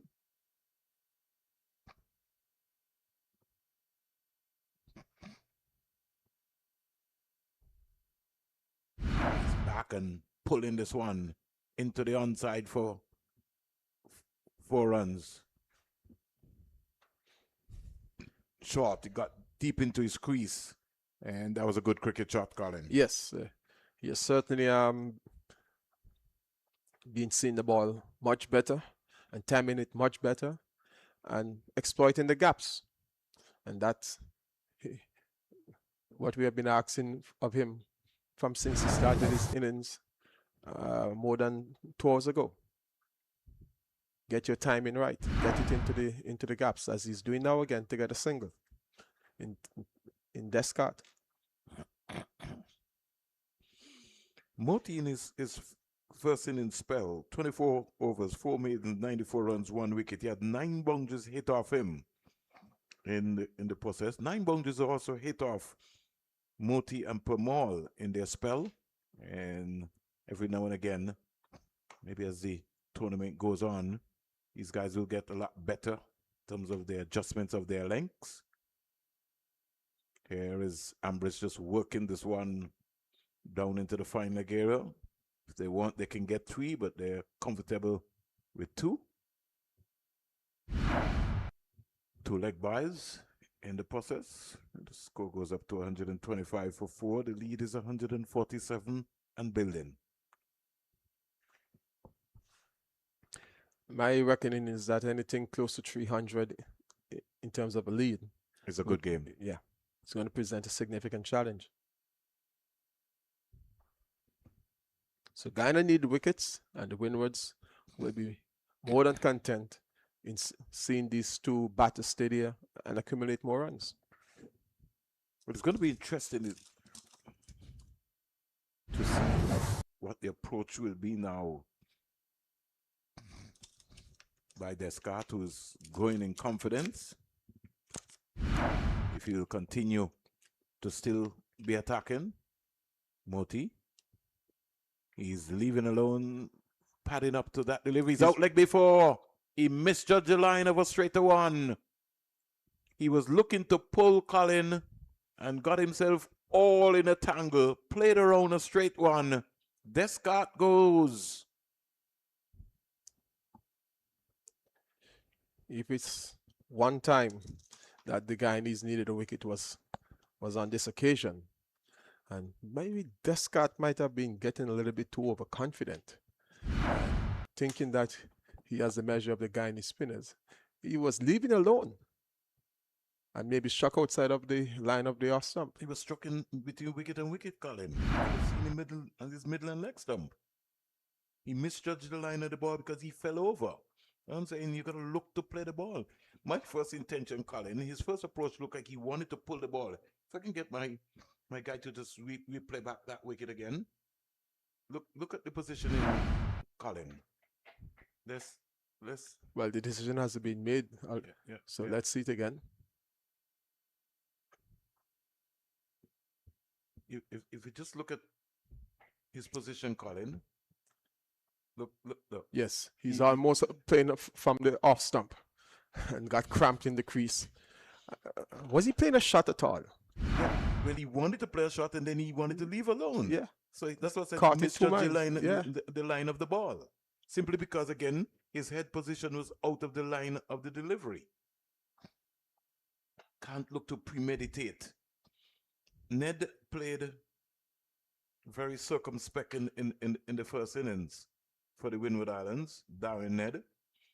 He came in and he scored a brisk 35 or 45 balls with 6 fours. I couldn't understand why Moti has decided that he's going to put all these feelers around. Ned is or not.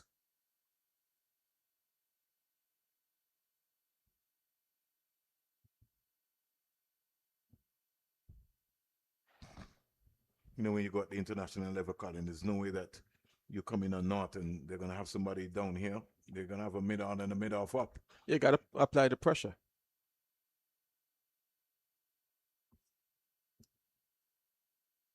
Sometimes I think the cricket becomes so hard, Colin, in the context, how some of these players approach their innings. Ned from St. Vincent and the Grenadines, young player. Like his approach when I saw him first in the first innings, looks very busy, businesslike. 2 right-handers at the crease now. This might be a little bit more comfortable for Tevin Imla. Short leg in, short extra cover, slip, backward point. Cover catching. Fielder on the deep backward square leg boundary. Sweeper on the offside. Long off. Over comes to an end. A maiden wicket over for Moti. And the Windward Island Volcanoes, just when they were building, just when Colin was talking about understanding the game awareness, 127 for 5. They lost Descartes for 39 from 83 deliveries. A stand of 118 for the 5th wicket between Descartes and Ambrose. And Descartes going leg before wicket for 39, 83 balls, 4 fours and 2 sixes. You would have said to some extent he would have done his job in repairing the innings after the early damage. But he needed to have gone on. He needed to have stayed there at least until tea time. And that would have maybe make the Leeward's position even better. But he's back in the pavilion now, and Ambrose, who is facing, and Ned have their work cut out for them. The lead of 149 runs. This is why this innings by Ambrose is going to be so important in the context of this game. Is to keep batting. Just needs to bat. He just has to make his mind up. All that work that he would have put in before he came to Antigua and Barbuda has to make it count here. But if he could just find somebody to bat with him, that will be key. His first objective right now is to bat to tea.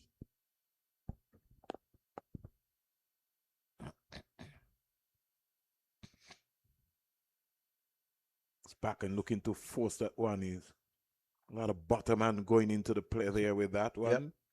Needed to just get deep into his crease and punch that down the ground. Pomal tends to skid the ball up. Again, overbalancing there, Sonny Lambris. Just need to allow the ball to come to him.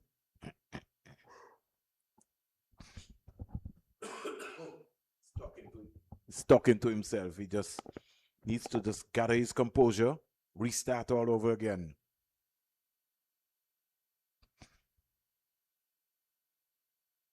Played in the end, over comes to an end, made over by Pomal. And latest score here at the Sir Vivian Richards Stadium. Windward Island Volcanoes batting a second time. They're 127 for 5.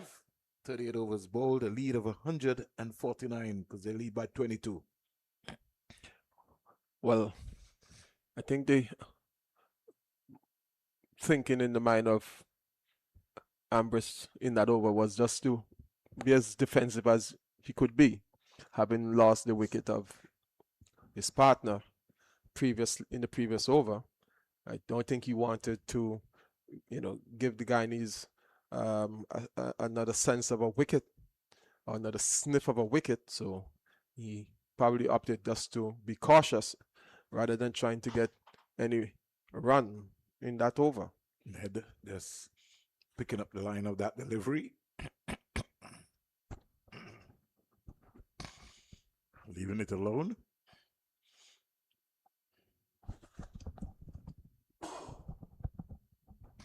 Another wide delivery being bowled by Moti. Flighted. Not being able to put that one away, Ned. Just needed to lean into that, turn it into a full toss. He's got to be able to dance, use his feet.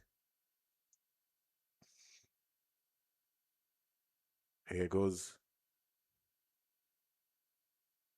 Moti, cracked away into the offside. The sweeper coming around. This is what I was talking about, Colin. Oh, you can get one run there. That should be too comfortably. It's the intent that I'm talking about. The running between the wickets. That's the importance.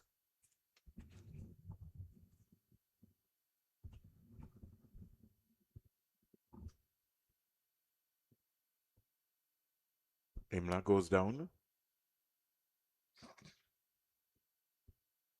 Comes quietly forward. Is Ambrose.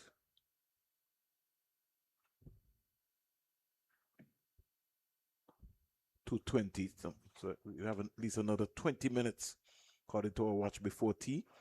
Ambrose is back and not getting deep enough to break down that backward point feeler.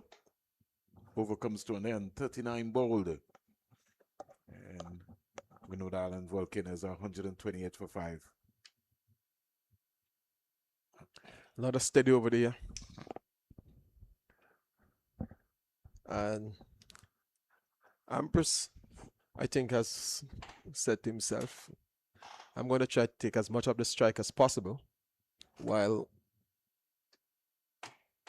my partner settles in, because we don't want to lose another wicket before tea. Just about 20 minutes away. And he no doubt would want to see the Windwards going to tea with the loss of just the 5 wickets that they have lost so far in this second innings. And being the senior of the two, he certainly has to take that responsibility. Ned, who is on one, will face Permal. Lead is 150. Permal just dragging that one down slightly, but Ned had already made his mind up that he was coming forward. Permal spell so far, 15 dot balls. Make it 16.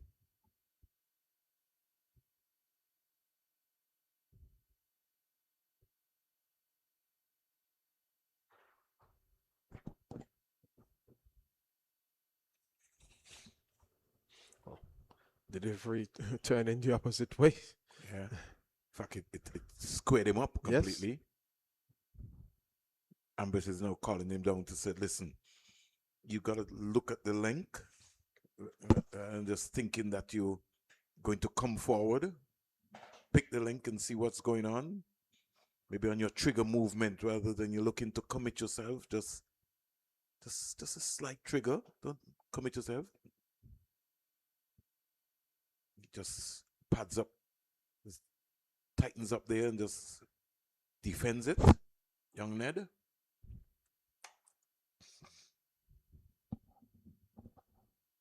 Darren Ned circles and he's driving. Can't score. 5 dot balls so far in this over. Ned quietly is going to face his 15th delivery. And he defends. Maiden over to Pamal. I think Ambrose would be pleased that he was able to defend the next 3 deliveries after the third one squared him up. So he must have been listening to the advice of his senior partner, Ned, 27-year-old, is a specialist batsman in the team. And so far, in terms of his listed cricket, 3 matches, 3 innings, 133 runs, highest of 94, average of 44.33. So at 27, what's his first class? I haven't seen anything for his first class. Just couldn't be his debut season. It certainly has to be. On the list there I'm seeing. Yeah, so it's got to be his first class season. Also to Colin, one of the things which I've picked up even on the Cricket for site, a lot of the West Indian players who are playing in the competition, not even a photo, not even their age. Oh, really? Yeah. I'm trying to recall. If you go right now, Colin, on Cricket Info site, look for Shanisha's Hector. There's no photo. She's playing for the West Indies team, women's team. That's not good enough.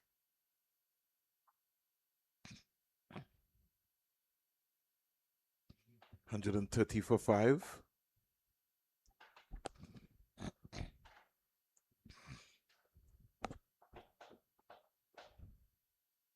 Ambrose is just looking to turn this, trying to get fancy. No need to try and get fancy.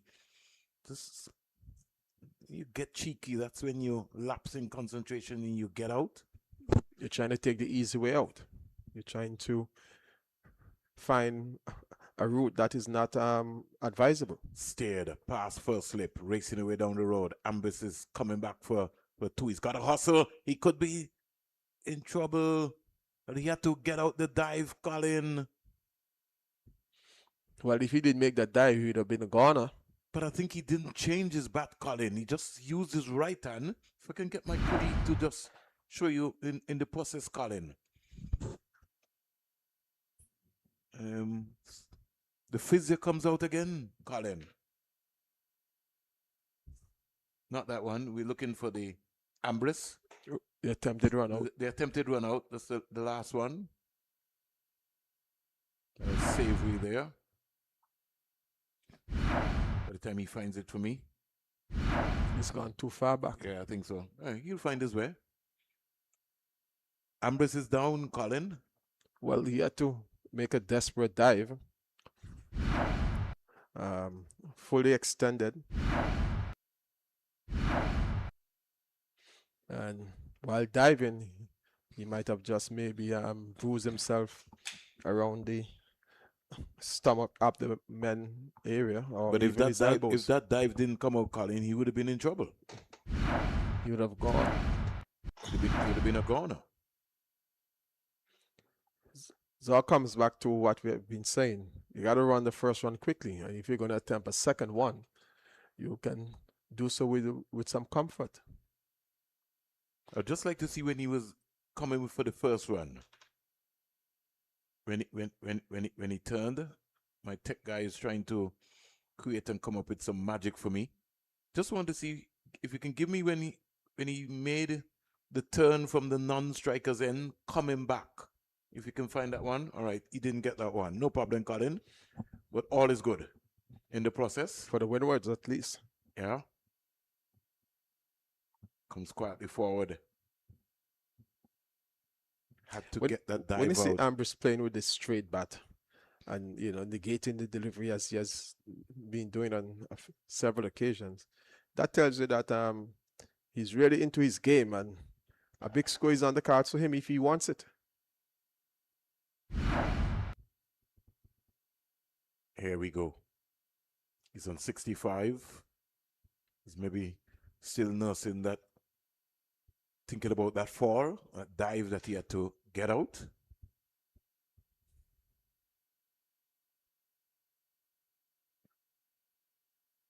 Driving sweetly, can't beat the fielder at cover. Over comes to an end. 2 runs out of that over. 132 for 5. 41 overs bowled. Ambrose is 65. Descartes back in the hut already for 39. Also in the hut is Ogis for North. Pascal North. Hodge 10. Athens 4. And like I said, Descartes went back for 39.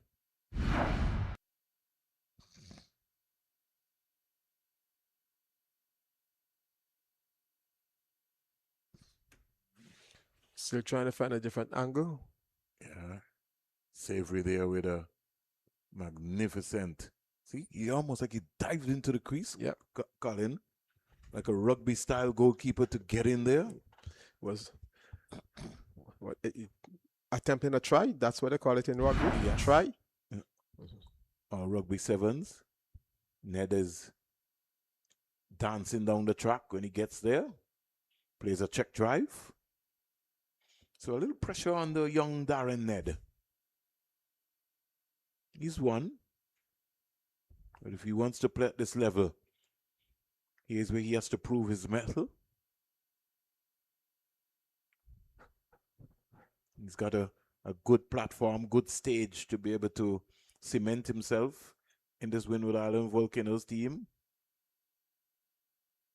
Got to find the gap, got to find the gaps.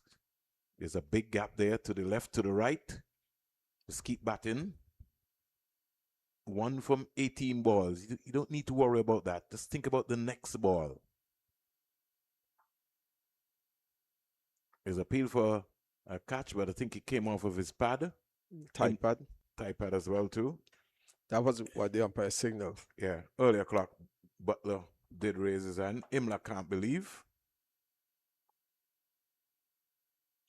But as fielders, we always think we are right. But without an umpire, we don't have a cricket game.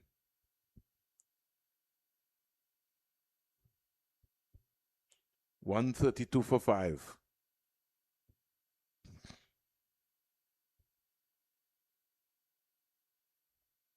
Here is Ned driving sweetly, found a gap. He got to come back easily just to retrieve. It's a lovely extra cover drive shot there. That would give him some confidence. That was played with some grace and style. Just look at the head position, Colin. He got there. And his execution was perfect. Oh, yes. A classic. Classic extra cover drive. Hope that Descartes is looking. Look at the head position.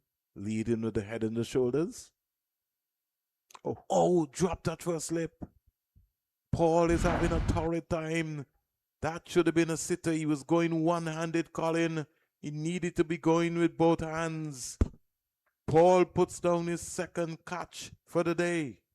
That was not the energetic Paul we saw early in the Windward's innings when he was all bounding in from the pavilion, from the southern end, and also putting in some good effort in the field. On this occasion, he just lunged one-handed without even trying to maybe get both hands to the ball. Gotta catch that, Colin. When you're excited when you're first slip and you see them in that area there. You need to. Both those bucket hands comes out. One thing I can tell folks, you say anything about Rakeem Cornwall, he's got some big bucket hands. And if he's close by and you edge, most of the times he's going to catch it. Yeah. He attempted to pull in one yesterday, but it was just too much to his left. And although he got his hands to it at least 3 times, he just couldn't juggle and hold on to it. But it was a good attempt. 38 for 5.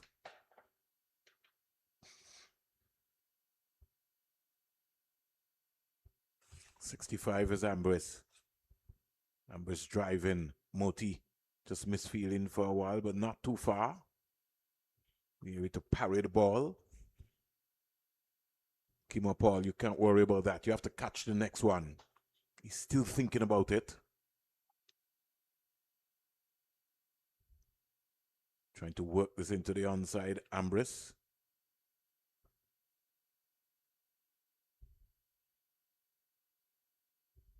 So they could have had Ambrose and they could have had Ned. But it was not to be. Getting on the money. 2 legal deliveries expected to be bowled in this over by Moti. He's enjoying himself here. He's already got 1 for 16. We say good afternoon to the folks in Guyana. Sean Devers can't wait maybe to write the news for later. Forward is Ambrose.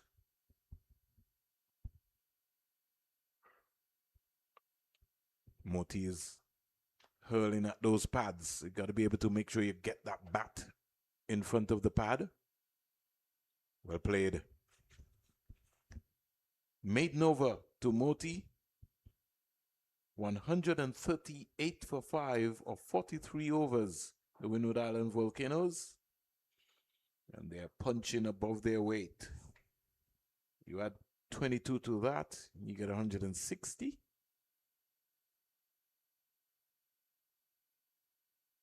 And we are maybe 6 minutes away from tea. Windward Islands would want to bat all day here. And maybe if possible, maybe even bat Guyana out of the game. Don't give them a sneak peek to feel that they're in the conversation.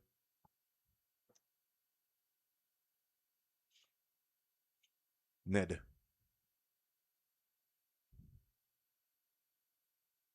Getting a little extravagant there. He was caught into a no man's land. He still needs to lean forward. He just has to look at Ambrose and sees Ambrose's position. Got to kiss, you got to lean, you got to look to kiss the ball.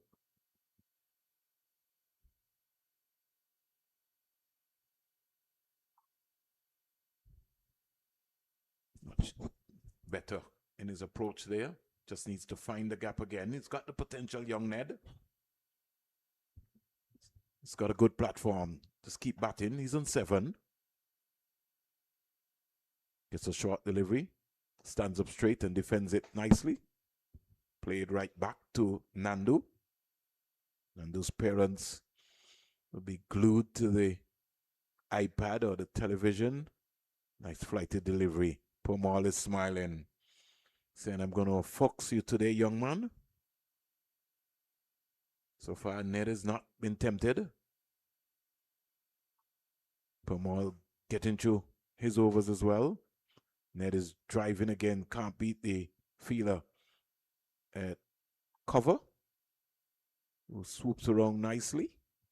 Ned's look very relaxed and very composed. Yeah, he has a very relaxed stance, and I like him. He's balanced at the crease. That's what you want as a batsman.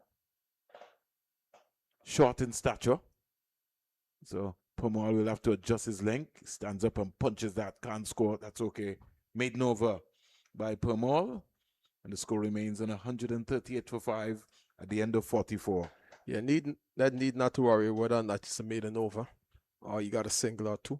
The most important thing, he's there and he's dealing with Pomal as adeptly as his coach and Ambrose would want him to do. So he's giving good support, Ned, by holding his own at one end and not really giving Ambrose any undue alarm or headaches by playing rash shots. And although you would say that at 27 he is in his mature years as a cricketer, it's good to see him playing with such maturity. Now we're coming up to a break, and normally coming up to breaks, Colin, we tend to have a wicket or 2 fall in. Here's where the test comes in. Silly point comes in for Ambrose. Ambrose is undriving. Moti should have done a lot better. You got to cut that off. You can't bowl that delivery and Ambrose gets an easy single. You got to swoop across there, stop that ball, and be looking to run out Moti, to run out Ambrose.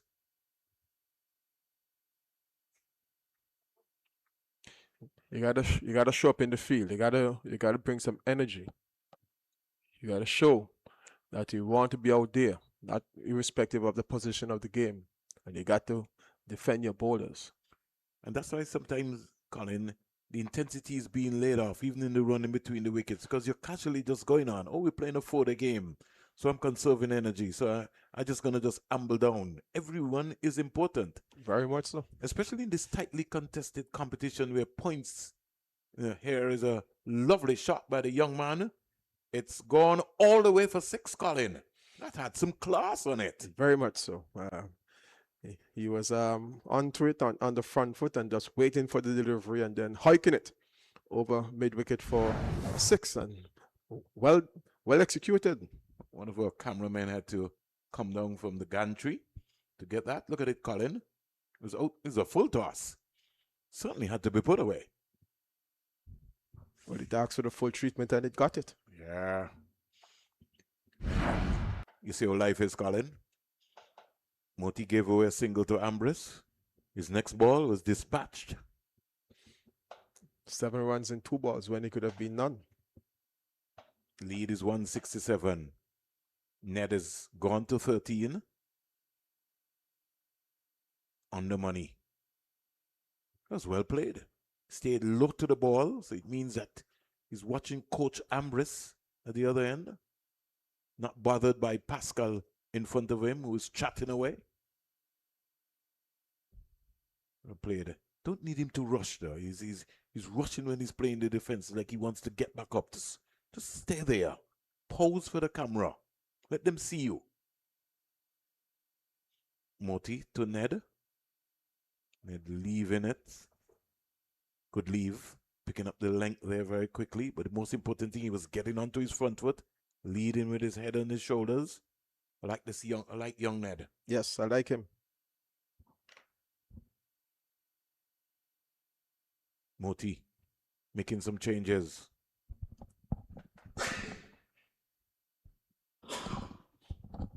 Trying to maybe outfox, outsmart, outwit young Ned. 2 slips coming in now. Maybe wants to get one to bounce and turn. There's a peel for caught behind. It's gone past his bat. And as we speak, it's tea time, Colin. Tea time at the Sir Vivian Richards Stadium.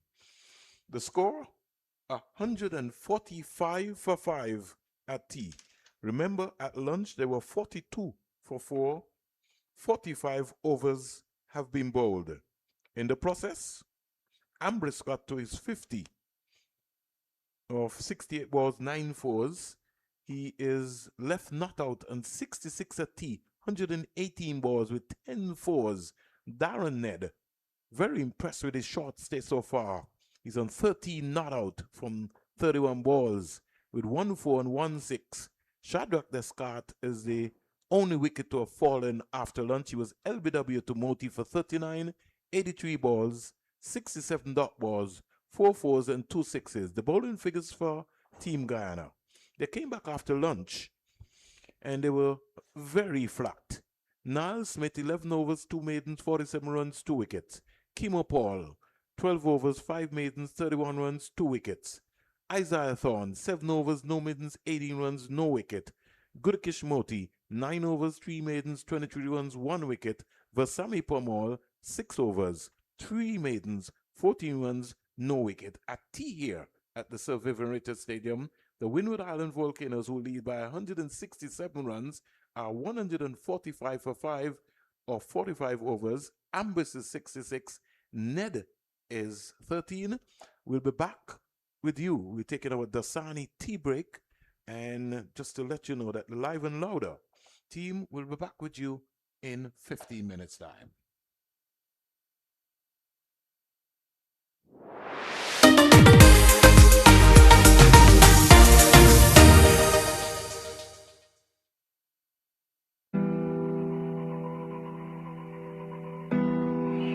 Deep expressions. He's got it. Nearly. Jimmy Adams finally gets 100. It's been a long epic struggle for the West Indies captain. This is the only cricket club I've ever represented. I started here 13, so I was in second year high school. As a young teenager, I was made to feel very welcome by some of the old stalwarts of my time. We're here, Alan Ray, Jackie Hendricks, so Jeffrey Dujon, Maurice Foster, just to name a couple. It's a club that had a rich sort of history of producing cricketers, but they really made a young teenager feel really welcome, and that was it really. Well, the first thing that you became very much aware of were the two boards that were in the bar, and one had the batting and bowling averages for the club going back to the 1930s. There were three boards. One had the international representatives, and one had the international representatives who were captains. After, 25 years, 30 years at the club, to have ticked all those boxes, I think, and the memories that came with it, mean a lot.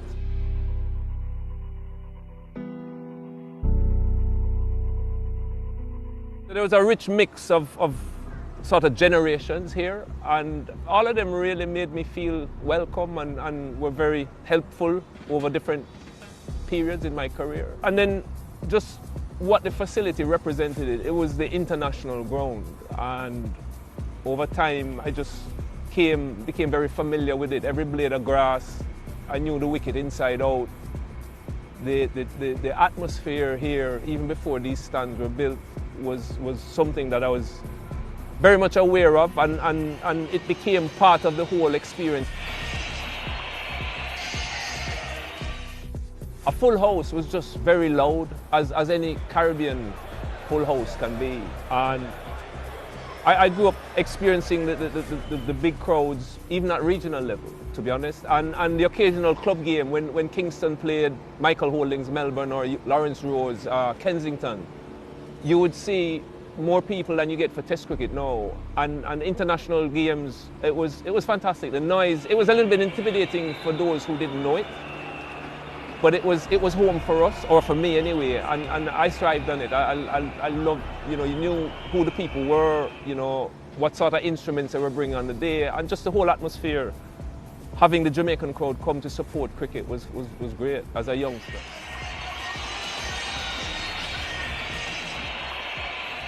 I guess the first Test match here would have been, that I played, would have been against England.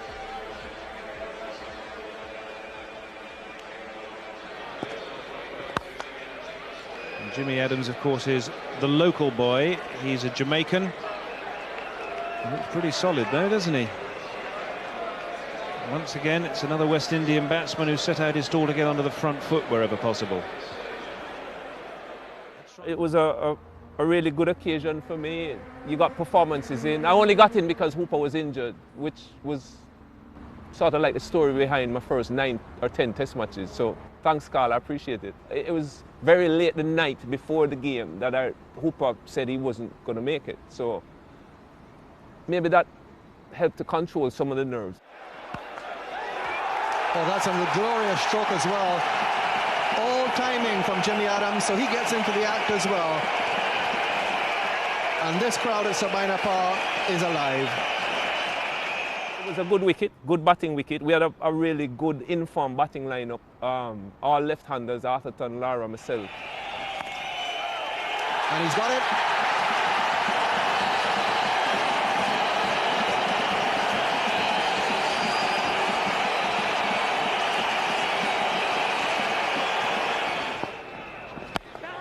He's got it this time. Murray's out of the blocks, and an excellent and invaluable 50 for Jimmy Adams and the West Indies. You do it in front of your home crowd, to lift your bat for a Test 50 here. It was really, really special. I managed to get a 90-something. Disappointed I didn't get 100, but really happy to have gotten a score. Well, this is the time when if you're Jimmy Adams at the non-strikers end, your heart's in your mouth for a couple of balls, while Courtney Walsh has all the pressure. If you get out, you really have let your partner down. Oh, that's close too. And out, yes! Steve Buckner confirms that Courtney Walsh has gone. It's the last West Indies wicket to fall. Jimmy Adams will have to trudge his way off this field. satisfied he's done a fantastic job for the West Indies. I hadn't played a test for 2 years. So, you know, in those days, the competition for places was really, really tough. So whenever you got the opportunity, you wanted to just keep reminding the selectors, you know, if there's a slot available, give it to me and don't pass it on to other guys who were, to be fair to them, Roland Hall, Shave, all of them were scoring runs. So it was important from that point of view to get runs as well. Would have been better if I got 100, but yeah, I'll take the 90. It could have been worse, you know. You hadn't scored a test century up until then, but you went straight from Jamaica and you did get that first test 100. Yeah, I got it in the second test in Guyana. Batted with Shiv for a good while in that. I think that was Shiv's first test match. And for me, it was good to finally get that load off my shoulders. You know, I knew what it felt like to wait a lot of years for the first class 100. And yeah, you'd been knocking around. You still weren't too sure about your spot in the team. So to get that 100, I was thinking, oh, well, even if Hooper came back, maybe there might be a place for both of us, which was significant for me. He's never made a test 100, that's the key. He'll learn to relax. If he makes one, his second one will come easier. That's it this time. Full toss from Salisbury. Adams puts it away. The first thing he acknowledges are his teammates in the dressing room. And a brilliant moment for Jimmy Adams. His first test match 100. And it couldn't be more well-deserved. Let's fast forward some years now. You came back to Sabina in 1999 against a powerful Australia team. That turned out to be an historic victory. Talk to us about that match. Well, first of all, context. We got skittled for 50 in Trinidad. Lara's neck is on the chopping block with the selectors on the board, and yeah, things weren't as great as they could have been.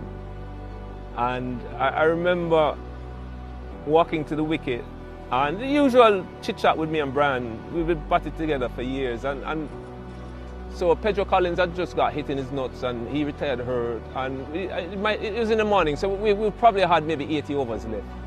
And we literally just started counting down overs. So at the end of the over, Brian would say, right, Jimmy, we've got 79 left. And I would say, okay, we've got 62 left. I guess the underlying theme for both of us, you know, we're going into lunch, we've got 2 of us to lunch, and we just kept going. And I think both of us by then were old enough to realize when momentum was shifting. And yeah, pretty much between lunch and tea, we knew, we kept saying, you know, if we are here in 8 overs time, we'd have really taken this game away. And we kept going and we kept going. No ball, smacked down to the long on boundary for 4 runs. Lovely shot. Found the gap between mid-mid and mid-on.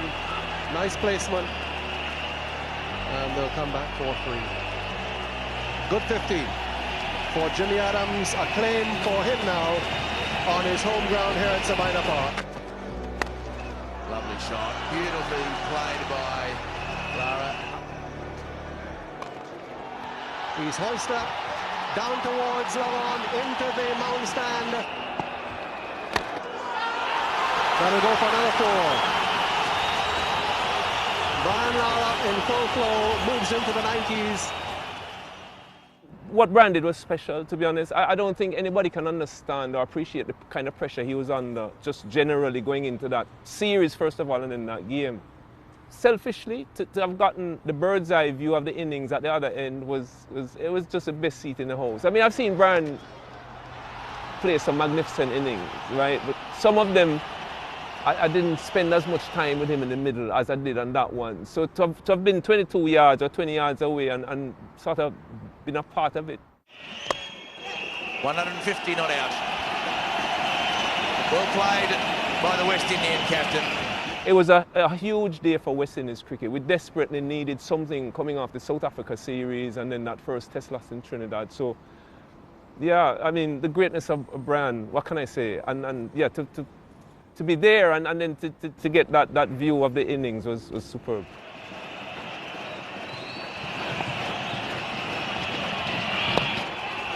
There it is. He has whipped it past mid-on, and Matthew Elliott's got to beat a lot of people helping him field the ball. So the umpire will give him 4 runs.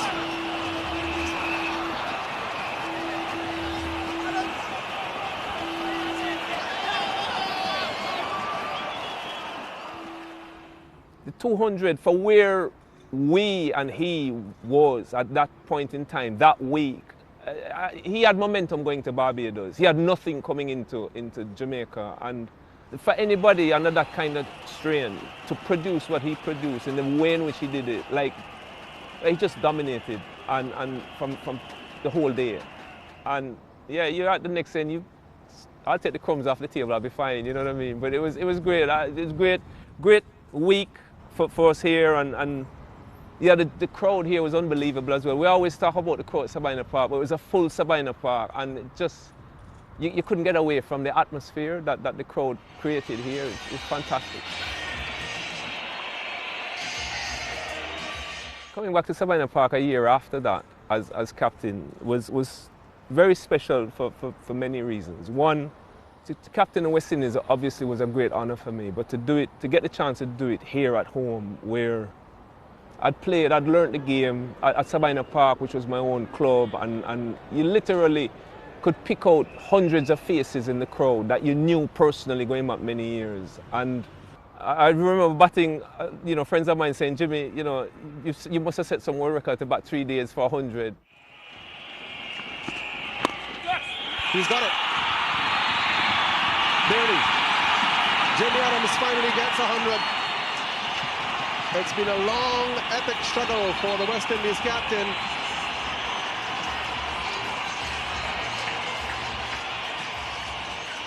Yeah, it was just getting a test 100 as captain at home at your club ground. Yeah, I had some champagne after the game. To me, it doesn't get much better than that. Courtney Walsh breaking a world record in the same game. Message being sent to Courtney Walsh there. Patience does it, Cuddy. Of course, he can't afford to be too patient. Only 2 wickets left. It was getting to a point where I needed to take him off. And I was like, Courtney, and he kept saying, one more skip, one more. And it was starting to drag, and I was like, listen, I might have to make a call here. I was the most relieved person when he got it, because I was thinking people were going to say, Jimmy, you're captaining this thing just for your friend and all the rest of it. You can tell how keen he is just to finish off this innings, to get this wicket. Take on, that's it. Courtney Andrew Walsh is now Test cricket's leading wicket taker. The West Indians surround him on the field. There's this picture of Wavell Hines like hugging Courtney or almost lifting Courtney off the ground. And Wavell is a generation behind me, but yet Courtney had literally raised all of us, right? His mum had looked after us. If there were nights when we didn't have food or we were struggling, if we needed kit, he would bring kit back for the lads. And there was so much love for him. There is no more admired cricketer in the game today than Courtney Walsh. You can see what Courtney meant even to that young generation. Some of them from Jamaica, some of them weren't, but he's always had that effect on people because he's a giver, and he gives of himself, and he loves people. And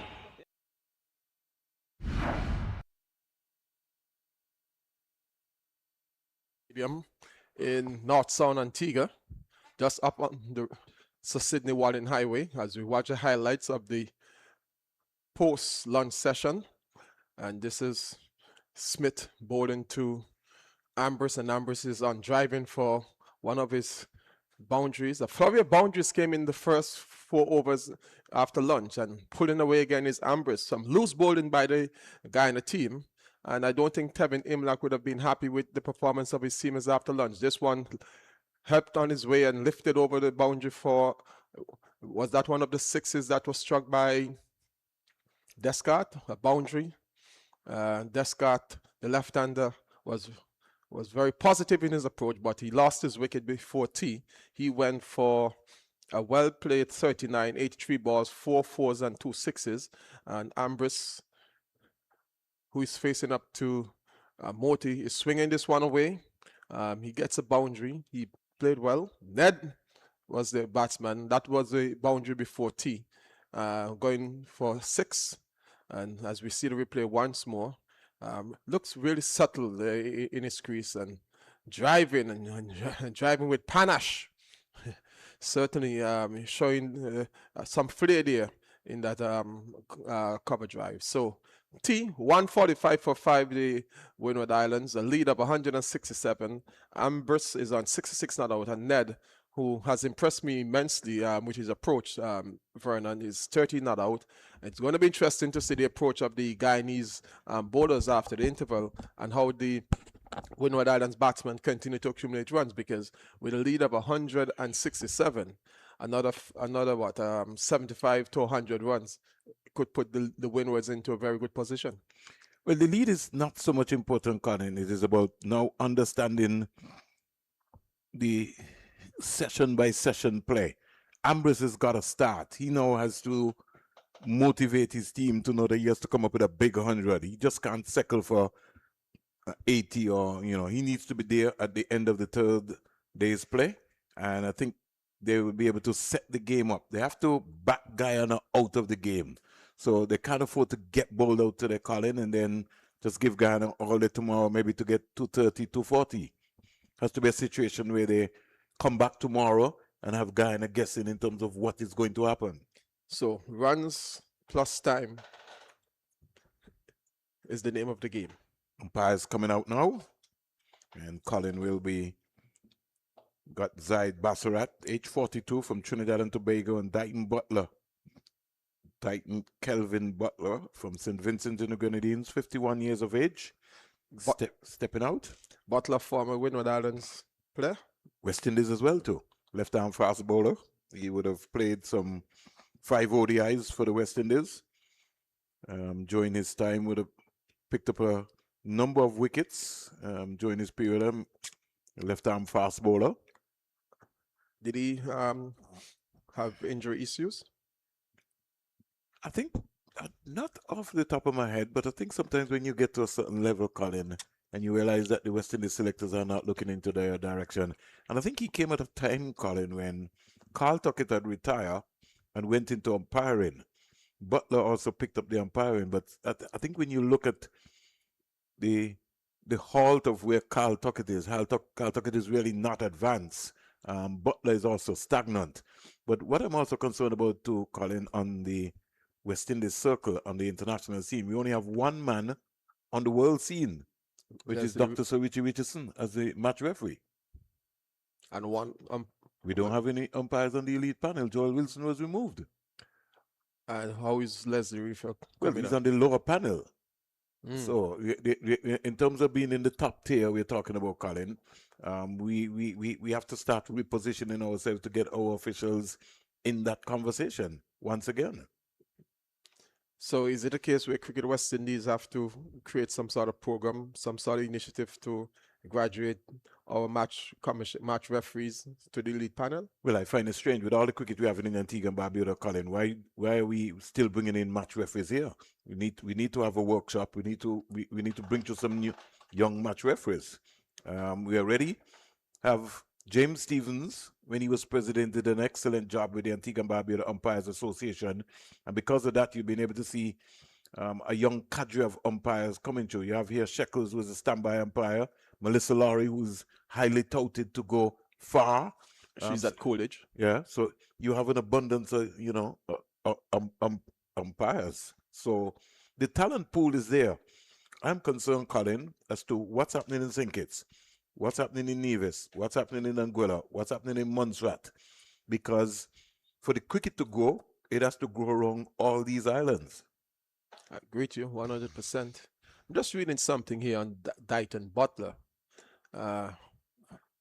He got a spot on the West Indies ODI team on the strength of a rich haul of 31 wickets at an average of 22.67 in the 2004-2005 Caribbean Cup. He took only 3 wickets in 3 one-day internationals in the India All Cup against Sri Lanka and India. It says, despite a lukewarm 2005-2006 domestic season, 9 wickets at 29.44 in the Caribbean Cup, and 4 victims at 43.50 in the limited overs KFC tournament, he was included in the 2005-2006 tour of New Zealand.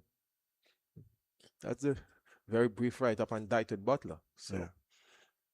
he might have said to himself, well, my calling is not in the field of play, but behind the stumps. Yeah. So he's certainly done well for himself so far. 40 first-class matches, 89 T20s, 5 ODIs. So still got a long way to go. He will start. Colin, 145 for 5, lead of 167. So it's Ambrose facing up to Pramall, the left-arm spinner, twirling his arm around and very energetic, very busy, feeling to his own bowling in the onside. This is going to be the very interesting part of the game, Vernon. It's going to... The first hour play after First tea. hour, yes. Anytime after a break, batters tend to lose concentration and bowlers sometimes tend to lose their line, as we saw after lunch with the Guyanese seamers. There was where Ambrose and Descartes were able to capitalize. 145 for 5. Ambrose 66, Ned the non-striker 13.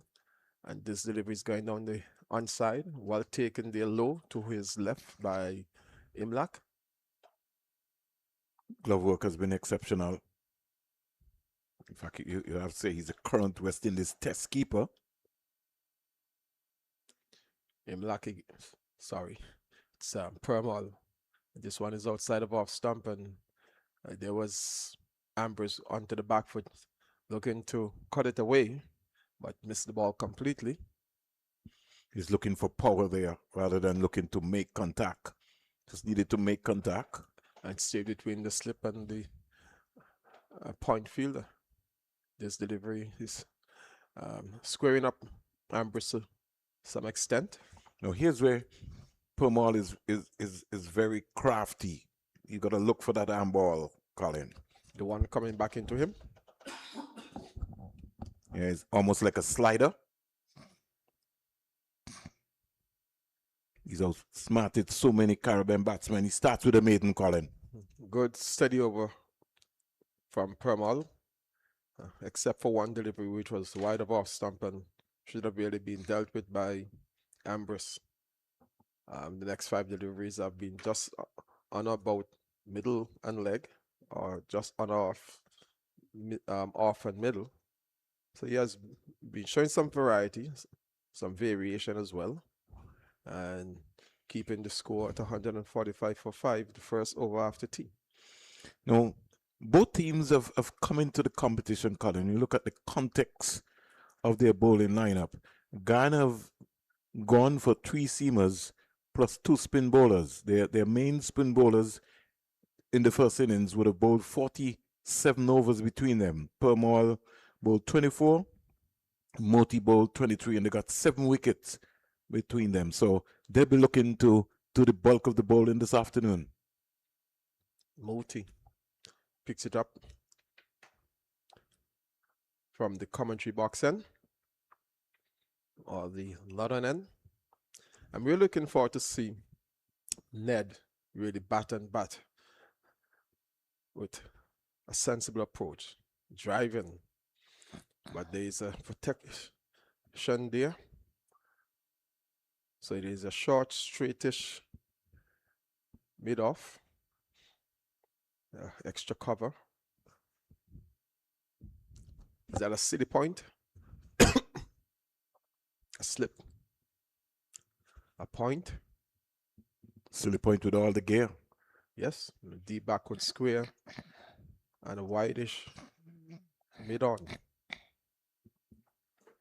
And a long on. Oh, he's out caught. Oh. Driving straight to the fielder. That was a well-set field, and he fell into the trap. This time, Pramall took the catch. Darren Ned is not moving. The umpires are having a discussion. They're having a discussion. I thought he took that cleanly. From where I'm sitting here, that looked like a keen catch. Yeah. And Bassarat is having a discussion with Butler. Yeah. Now that I'm going to swear for Kima Paul. But are they saying it's a bump ball? He's giving him out. I couldn't understand the hesitation by Ned, because he clearly got full contact of the bat onto the ball. And Paul, although he would have missed one, and Missed two, Colin. yes. I don't think he would have been that cheeky to have not taken the catch and indicate to the umpires that he would have taken it. I credit him with being a good sportsman. So he's out caught by Kima Paul, Darren, Ned. And just when I was thinking that, I was in for an evening where I would see a young batsman blossoming. Ned gave it away. Maybe Moti held that one back a bit. And he was into the drive too early. And given what in my view was a simple catch to the short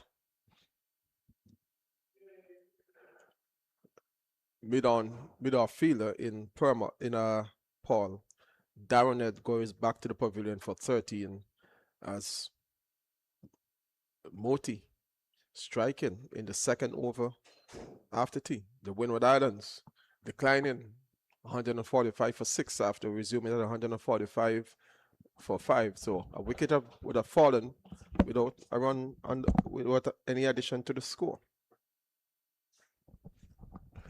The new batsman for the wicketkeeper, Leo. Leo has come to the crease to partner Ambrose. Just like Ned is the first I'm seeing Leo Vernon. Any intel on him? Not much. I think he looks like he's just started. Windward Islands seem to have a slight issue with wicket keepers. He's from Grenada, age 22. We played some 2 matches. Not much to talk about. They get 3 runs there, testing the arm of Permal. That's what we're talking about, Colin. It's very sloppy in the field, Permal. That should have been 1 run. And he misfield, gave the batsman the opportunity for the second run. And then in terms of his recovery to get to the ball, he was very lethargic.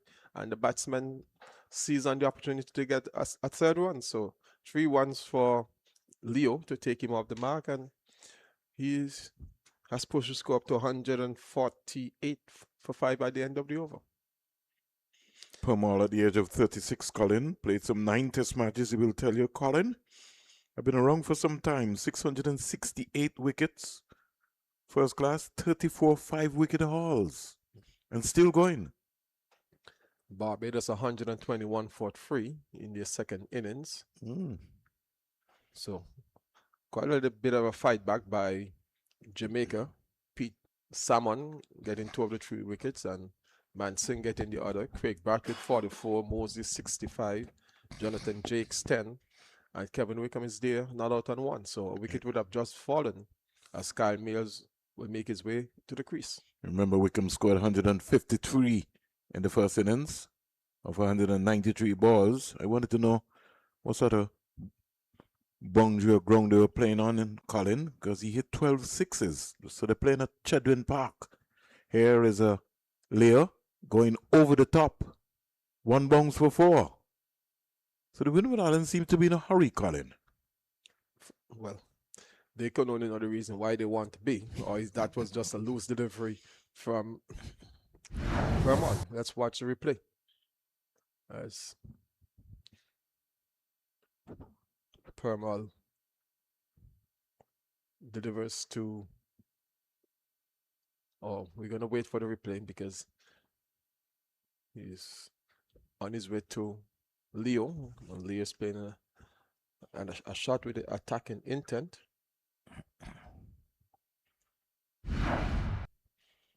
But can't pace the field. Left-handed Leo, and he's hiking this one. It's for a moment, it looked as if Permal was settling on there to take a catch, but it had already covered him by the time he realized that he just had to go and retrieve it. That's a big 6 there from Leo. So Leo has some aggressive intent. So don't know if the instructions from the dressing room was to get after the spinners, don't let them settle, get on top of them. Let's watch the approach from Leo again to Permal. And he's out, leg before wicket. Is he? Yes. sent on his way, struck plumb in front on the back foot between wicket, and the finger of umpire Butler raised after a little bit of consultation among himself. And there goes Leo, leg before wicket, standing with the foot planted between the tree stumps. No way he was going to escape any favors from the umpire on that occasion. Colin, you remember I was telling you about the slider? Look at Leo. Look where his bat face is. Not being straight. Pumall outfoxes all of the young batsmen that come to the Caribbean. You always got to remember that arm ball and the slider. If you miss it, you're in trouble. Ryan John, your partner coming out, Colin. Yes, and Pumall wasn't flustered when the previous delivery was struck for 6. Because he knew he had that in his armory. And he was just enticing Leo, to go after him. He just brought on the slider, a little quicker delivery, and beaten Leo was, and out-trapped leg before wicket. So 2 wickets in quick succession for the addition of 7 runs, or is it 8 runs? Maybe more than that. We didn't have a boundary and a 6. 158, so the addition of 13 runs. And those came very quickly. Most of them from the bat of Leo. Well, last season, Pumall bowled 260.2 overs, 58 maidens, 32 wickets with 715 runs. 6 for 75 was his best. And he's still twirling away. Ryan John comes out. What will be Ryan John's approach? From 6 matches last season, Colin, 226 runs, 493 balls. The century that you talked about against the Windward Islands, 109 was his only big major score last season.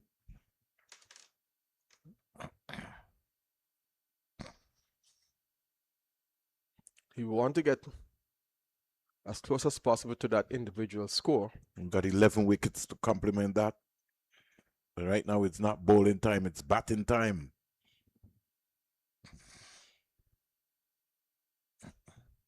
In the first innings, he scored a very patient 42 until he got out. Faced 80 balls, batted for 85 minutes. And that's when I said to you, Colin, that I think that they missed the trick. They reached 286 and he was the last batsman to get out, approaching the 300 to get that batting point. And, well, if it wasn't done, maybe there's where the coach should have sent out a message. Get us to 300, at least.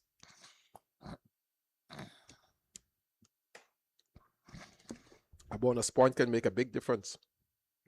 We saw some years ago Windward Islands losing the championship by on more than one occasion, 0.2 points.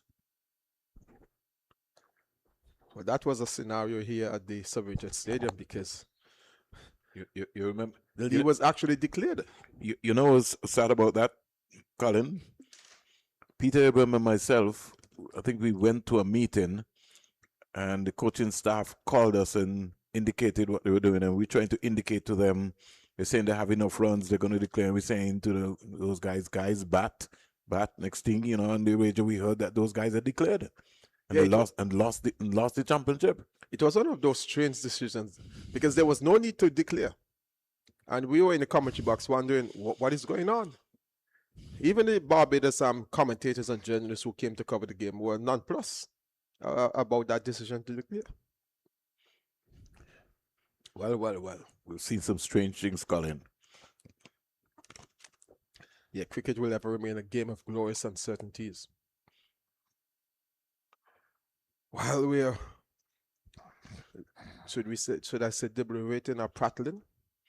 And that's why I was telling you, Colin, about the preparation. How do we prepare, folks? If the team is 294, Colin, for 7, no coach is supposed to tell you that when you get to 300, you're going to get a batting point. You should know that. You should know. You should be told, even before the game starts. You should have a little meeting, your team meeting, leading up to the tournament, leading up to the game. You emphasize these points. And you can also do some PowerPoint presentation and give to the players, so they have them in their rooms. But you can put them up in the dressing room put as them well. up in the dressing room as well. So there's also a reminder. Remind folks. Yes. That's the difference, Colin, about the elite teams and the teams who are trying to be professional. Because you can't remember everything. No. So your vision, you just need to see it all around you. You need a reminder. And you put up these little PowerPoint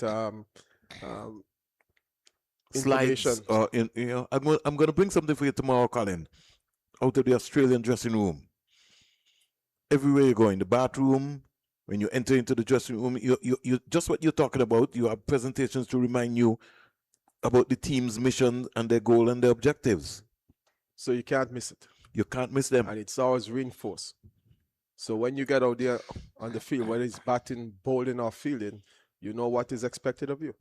And you know what your mission is, and your objective, and what you want to accomplish. So it was a maiden over by Moti as Permal continues. And this one is tickled on the onside. Will they attempt the second one? No, somebody could be in trouble. Well, wisely has they to didn't. get back into his crease. That was good. Fielding is that Nando? Moti. So he had to travel some distance to his right, and he got there, and picking up with his left hand and throwing it into the gloves of wicketkeeper Imlak. So he's showing some energy apart from his bowling. He's really showing some energy as well in the field. And that's a good sign. He's really showing that he's an international player. And that's what you want to see about the international players. When they come back to the domestic level, they demonstrate and stamp their class.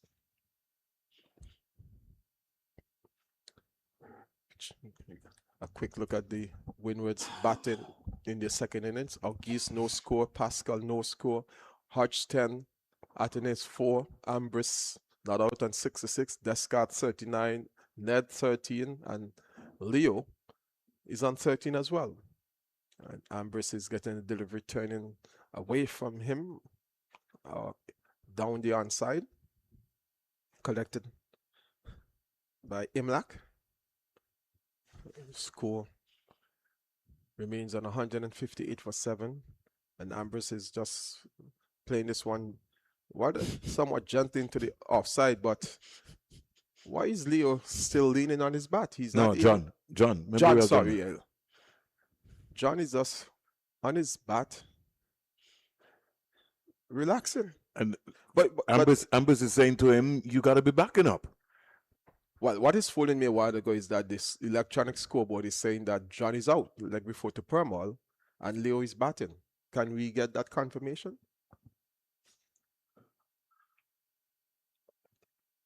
Leo is the non-striker, or is it John?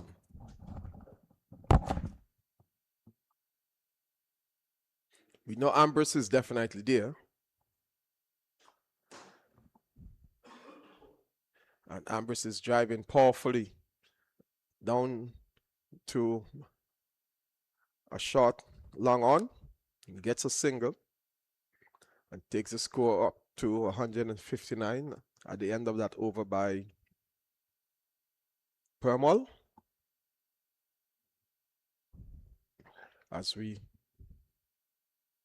ascertain whether it's Leo or John, the scoreboard electronic one has indicated that it was Leo who was leg before, and John is going to take up the non-striker's position after Ambrose got that single off the last ball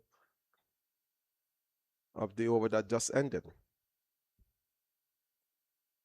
Moti digging this one out is Ambrose, beating the fielder Moti and getting a single down to short, long off.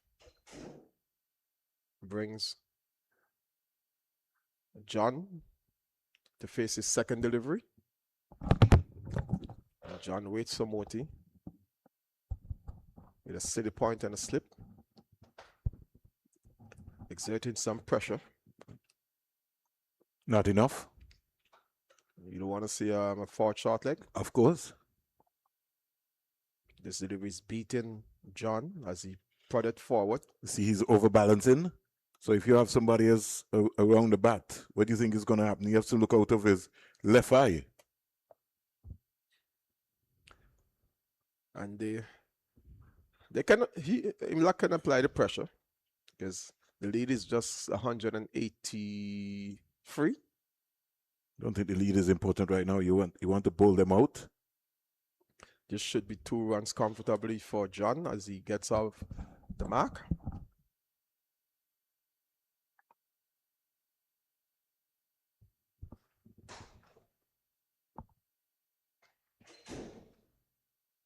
He actually moves on to 3. He was already on 1.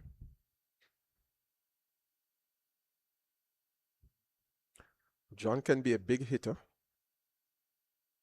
as demonstrated against the Windward Islands last year or last season. But this delivery is coming forward and beaten again. Ball beating the bat and taken by Imlach just above his shoulders, jockeying to take it as well. Moti and John is playing it on the onside. Maybe initially thought about a single, but he knew that wasn't on, and he just went back into his crease. But that brings up the end of the over. 51 overs have been completed in the Windward Islands second innings, and they're 163 for 7. With a lead of 22, they're 185 for 7. So, as Werner was indicating, this lead is not as important for Guyana as opposed to be taking wickets, because if they get to score anywhere between 220, probably 230, it should be within their reach. But stranger things are known to happen in this game we call cricket, so you just have to wait and see how it actually pans out and stay focused on what is happening in the present. And this delivery is turned into the onside by Ambrose. He gets another single.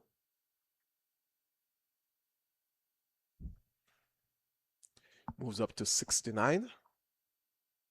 And brings John the left-hander into strike. Sorry, John the right-hander. Leo was the left-hander for his brief cameo with Ambrose. And John, almost like he's having not a bat, but some sort of lumber in his hand, waits for Permal, and this delivery spinning away from him, wide of off stump. Went outside calling and listening just to get some sound. We don't have an outside microphone here, but a lot of chatter taking place outside. Obviously, on the field of play. Obviously, the fielders are trying to get into the head of the batters. But I think they've left alone Ambrose. They're maybe going after John now. He's steering this one. Something makes me feel, Colin, I'm smelling something that there's a run out somewhere around the corner. Well, with John's anxiety to get singles that are non-existent, he may just lose concentration on one occasion. Permal is asking a question as John comes forward. John is over 6 feet, and so if he pushes out, there's hardly any opportunity for the umpire to rule a leg before decision if he's struck on the front foot. And he's driving, but straight to the fielder at extra cover. That brings up the end of another Permal over, and the score just inching on by that single. Well, was it a maiden over? I think it was maiden over. Yeah, maiden over. The score remains on 164 for 7.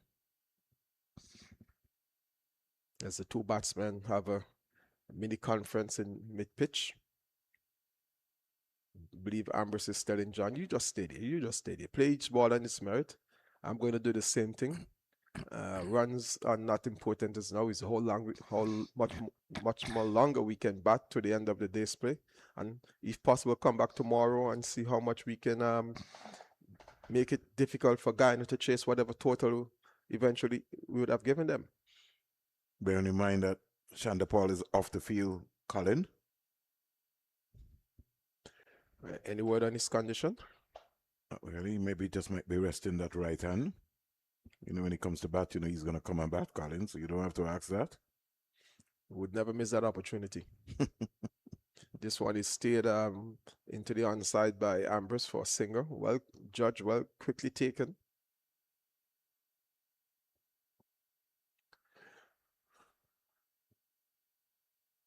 The Windwards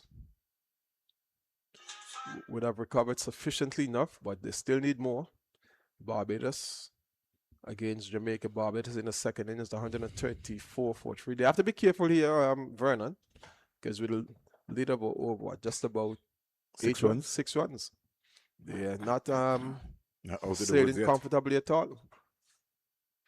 And they may just be caught in the Treadwind Park.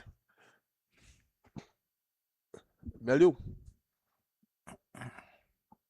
Wickham 9, Mayers 5, the not out batsman. Bradford 44, Mosley 65. Drake's 10. Still to come is Carl Mayers and company. He's here. Good. And they should have some good depth in that team. Over at Coolidge, the Leewards have lost another wicket. The captain, is their captain? Carty has gone for 8. Graves is still there on 27, and Hamilton was just come to the crease facing 4 deliveries. Is not yet off the mark. Any hopes of a Leeward fight is going to be dependent on the captain and vice captain. I think the entire team. And here is he putting forward. Is he out? Yes, he is. Putting forward and getting the edge. And as you were indicating, Vernon, bringing the forward short leg fielder. And there, John putting forward, taking the bat and the pad, and thus going easily into the hands of the forward short leg fielder. John goes, caught at forward short leg of the bowling of Moti. And the Leewards continue their decline, and they have now lost their 8th wicket. And no doubt the Guyanese will feel that they have this game in the bag, except for some fireworks by the Windwards for the last 2 wickets. 165 for 8, and we're in the 53rd over as John goes back to the pavilion, and he would be very disappointed with that team dismissal just a while ago. Yeah. They just seem to have fallen down flat on their face here. The Windward Island Volcanoes just losing wickets at regular interventions.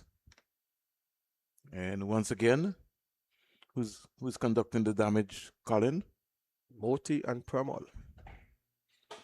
It was always on the cards. Certainly always on. That's why I was saying to you, you have to give credit to the seam bowlers and Smith, Paul, and Thorne, because they kept the pressure on. So once they got the first 4 wickets, you know that it was also going to be pressure coming from Moti and Pamal. The first innings between them, they picked up 7 wickets.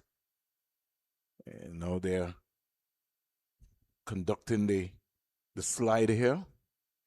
The problem is can Ambrose find somebody to bat with him?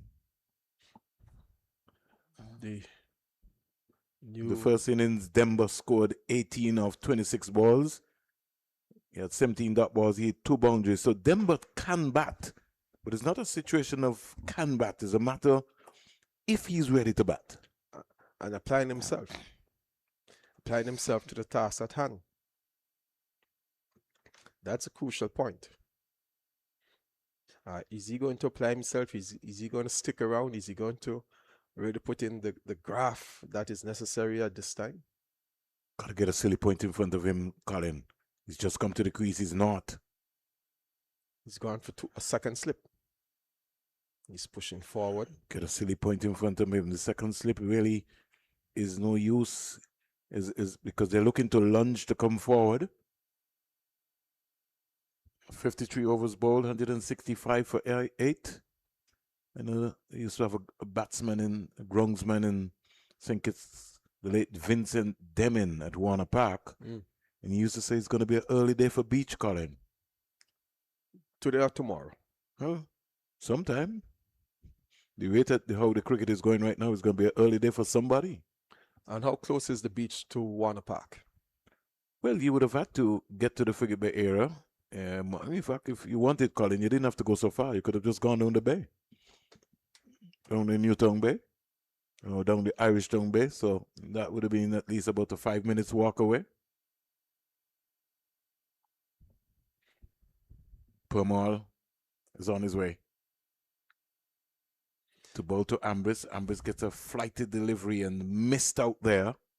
I think he's maybe worrying Colin that all these wickets are falling around him. And he wants to increase his individual score as quickly as possible. Or he's going to play the sensible role and see how much he can accumulate and eat up some more time. Well, he's got to start. He knows for sure that he cannot get out now. It really wouldn't make sense. So he just needs to find somebody and see if he can get a partnership going. That's the big question. Can he find somebody?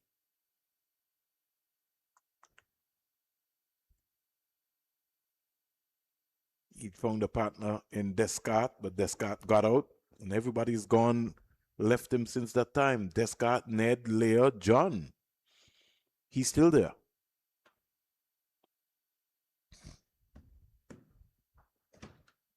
Is 188 enough? I don't think so. Anything below 275 is not going to be enough. Might still have a game on our hand. Don't know if it will be a tantimal game, but on the fourth day, I think we could still have a good game.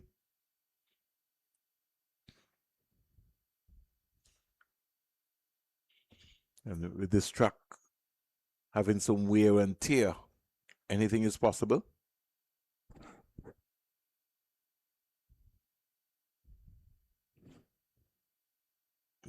Denver just groping at a flighted delivery from Permal. He's on naught. Ambrose is on 70. Permal. Flatter, faster delivery. 1 run out of the over. At the end of 54. The Windward Island Volcanoes are 166 for 8. Permal picking up 1 for 27 and creating pressure, some 55 dot balls within the process. It's been a lovely day here in Antigua and Barbuda. Good weather, good cricket all around. Only thing missing are the spectators. And we don't expect any spectators anytime soon. So we'll just have to go with the flow. Lead 188. Ambrose 70. Waits for Moti. Comes quietly forward. Can he trust Denver? That's the big question, Colin. His approach here is going to be very key. Emla has set a semi-defensive field. Is looking for a sweep, but I think that is outside the line of the leg stump. More or less of exercising his lungs more than getting that decision, Moti. Flighted. Ambrose thought about it to hit it inside out over cover, but in the end just defended with his top hand. His mental fortitude is being tested here, Ambrose. Down the onside. Worked away. Anderson is after it. And they come back quite easily for 2 runs. Did get some bat onto that, so it takes him up to 72. The score in the meantime trickles on.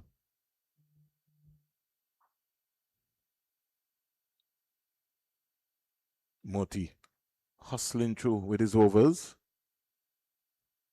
Here is Ambus driving, but can't beat the fielder at cover, who's put his body on the line, diving away.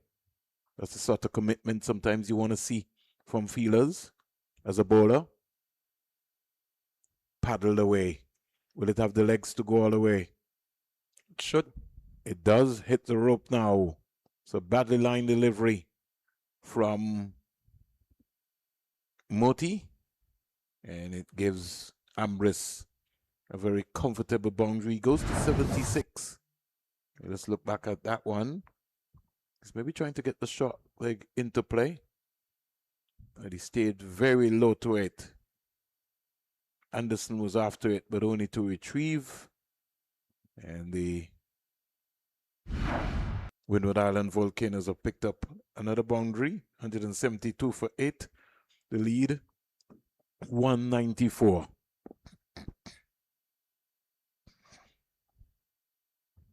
So the big question is being asked, Colin. In a 4-day competition, did the Leavers have the most balanced team going into that game? Not from what I know of the players that were selected in the final 11. Colin has shared his view. As you can see, Colin, he's bold. Denver is bold. Ambers just turned his back. He just couldn't believe. He's trying to get fancy.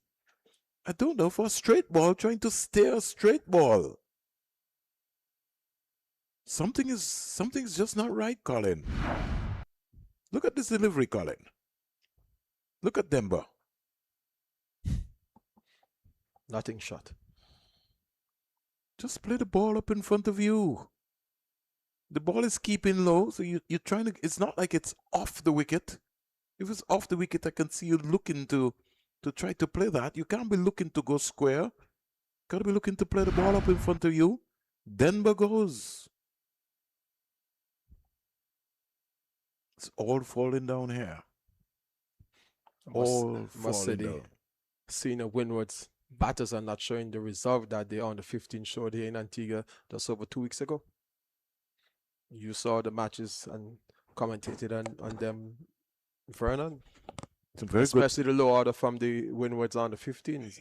They were able to put it together. Yeah, they maybe need to hire a couple of those under 15 players. Because certainly these big professionals certainly not really understanding the game awareness here and what is required. It is now, Colin, 3:40 in the afternoon. And well on the way of being bowled out 1 hour after tea. If they bowled out before 5, it means that we'll have at least an hour's play. Counting in the 10 minutes for the innings break. And that would depend on how many overs I think we'll have remaining in the day's play as well as too. Yes, because the spinners are operating too. Yeah. But they're really getting through their overs here. I can tell you that. Can Tyson put up some resistance?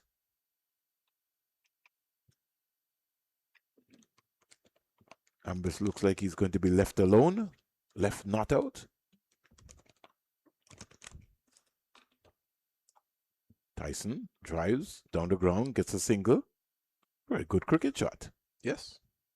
He's off the mark straight away. Score goes up to 173 for 9.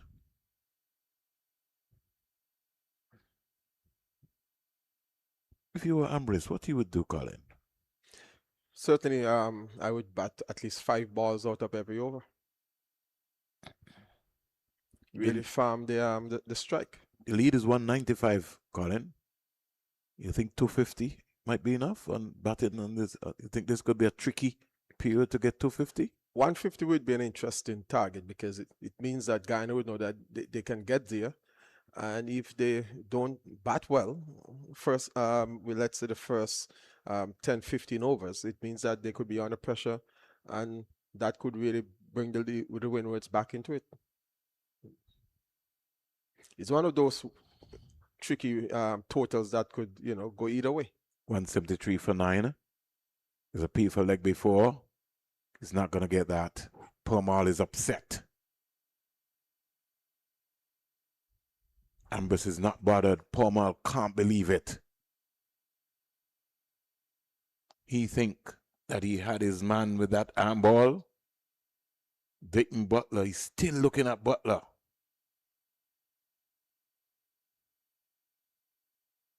Both would have represented the West Indies, so some level of respect there.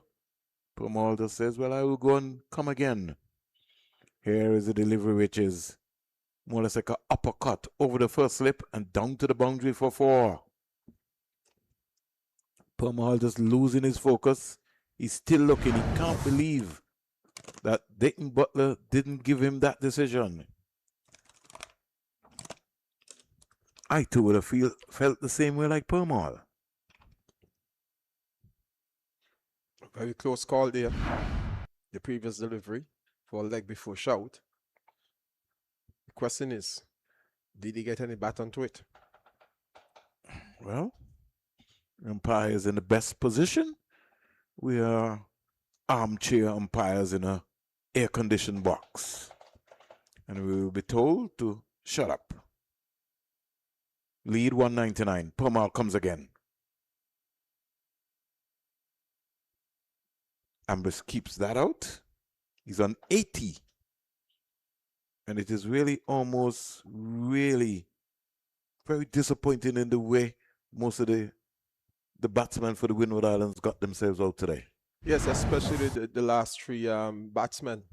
They really didn't, give the bowlers, make the bowlers work for their wickets. They actually played into the bowlers' hands, and they gifted their wickets away. They should have done better in the circumstances, and now it's down to the last pair to see if they can get this total up to close to 200, or the lead up to 200. I don't know. I'm not in the Windward Island Volcanoes dressing room, but some of the shots that I saw today were indicating to me that they were trying to get to 250, 275 quickly this afternoon. And that wasn't necessary at all. Well, to us, it maybe might not have been, Colin, but to them, we never know. Because the longer you bat into the 4th and final day, the better it is. And dropped, was it?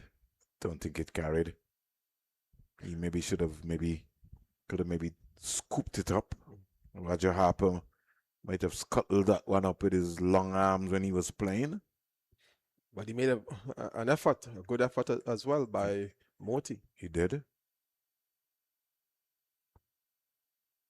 Ambrose applauds. You would do the same thing, right, Colin?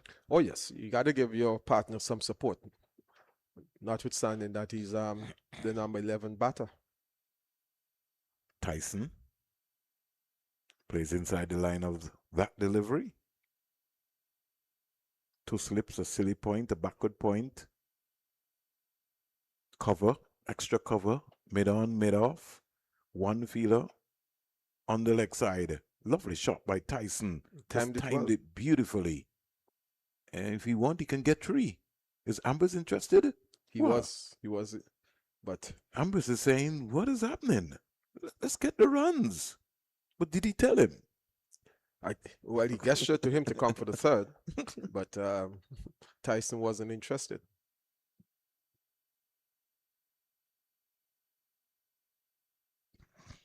Torn had a long run there. So I think he's maybe said to Ambrose, I'm more comfortable facing Moti. Yeah. Permal maybe a little bit more trickier for Tyson. Over comes to an end. So he's done his job, Colin.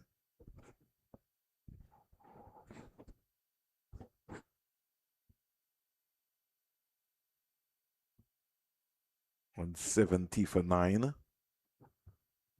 This is the kind of approach, Colin, that sometimes worry you. You got a good batting track, and you see a flurry of wickets just tumbling down. We've had 10 wickets fall so far for the day's play. If you're listening for the first time, you think that the wicket is not playing good at all. Still a good batting pitch. Still good for batting. if your number 11 can be coming in and reading the line of the delivery and pulling the bat inside of it and showing good application, why couldn't the others do so? It's all down to application and playing each ball on its merit. From the moment they lost their 6 wicket that of Descartes, it has fallen away for the Windwards. Tyson turning blind, Colin, and he could be run out. Oh, had that struck the stump, he would have been running straight back to the pavilion. He turned blind, looking over his shoulder. Ambrose is coming down to him to say, you got to pay attention. Got to be more alert. And that's why I was saying, Colin, I think we're concentrating on fitness and a lot of, practices. But I think we're missing up here. We don't think we're doing enough work with the mental side of the game. That's a good shot. Very good shot. Straight back over the head of the bowler, down the ground for 4. This is Ambrose now approaching the 80s. It's gone to 86. More approaching the 90s. Just beginning to expand himself. Show some array of shots all around. Permal into Ambrose. Ambrose is getting cheeky. Big effort there.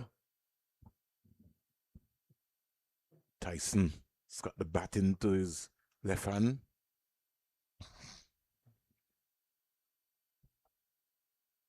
Now he's giving him 2 balls to face or to survive. He has to be mindful of that slider. Because Permal, he's outsmarted so many Caribbean batsmen,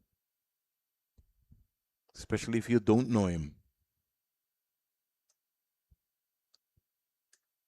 They come forward and they get an easy single.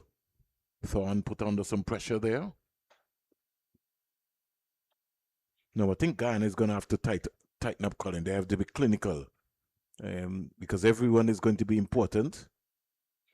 And it's easy to say, yeah, we can get those runs.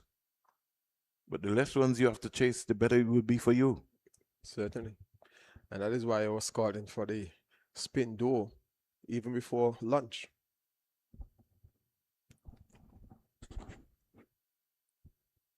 Here's Ambrose. Oh, poor fielding. Oh. Poor. Is that Kimo Paul? Yeah. That bunch will take Ambrose into the 90s. Yeah, he's gone to 90. That was Kimo Paul not looking at the ball. And the fundamentals.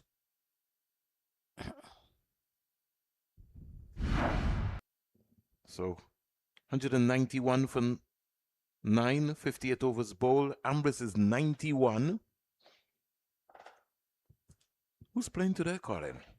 Oh, it's a Champions League quarterfinal, second leg between Liverpool and PSG, Paris Saint-Germain. Who are you backing, Colin? I'm always a Liverpool supporter, but they're 2-0 down from the first leg, so they have a mountain to climb at Anfield. Well, it's almost like the Windwards having a mountain to climb here. They lead by 213. Over in Spain, it's an all-Spanish game between Atletico Madrid and Barcelona.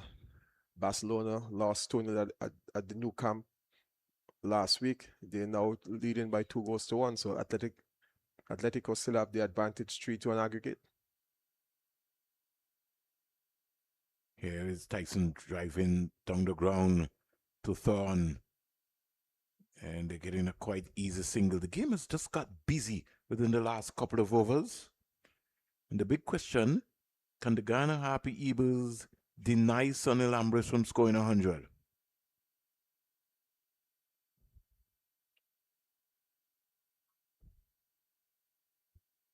.214 is the lead. Field spreading wide for Ambrose. Yeah, so if he wants it. Long on, long off. Mid-wicket.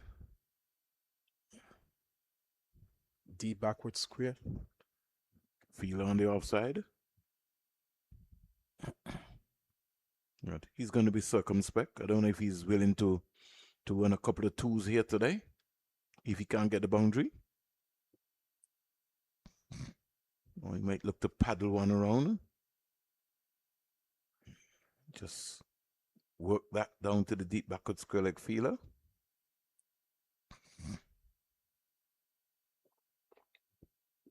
Goes to 92. 193 for 9. Get that silly point in. One might just hit the glove, pop off.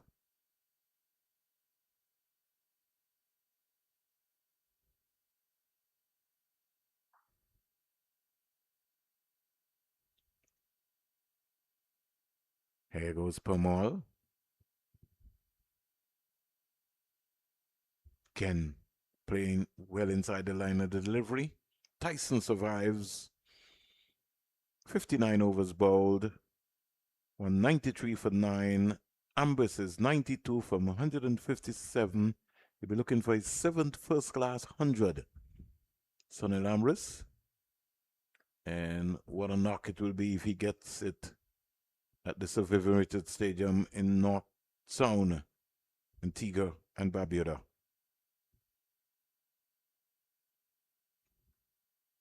It's 50. Seems like a long time ago. Came off 68 balls with 9 fours. It's approaching 100. Permal to Ambrose, just turning it around the corner, but not attempting to take a single because he knows that he has to bat at least 4, possibly 5 balls of this over before he allows Permal to get at John. He's driving straight. Ricocheted off of the stump. That was hit ferociously. He really wanted to go real straight. Umpire Butler had to be skittling out of the way. But all along the carpet, as they would say. For no runs. Simply because of what Colin said. There's a little cat and mouse game taking place. He's looking for the boundary. Pomal will have to be flatter and faster. It's gone past of Anderson. Reacted late and down to the boundary for 4. He flashed hard. And Anderson looked like he never saw the ball. He was more taking evasive action than anything else. That was from a previous situation in the game, well before lunch, that replay. Yeah, that was the 6 that you were talking about, Colin, from Descartes. It was clipped over deep backward square. Ambrose 96. Anderson now is pedaled back to give himself some room. Here is Ambrose trying to force it past the short mid wicket. Nando comes around, can't score. 96 from 161 deliveries. Sonny Lambris scored 100 last season. He'd want to register one at the start of the season here. He's down the wicket and hitting it straight down the ground. Will it have the legs to go? 100 for Sonny Lambris, the senior pro. He raises, he's going to raise his bat, takes off his cap. 162 balls, 16 boundaries, a strike rate of 61.73. What a knock by the senior pro, Sonny Lambris. If someone deserved a century in any form of the game, especially at this first class level, it's certainly Sonny Lambris for an innings of patience, an innings of guts, an innings of maturity, and also some very good stroke play from Sonny Lambris. Really deserved his century. He's not finished yet, as the song would say. He's not done yet. He's calling for some more gloves. Dressing room for the Windward Island Volcanoes reacting very late. He wants some water. Somebody should have been thinking about that a long time ago. Let's see the moment, Colin. Let's relive the moment on the television when it all happened. Nice use of the feet. Hit it straight down the ground, split the long on and the long off. All they had to do was just retrieve the boundary. And what a knock by a senior pro. Sonny Lambris has really served Windward Islands cricket, the number 3. In his heart, I know he'd be very disappointed in the way some of his colleagues got out today. But that's a personal milestone for him that he'll remember for a very long time.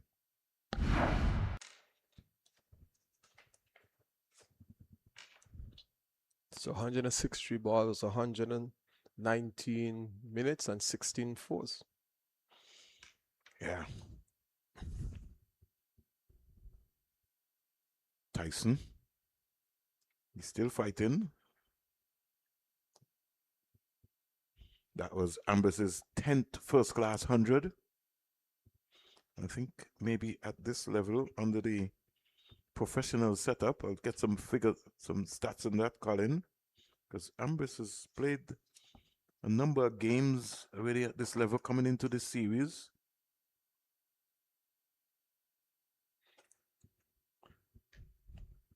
He's not afraid to give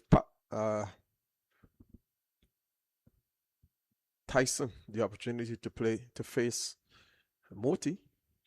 There was Tyson trying to heave at a delivery that was flight just on about the off stump, and luckily for him, it spun away from him and into the gloves of the wicketkeeper. Now, this is his 5th 100, Colin, at the professional level, the regional professional level. It started in 2014, 2015.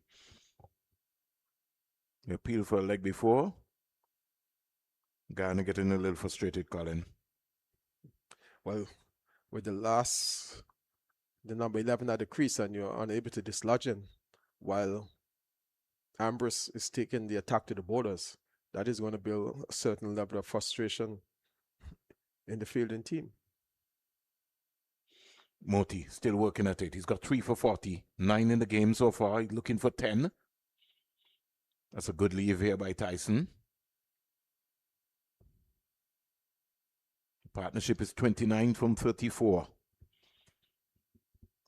Crucial 29 runs here. He's turning this into the onside. He's done his job. Maiden over by Moti.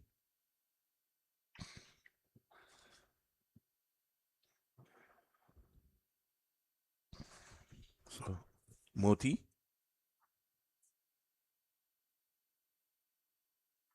Done and dusted.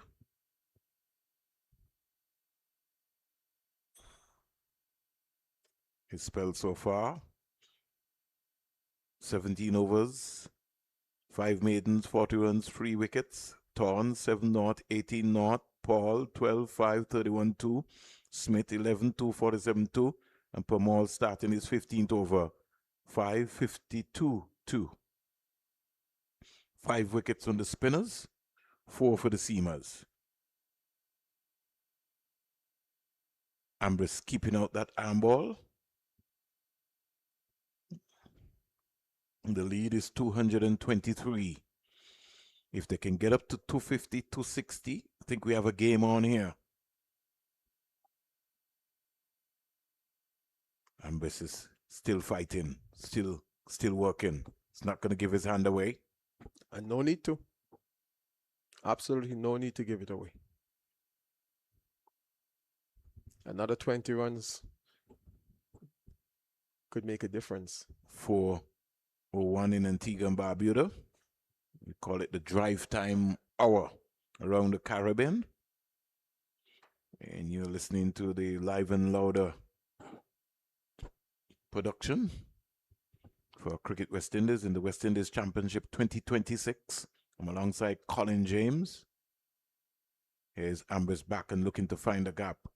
Can't beat Kim or Paul, who is deep at backward point. Score remains on 201 for 9. Ambrose is on an even 100.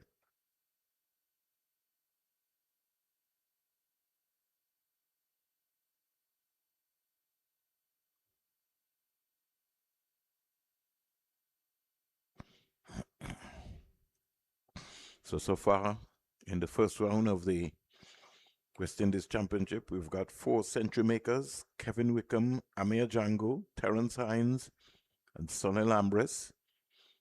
So each venue to date has produced a century maker.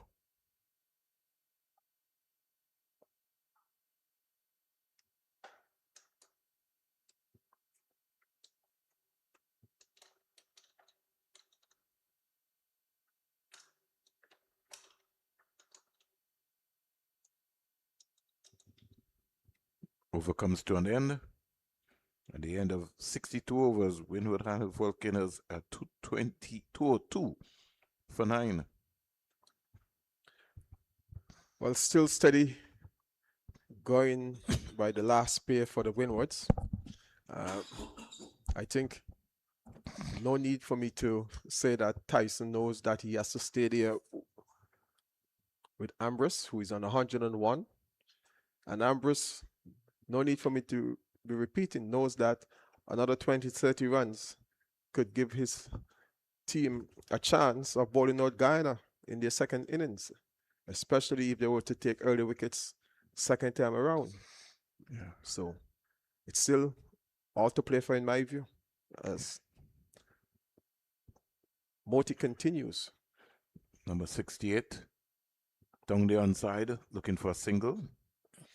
Not interested. In the 2025 West Indies 4-Day Championship, where there were some 28 matches played, a total of 42 centuries were scored.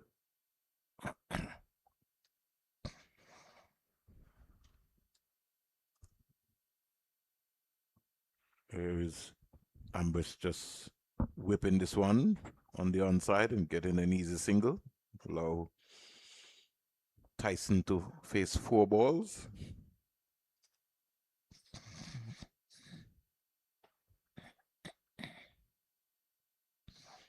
Two or 3 for 9. Short leg now goes to Silly Point. Slip still in. Moti to Tyson. Tyson kills that. Almost like, you remember those days, Colin, playing, well, in sinkers we call it one tip.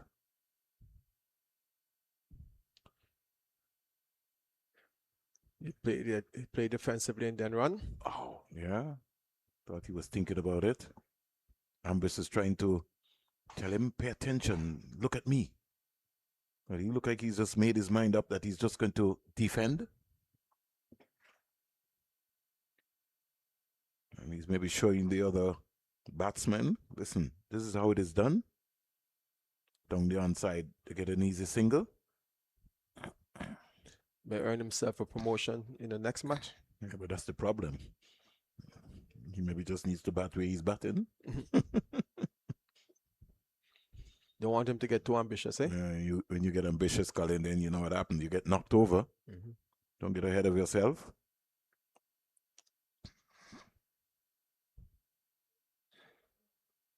Ambrose looking to try and steer that part first slip. Missed it completely. Good take by Tevin Imla. 63 bowled.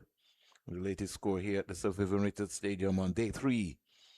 The Windward Islands are 204 for 9. As I say, good afternoon to Basil Butcher Jr., folks in Guyana. Sean Devers, he's looking at his television, sends greetings to you as well, to Colin. Thank you, Sean. Would have been hoping to see you here in Antigua to give us some help in this coverage. He said he didn't like the format of the competition. He wasn't really able to raise the necessary funds just to come to Antigua for 3 weeks consecutively. You're talking about not only airline ticket, but also accommodation, food. And then you have a 4-day period between the start of the game and the end of the game. What are you going to do in that time? 204 for 9. Pramal still going at it. Starts his 16th over, 2 for 53.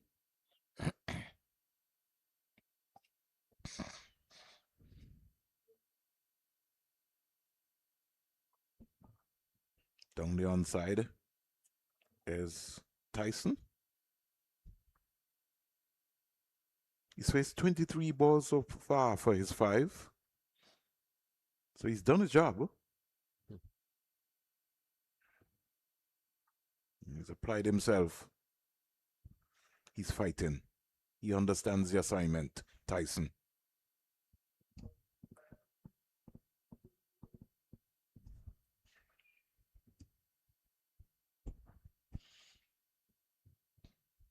Forward he comes. 102 to Ambrose on the non-strikers end. The lead is 226.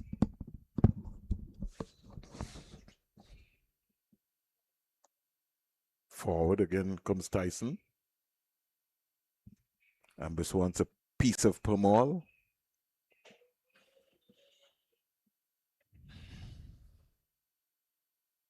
Right now, Windward Islands Volcanoes should be thinking about batting time.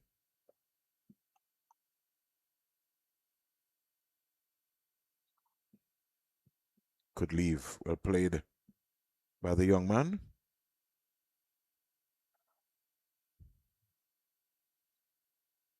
Partnership is 32 from 52. So they've just quietly gone about their business, these two. Tyson has got 5 out of that 32. Vernon Denmore Roberts was indicating that the play after lunch over at Coolidge started a little bit late, maybe 15 minutes late. He didn't indicate the reason why. So that's why they had an extended post-lunch session. And he's saying that the schedule end for the game at Coolidge on the third day is 5:15. Okay. It'd be interesting to know why they started 15 minutes later or so after lunch. I wonder if that was the issue. You remember I told you about the concussion situation, so I wonder if that was something that maybe took place between that time. Barbados 162 for 3. Oh. Wickham 32 not out. Mears 8 not out. Forward comes Ambrose. So it's somewhat of a recovery. They lost their third wicket at 121. 98 for 1 when the Mosley went. Brathwaite went at 217. Then 4 runs later, Jakes went. Jonathan Jakes at 3 for 121. So far 41 runs have been added between Wickham and Mears. Let's see what's happening up in Coolidge. There's a drinks break on there, 55 for 5 leewards.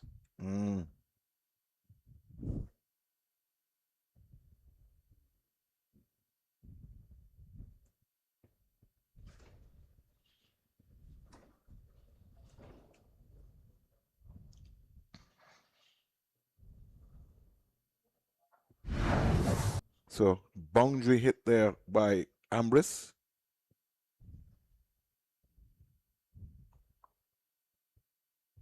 Dragged down. And he hit it into the mid-wicket area. He continues to push on to 106. Score goes up to 208 for 9. Can you remember Ambrose giving a chance? No. He had a torrid time anyhow. No, in fact, did he not call in the catch that, remember when bounced off and Kim Paul was diving for it at first slip? Yeah, I'm going to check to see. Yes, I think that was the only one. Yes. Yes. That was the only chance that he would have given. He was trying to play cheeky, leaning edge, and Paul diving from first slip. Couldn't get there. That's the end of the innings. Tyson gives it away. Very tame dismissal there.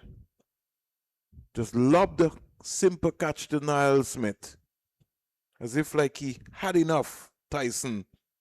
Just as we were talking about the effort, just casually just scooped it up. Catching practice, as if to say, can you catch? Wow. Smith in that short mid-on position, just run running a few yards forward and taking a simple catch to end the Windward's innings.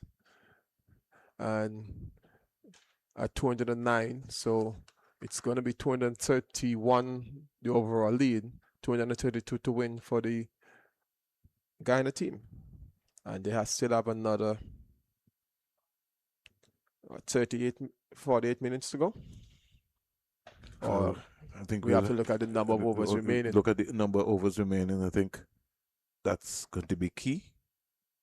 So Ambrose is left not out on 107. 176 balls, 17 spanking boundaries, batted for 269 minutes. 176 balls, 17 fours, and he batted for some 269 minutes. So let's go to the scorecard. Well, I've got Colin here. And just to let you know that the Windward Islands in their second innings were dismissed for 209. Akeem Ogis caught the substitute Bull Ramsamy. Caught substitute Ramsamy Bull Niall Smith without scoring. Stephen Pascal caught Tate Chandapal, both Kim Paul without scoring. Calvin Hodge caught Chandapal, Bull Paul for 10. Alex Atenes caught the substitute Ramsamy Bull Niall Smith for 4. Shadrach Descartes, LBW to Moti for 39. That started the slide. Darren Ned caught Kim Paul, Bull Moti for 13. Noel Leo, LBW to Permal for 13. Ryan John caught Ramsamy Bull Moti for 3. Kenneth Demba bowled by Permal without scoring. Gillen Tyson caught Smith Bull Moti for 5. And the man of the moment, Sonny Lambre, scoring his 5th first-class 100 under the professional setup. 107, 176 balls, 128 dot balls, 17 fours. He batted for 269 minutes. 15 extras, 6 byes, 8 leg byes, 1 wide, no balls. The wickets fell at 1 for naught, Ogis. 2 for naught, Pascal. 3 for 5, Athenes. 4 for 19, Hodge. 5 for 127, Descartes.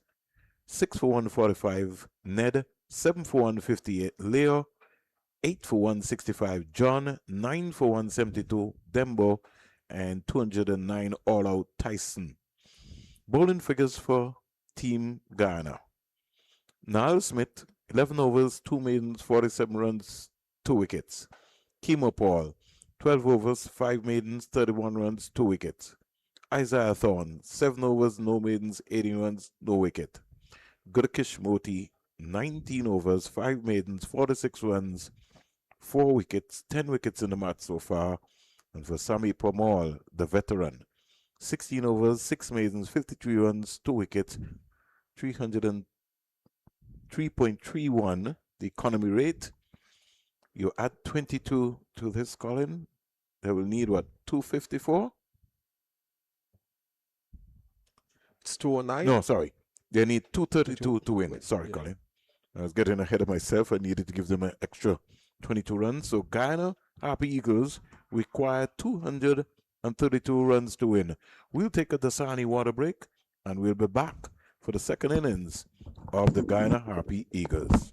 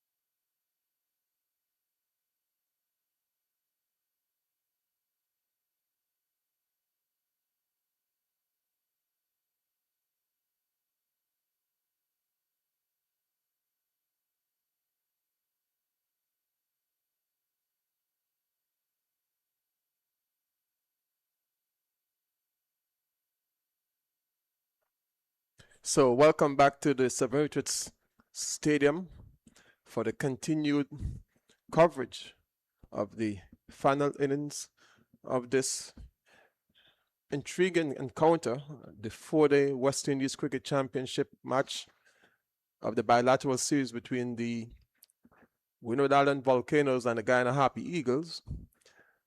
It's Guyana who will be chasing 232 to win this game after the Windwards were dismissed in their second innings about 10 to 15 minutes ago for 209. And with the first innings lead of 22, they had an overall lead of 231. So it means that the Guyanese will have to make 232 to win. And we are just about, 12 overs remaining in this game, in this day, Werner? 18 overs. 18 overs officially. So I pretty much think that we're going to be here for a little bit of overtime. It's 4:23.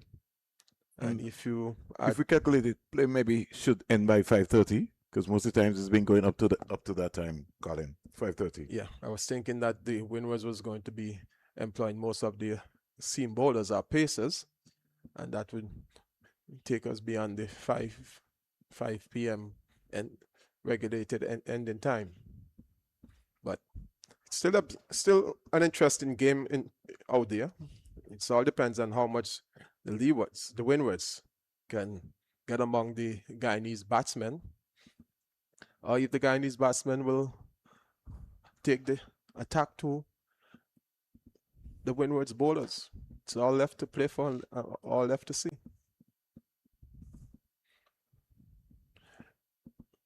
But one thing is certain, there's going to be a winner. I don't see the weather intervening at any time to prevent that from happening. Yeah. So, anytime now, we will get the action cracking. Ready to see Machu Nandu out in the middle already. 232 to win.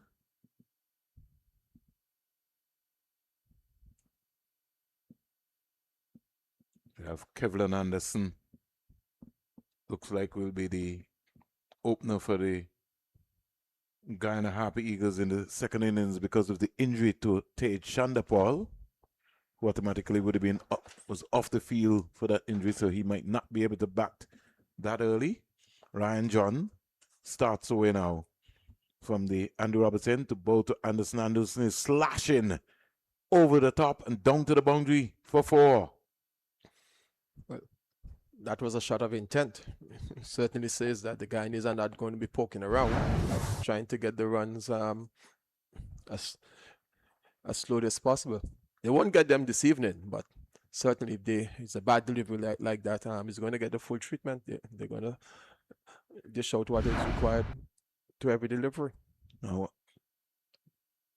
John has decided to put a man out on the offside. He's trying to prevent the Guyanese from scoring freely and quickly. I really don't know, but if so, that man is pretty wide, Colin. The ball went down to the third man area, so unless he's going to bowl a hard length, which is going to be short and wide to Kevlin Anderson. Let's see what he comes up with.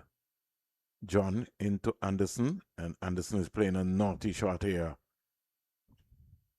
There was no feet movement, just the bat going, and almost gave his wicket away.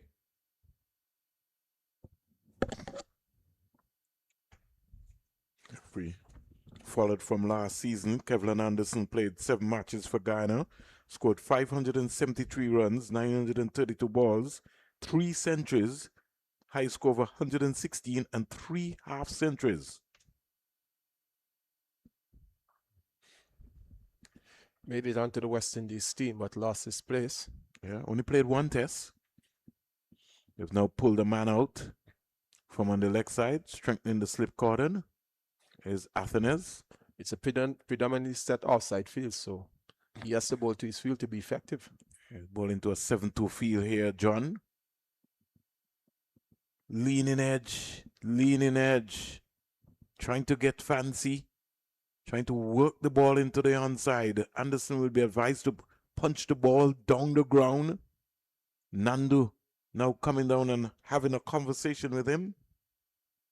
Machu Nandu played 7 games for Guyana last season, scored 338 runs, 813 balls he faced, highest score of 69 not out, and he only scored 3 half centuries. He'd be very disappointed with his last season performance. Here is... Oh, he's out caught. He's out caught. Brilliant catch. That is a poor shot by Kevlin Anderson. There was no feet movement, just the hands going in the air, and an excellent catch, trying to pick up the feeler. Can't see the number. No, his back is not turned to us. So is it Demba? More looks like Demba. Just might be Demba. He's got the beard in his face, but it... Just look at get the cameraman to just flick us up in the air. There was a previous delivery where the batsman was playing a non-jive and almost got caught in that same position. Something gives me the impression, Colin, that he might be Demba. We just have not been able to pick the number up.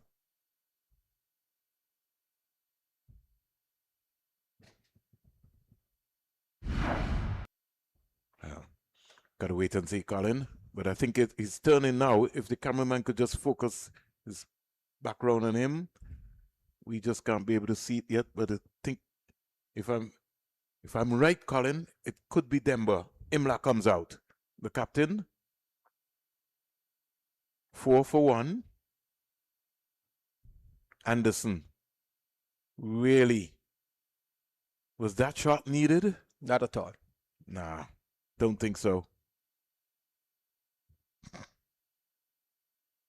Here is the delivery played tentatively in the onside area. He's off the mark. Tevin Imla. Last season, he played some 6 matches for Guyana. Scored 538 runs. High score of 126 not out. 300s and 1 half century.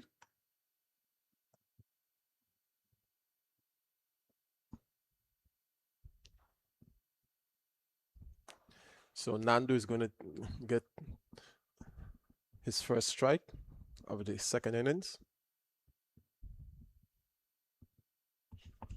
So we're just getting an update, Colin, in terms of why the game started 15 minutes late at the Coolidge Cricket Ground. Guyana Happy Eagles required 227 balls. The caterer was late for the 2nd consecutive day and also forgot the lunch for the match officials. So by the time they finally got to eat, play had to resume 15 minutes late with the agreement of the captains.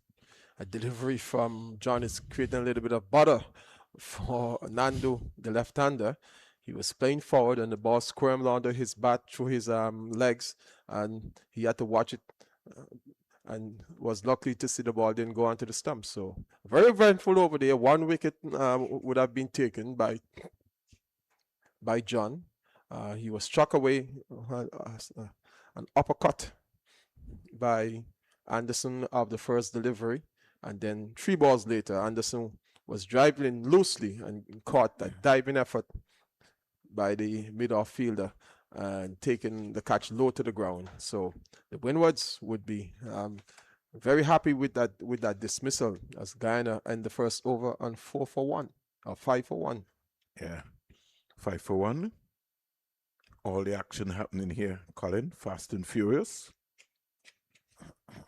Another wicket or 2 before the end of the day's play will make this an interesting fourth day. Gillan Tyson, who picked up 5 wickets in the first innings, he'll be looking to go 1 better. Not maybe 1 better, he'd want 5 here. Here is Imla cracking that square into the offside, picking up an easy single.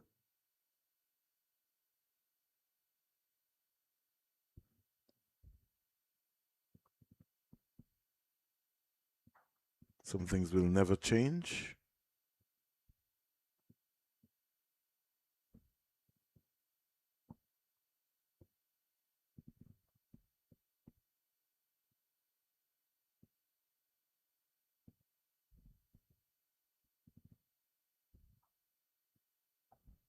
Six for one. Tyson will bowl to Machu Nandu. Nandu last season scored 238 runs, like I indicated. High score of 69. A lot of responsibilities on him. Saw him score 100 here, Colin, on debut against Barbados. I remember seeing that innings. He's coming across and just jabbing this into the offside. Sometimes it's just amazing how we maybe confuse a number of our young players, put so much pressure on them. And then again, Colin, you continue to make the point. We don't play enough cricket. Not at all. So, when you look at the comparison between an English-born player and a Caribbean player, you see how many first-class games they would have played. And even you take the Australians into consideration as well. Even some of the young Australians. Here's a misfield here from the fielder mid-on. There's even great cricketing in Australia before Sheffield Shield. So you go up the ranks. You don't just become a Sheffield Shield player by saying that you're good. You got to make the grade in great cricket. It's a system. If I can just get the cameraman to just get me that number of the player here mid-on. What you got? You found 19 or 9? Looks to be 19 or 9. 9. So if it's 9, it's Darren Ned. Might have been him that took the catch. Ned is who took the catch. Well, for the left-hander, the mid-on fielder is 39 and the mid-off fielder is 9. As we watch Tyson with the second ball of his over, this one is rising a little bit sharply on the batsman. He's able to keep it down. So the Windwards know that there is only one thing they can do. They have to attack. They have to attack the Guyanese batsmen. They can't defend the 232 that they have set the Guyanese to win. They have to take wickets. There's no two ways about that. So they have to attack to take wickets.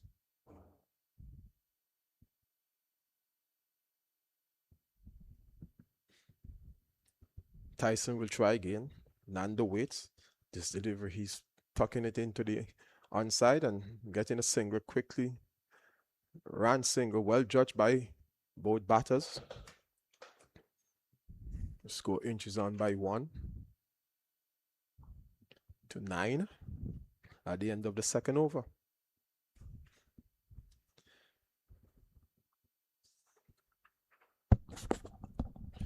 So, Colin, we have a lot of 9s. Denver is 29, Cyrus is 39, and Ned is 9. And that's what I'm saying. It's definitely one of those players in 9. The scorers have Denver taking the catch. I thought it started to look like him, Colin, because he's got some beard in his face as well. Well, let's look at him now. The fielder is there at mid-off, and he's holding his hands up. And to me, did you mention the name of John? No, Denver. Denver. Yeah. I think because of the beard in his face, that's how I sort of kind of recognize him. And who are the players with 9? The other players with 9 is Ned, and the 39 is, the 39 is Cyrus.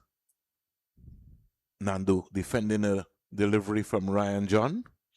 But I think the scores would have asked the standby umpire, so he would have confirmed that it would have been Denver. But I did indicate that it was, because I kind of picked up on the ground the beard in his face and the shades. 9 for 1, Imrat 2, Nando 3, You're talking about another 16 overs to go in the day's play. John charging in. Nando leaving alone. Shanda Paul leave. It was fair for me to say that, Colin? At the last moment.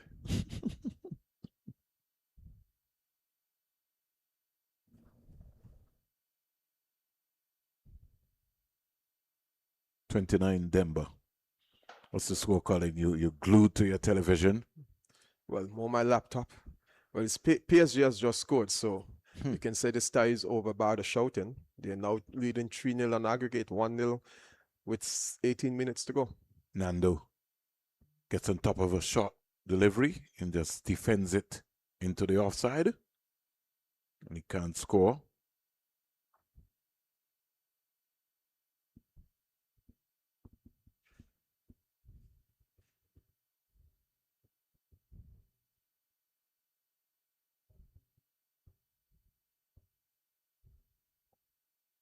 Nine for one. They still need another 223 runs to go in the day's play. John searching for more wickets. He's got one already. Turned in the onside. If he wants, he can get two.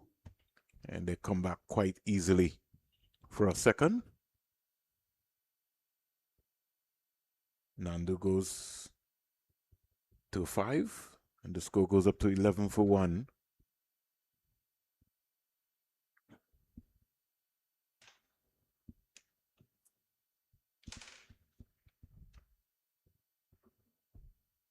Colin very much glued to his gadgets, giving us the update in terms of what's happening around the world in the Champions League football. The world of sports.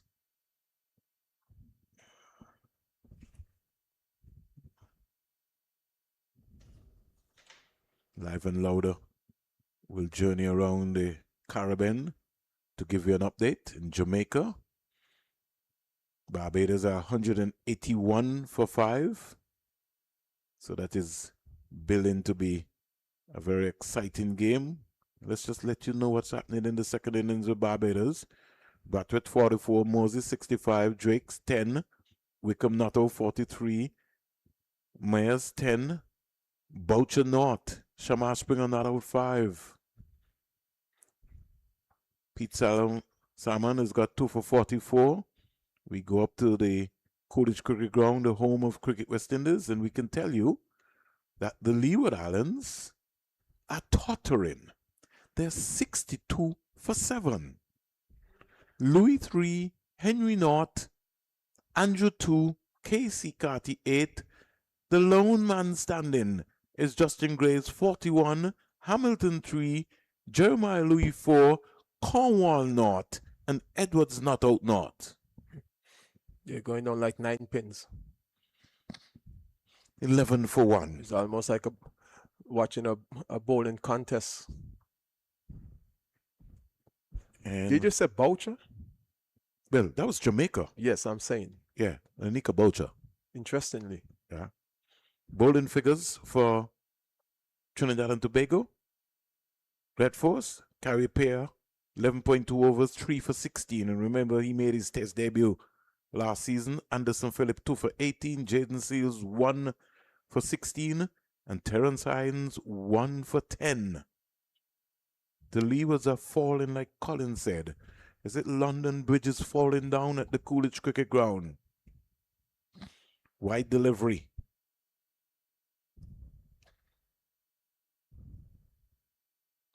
Tyson not getting the radar right at all as yet. Groundsman can have an early day at Coolidge, looks like, Colin. Well, early day tomorrow if the game doesn't finish this evening. As we speak, Colin. Remember, they started 15 minutes late, so we could go up to the 5:30 hour, 4:42 as we speak right now. Tyson to the Guyana captain, who's driving elegantly past mid-off. Don't think he will get a boundary. It does. Hits the rope now. Beautiful shot by Imla. He had class and composure, and he played that shot. And let's look at it again, just to see the context of the game. Good head positioning. He just leaned into it, didn't try to overhit it, Colin. It was more timing and placement than anything else. Yeah, but that's what you want anyhow. Goes to 6, Imla. Non-striker Machu Nandu is on 5, leaning on his bat. Begins to move off. Can just stop in this one. Like to see Nandu put the bat into his left hand. He's got the bat into his right hand. That tells you that he's in a relaxed frame of mind. Looks as if he's not in any mood to run today.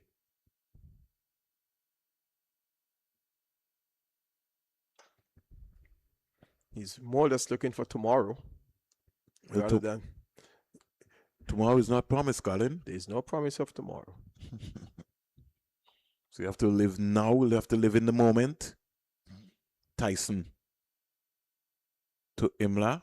Short. And he's looking to pull that one that didn't bounce at all. Imla would be advised, just punch the ball down the ground, looking to try to pull.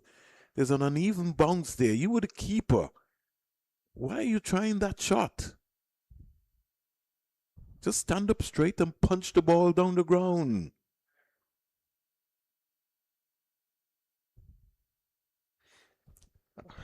Another wicket before the close of play is going to make this contest an interesting one. 15 for 1. The breeze is picked up here at the Sir Vivian Richards Stadium, blowing off the hats of some of the players, the floppies. Over comes to an end. A boundary out of that over by Imla. And Guyana are 15 for 1 at the end of 4 overs. Some 14 overs to go in the day's play.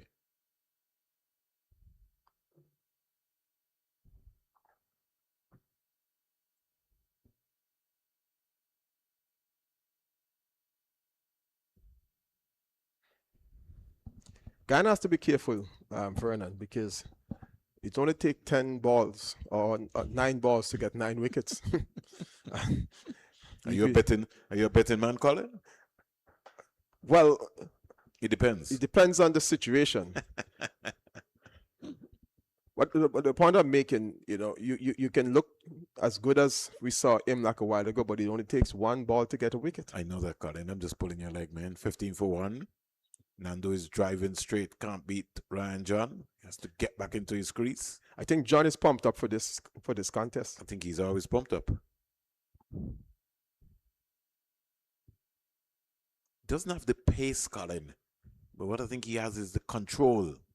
And he works hard for the Windward Islands. He's been a hard worker over the years. What surprises me is that when you see big, fast bowlers like John, big guys like John, what were they doing in their formative years? They're at 13, 14, 15. Because he should be bowling much quicker than he is. But that's a concern which we keep asking all the time, Colin. So why are we not producing any fast bowlers? But they're there. But the coaches want everybody to be bowling line and length. But we need to get them in their formative years. Can't wait until they're 16, 17 to be asking them to bowl fast. But like I can tell you, Colin, even in the bilateral series here that we had in Antigua between Leewards and Windwards, there are some good young prospects who are bowling real quick. You got Kamani France, you've got an Elijah Miller from Antigua and Barbuda. You got some real good talent. You got a Ryan John. You got some good talent at the under 15 level. And like I'm saying to you, Colin, we don't have any technical coaches who are going to be able now to take them to the next level. These are the 15s who would have shown some potential. We need to put them into a program and have them well supervised to aid their development. We can't just rely on their natural ability alone. And we got to put some effort, some money, some time into their development. How long have you been talking about development for sports, geez. Colin? Colin, in fact, I found the article which I'm going to bring for you tomorrow that you wrote a very long time ago. And I came across it because I always save your articles. And I took it out, Colin, and tomorrow I'm going to bring it for you, just so that you know how long that you've been talking about development. Bang on target, defense again. A lot of people don't read, Colin. We have a lot of people who chatter a lot. That's a shame. That's the problem. You see, you write and you talk, but people don't listen. So that's the major problem, because they seem to have the answer. And they've been around the system for so long, and you're getting the same results. Yeah. 15 for 1. John round the wicket. To Nando. Nando is driving again. Kenny parried away into the fielder there. 5 balls he's been able to keep out. Now, here's the issue now, Colin. Nando has been driving straight. Hasn't been able to get a run. So if I was Nando, I'd be looking now to just play with soft hands right into the offside and just get myself a single. That's right. A change of line, change of direction by John. He's coming around the wicket. He was always around, Colin. He was? Yeah. He's pulling that hard link. Nando is getting frustrated, Colin. Maiden over. 5 overs bowled, 15 for 1. I think it also could be the mindset too, Colin, of Nando, who looks like he's just going to stay there. He's not in any hurry to go anywhere. John has to bowl until the end of the day's play. I don't see any need for them to, unless he tires, because he's the one who is creating the issues for the Guyanese batters. He has to just, as we say, pull out the choke until the end of the day's play. Yeah, get a good massage, get a good ice bath, and then come back tomorrow, which is going to be even a hotter day. I think this game could go past lunch tomorrow, Colin. I think we have a contest on here.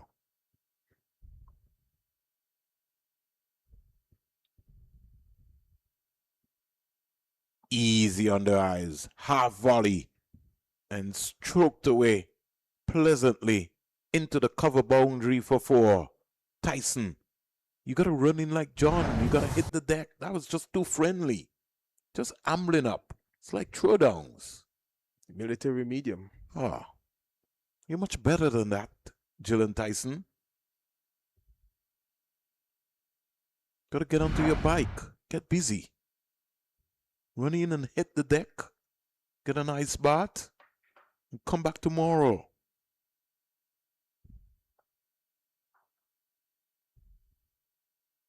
$19 for 1. Much better delivery. Yorker length. Dug out effectively by the skipper. Who goes on to a little walk. Regains his composure. 71 for 8, Colin.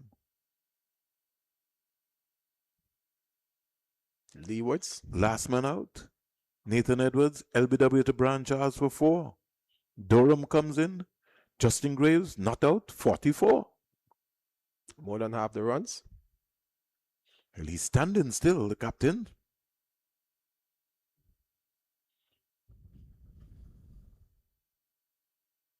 Back and across, Imla, playing it right up to cover. I know for sure that Leewards would have been training tomorrow, Colin, if I was the coach. You're assuming that they're going to be out before the end of the display? Yeah, it's obvious. The writing is on the wall. Well, it's a 4-day of a 4-day game, so there's no reason why they should be staying in the hotel if they're out this evening. They should be out training. Because under normal circumstances, they would be in the field. Or should be in the field tomorrow. 19 for 1. Good leave. Outswinger there. Just starting away. Imla just picking up the line there. Coming down and patting with his SS bat. The talking point tomorrow on JoJo's sports program is going to be very hot. Well, that's if the pundits are following the Leeward's encounter against Trinidad. They're always following Colin. They always. Don't go there. Don't go there, Colin. They're always following. It's always a talking point, no matter what.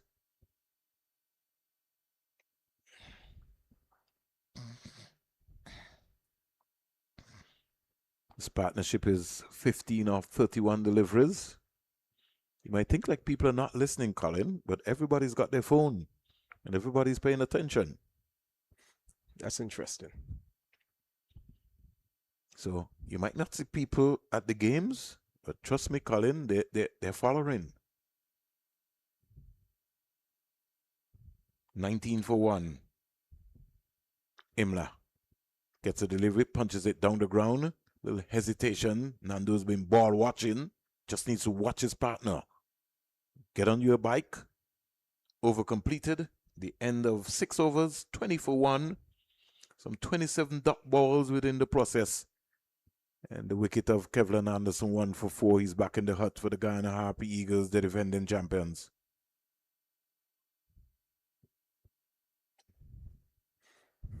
Still a good partnership building here between the captain and the opening batter for his team, Nando. But I'm still reckoning that a loss of wicket before the end of the day's play will put some nervousness in the Guyanese camp overnight. Colin is predicting and making a bold statement that this could be a close game. Indeed, I think it will be a close game, but they'll have to dispatch Imla, one of their informed batsmen from last season. Didn't blossom in the first innings, but he's got that potential. He's backing across and stabbing at this delivery. You're asking John now to bowl to 7-2 feel. That has to be good control, Colin. Yes. And he seems to relish the responsibility.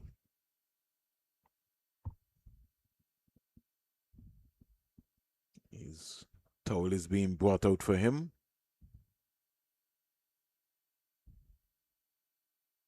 Imla talking to himself, trying to indicate that I have to play straight. Colin James has been saying that in the commentary booth, so he's rehearsing, talking to himself. Straight, straight. Think he has to keep his feet moving. He's got to watch the ball for a longer period. Play the ball as late as possible. Stay away. Outside edge. Can't beat Athena's in the hot spot area. Sort of stabbed at that delivery. That looked like Ogis there, third slip.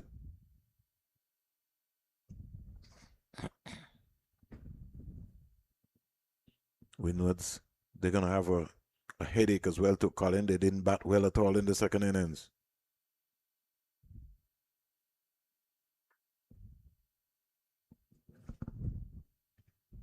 Second goal for PSG, so they're certainly going to win it. It's into added time, second minute of 6.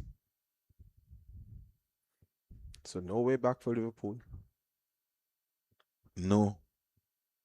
Sonny Lambris on the field. He's maybe having an ice bath or maybe a rub down.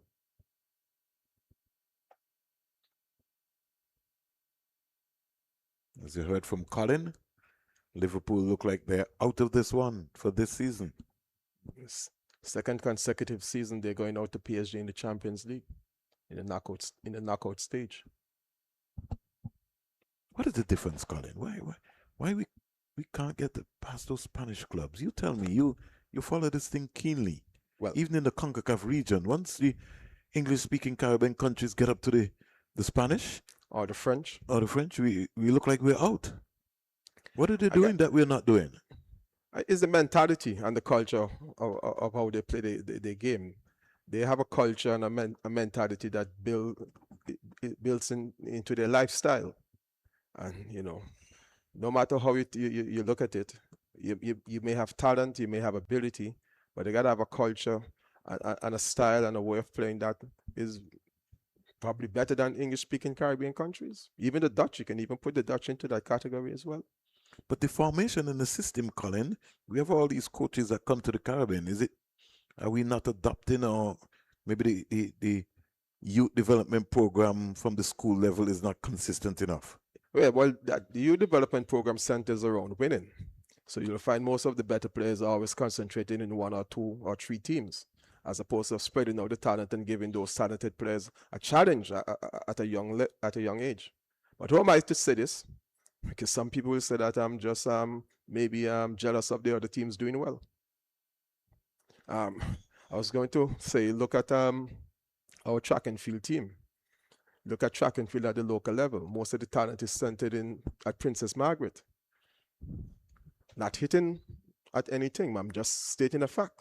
Yeah, but and who are the medalists from the Curfew Games? St. Anthony's, Sir Noble Richards, former Antigua Grammar School. Yeah. So what you want is that you want to be able to get into those outer communities. The program needs to be spread all around, because that's where the talent is. Well, I made that comment around. about 10 years ago, and someone said I wanted to see track and field on the same level of football in terms of community engagement. But that's the best place. That's the best place. I always make the analogy, if you put a track at Willie Keys, at Old Road, at 5 Islands, at Cedar Grove, you know how many young people will go and participate? Why are you telling the young people to come to Yasco? They have to leave from the country to come to Yasco and to even train? if they go to school in town, to get back home is a challenge. Because, you know, public transport is also a major challenge as well. 21 for 1, 7 overs bowled. I think that sometimes, Colin, people are just comfortable within their own scope, their own zone. Well, once it doesn't suit their modus, oh my, it's a catches drop. Oh. That was a crucial drop chance there.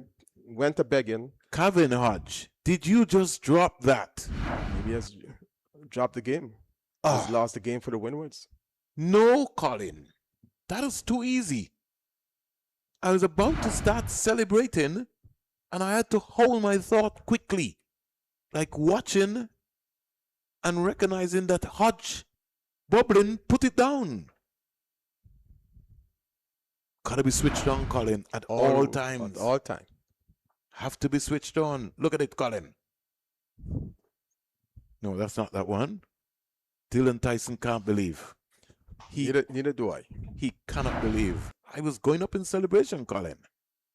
I'd already said catch taken, batsman going back to the pavilion. Well, in fact, Imla was already beginning to walk. It's coming up now? No. He's looking to pull that one in. Straight into his midriff. He had 2-3 bites at the cherry and put it down.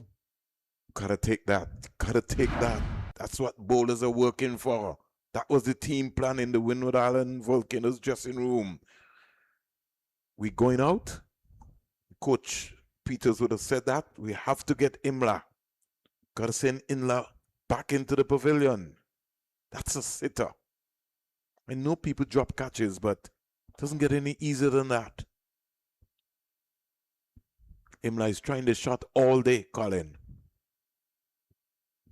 He pulls this one around, gets 4 good-looking runs. Now Tyson can't lose the plot.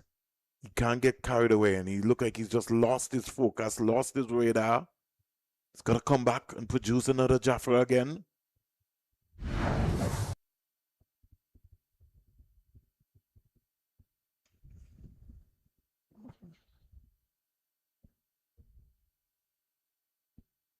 A little miscued, but it was safe enough. Tyson, he has to come back on the money. 25 for 1. They need 232. Bang on target again.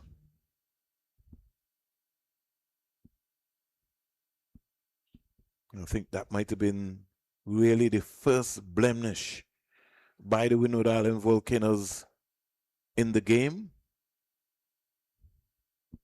It could be a crucial one as well. Could be. Let's hope not. For the Windward Island Volcanoes' sake.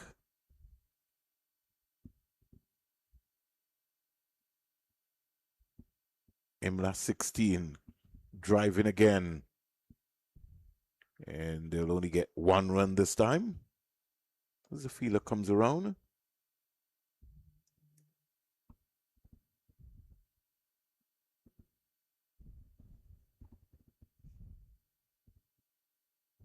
77 for 8, the Leeward Islands. Durham not out 4. Justin Graves not out 47. O'Shane Thomas to come.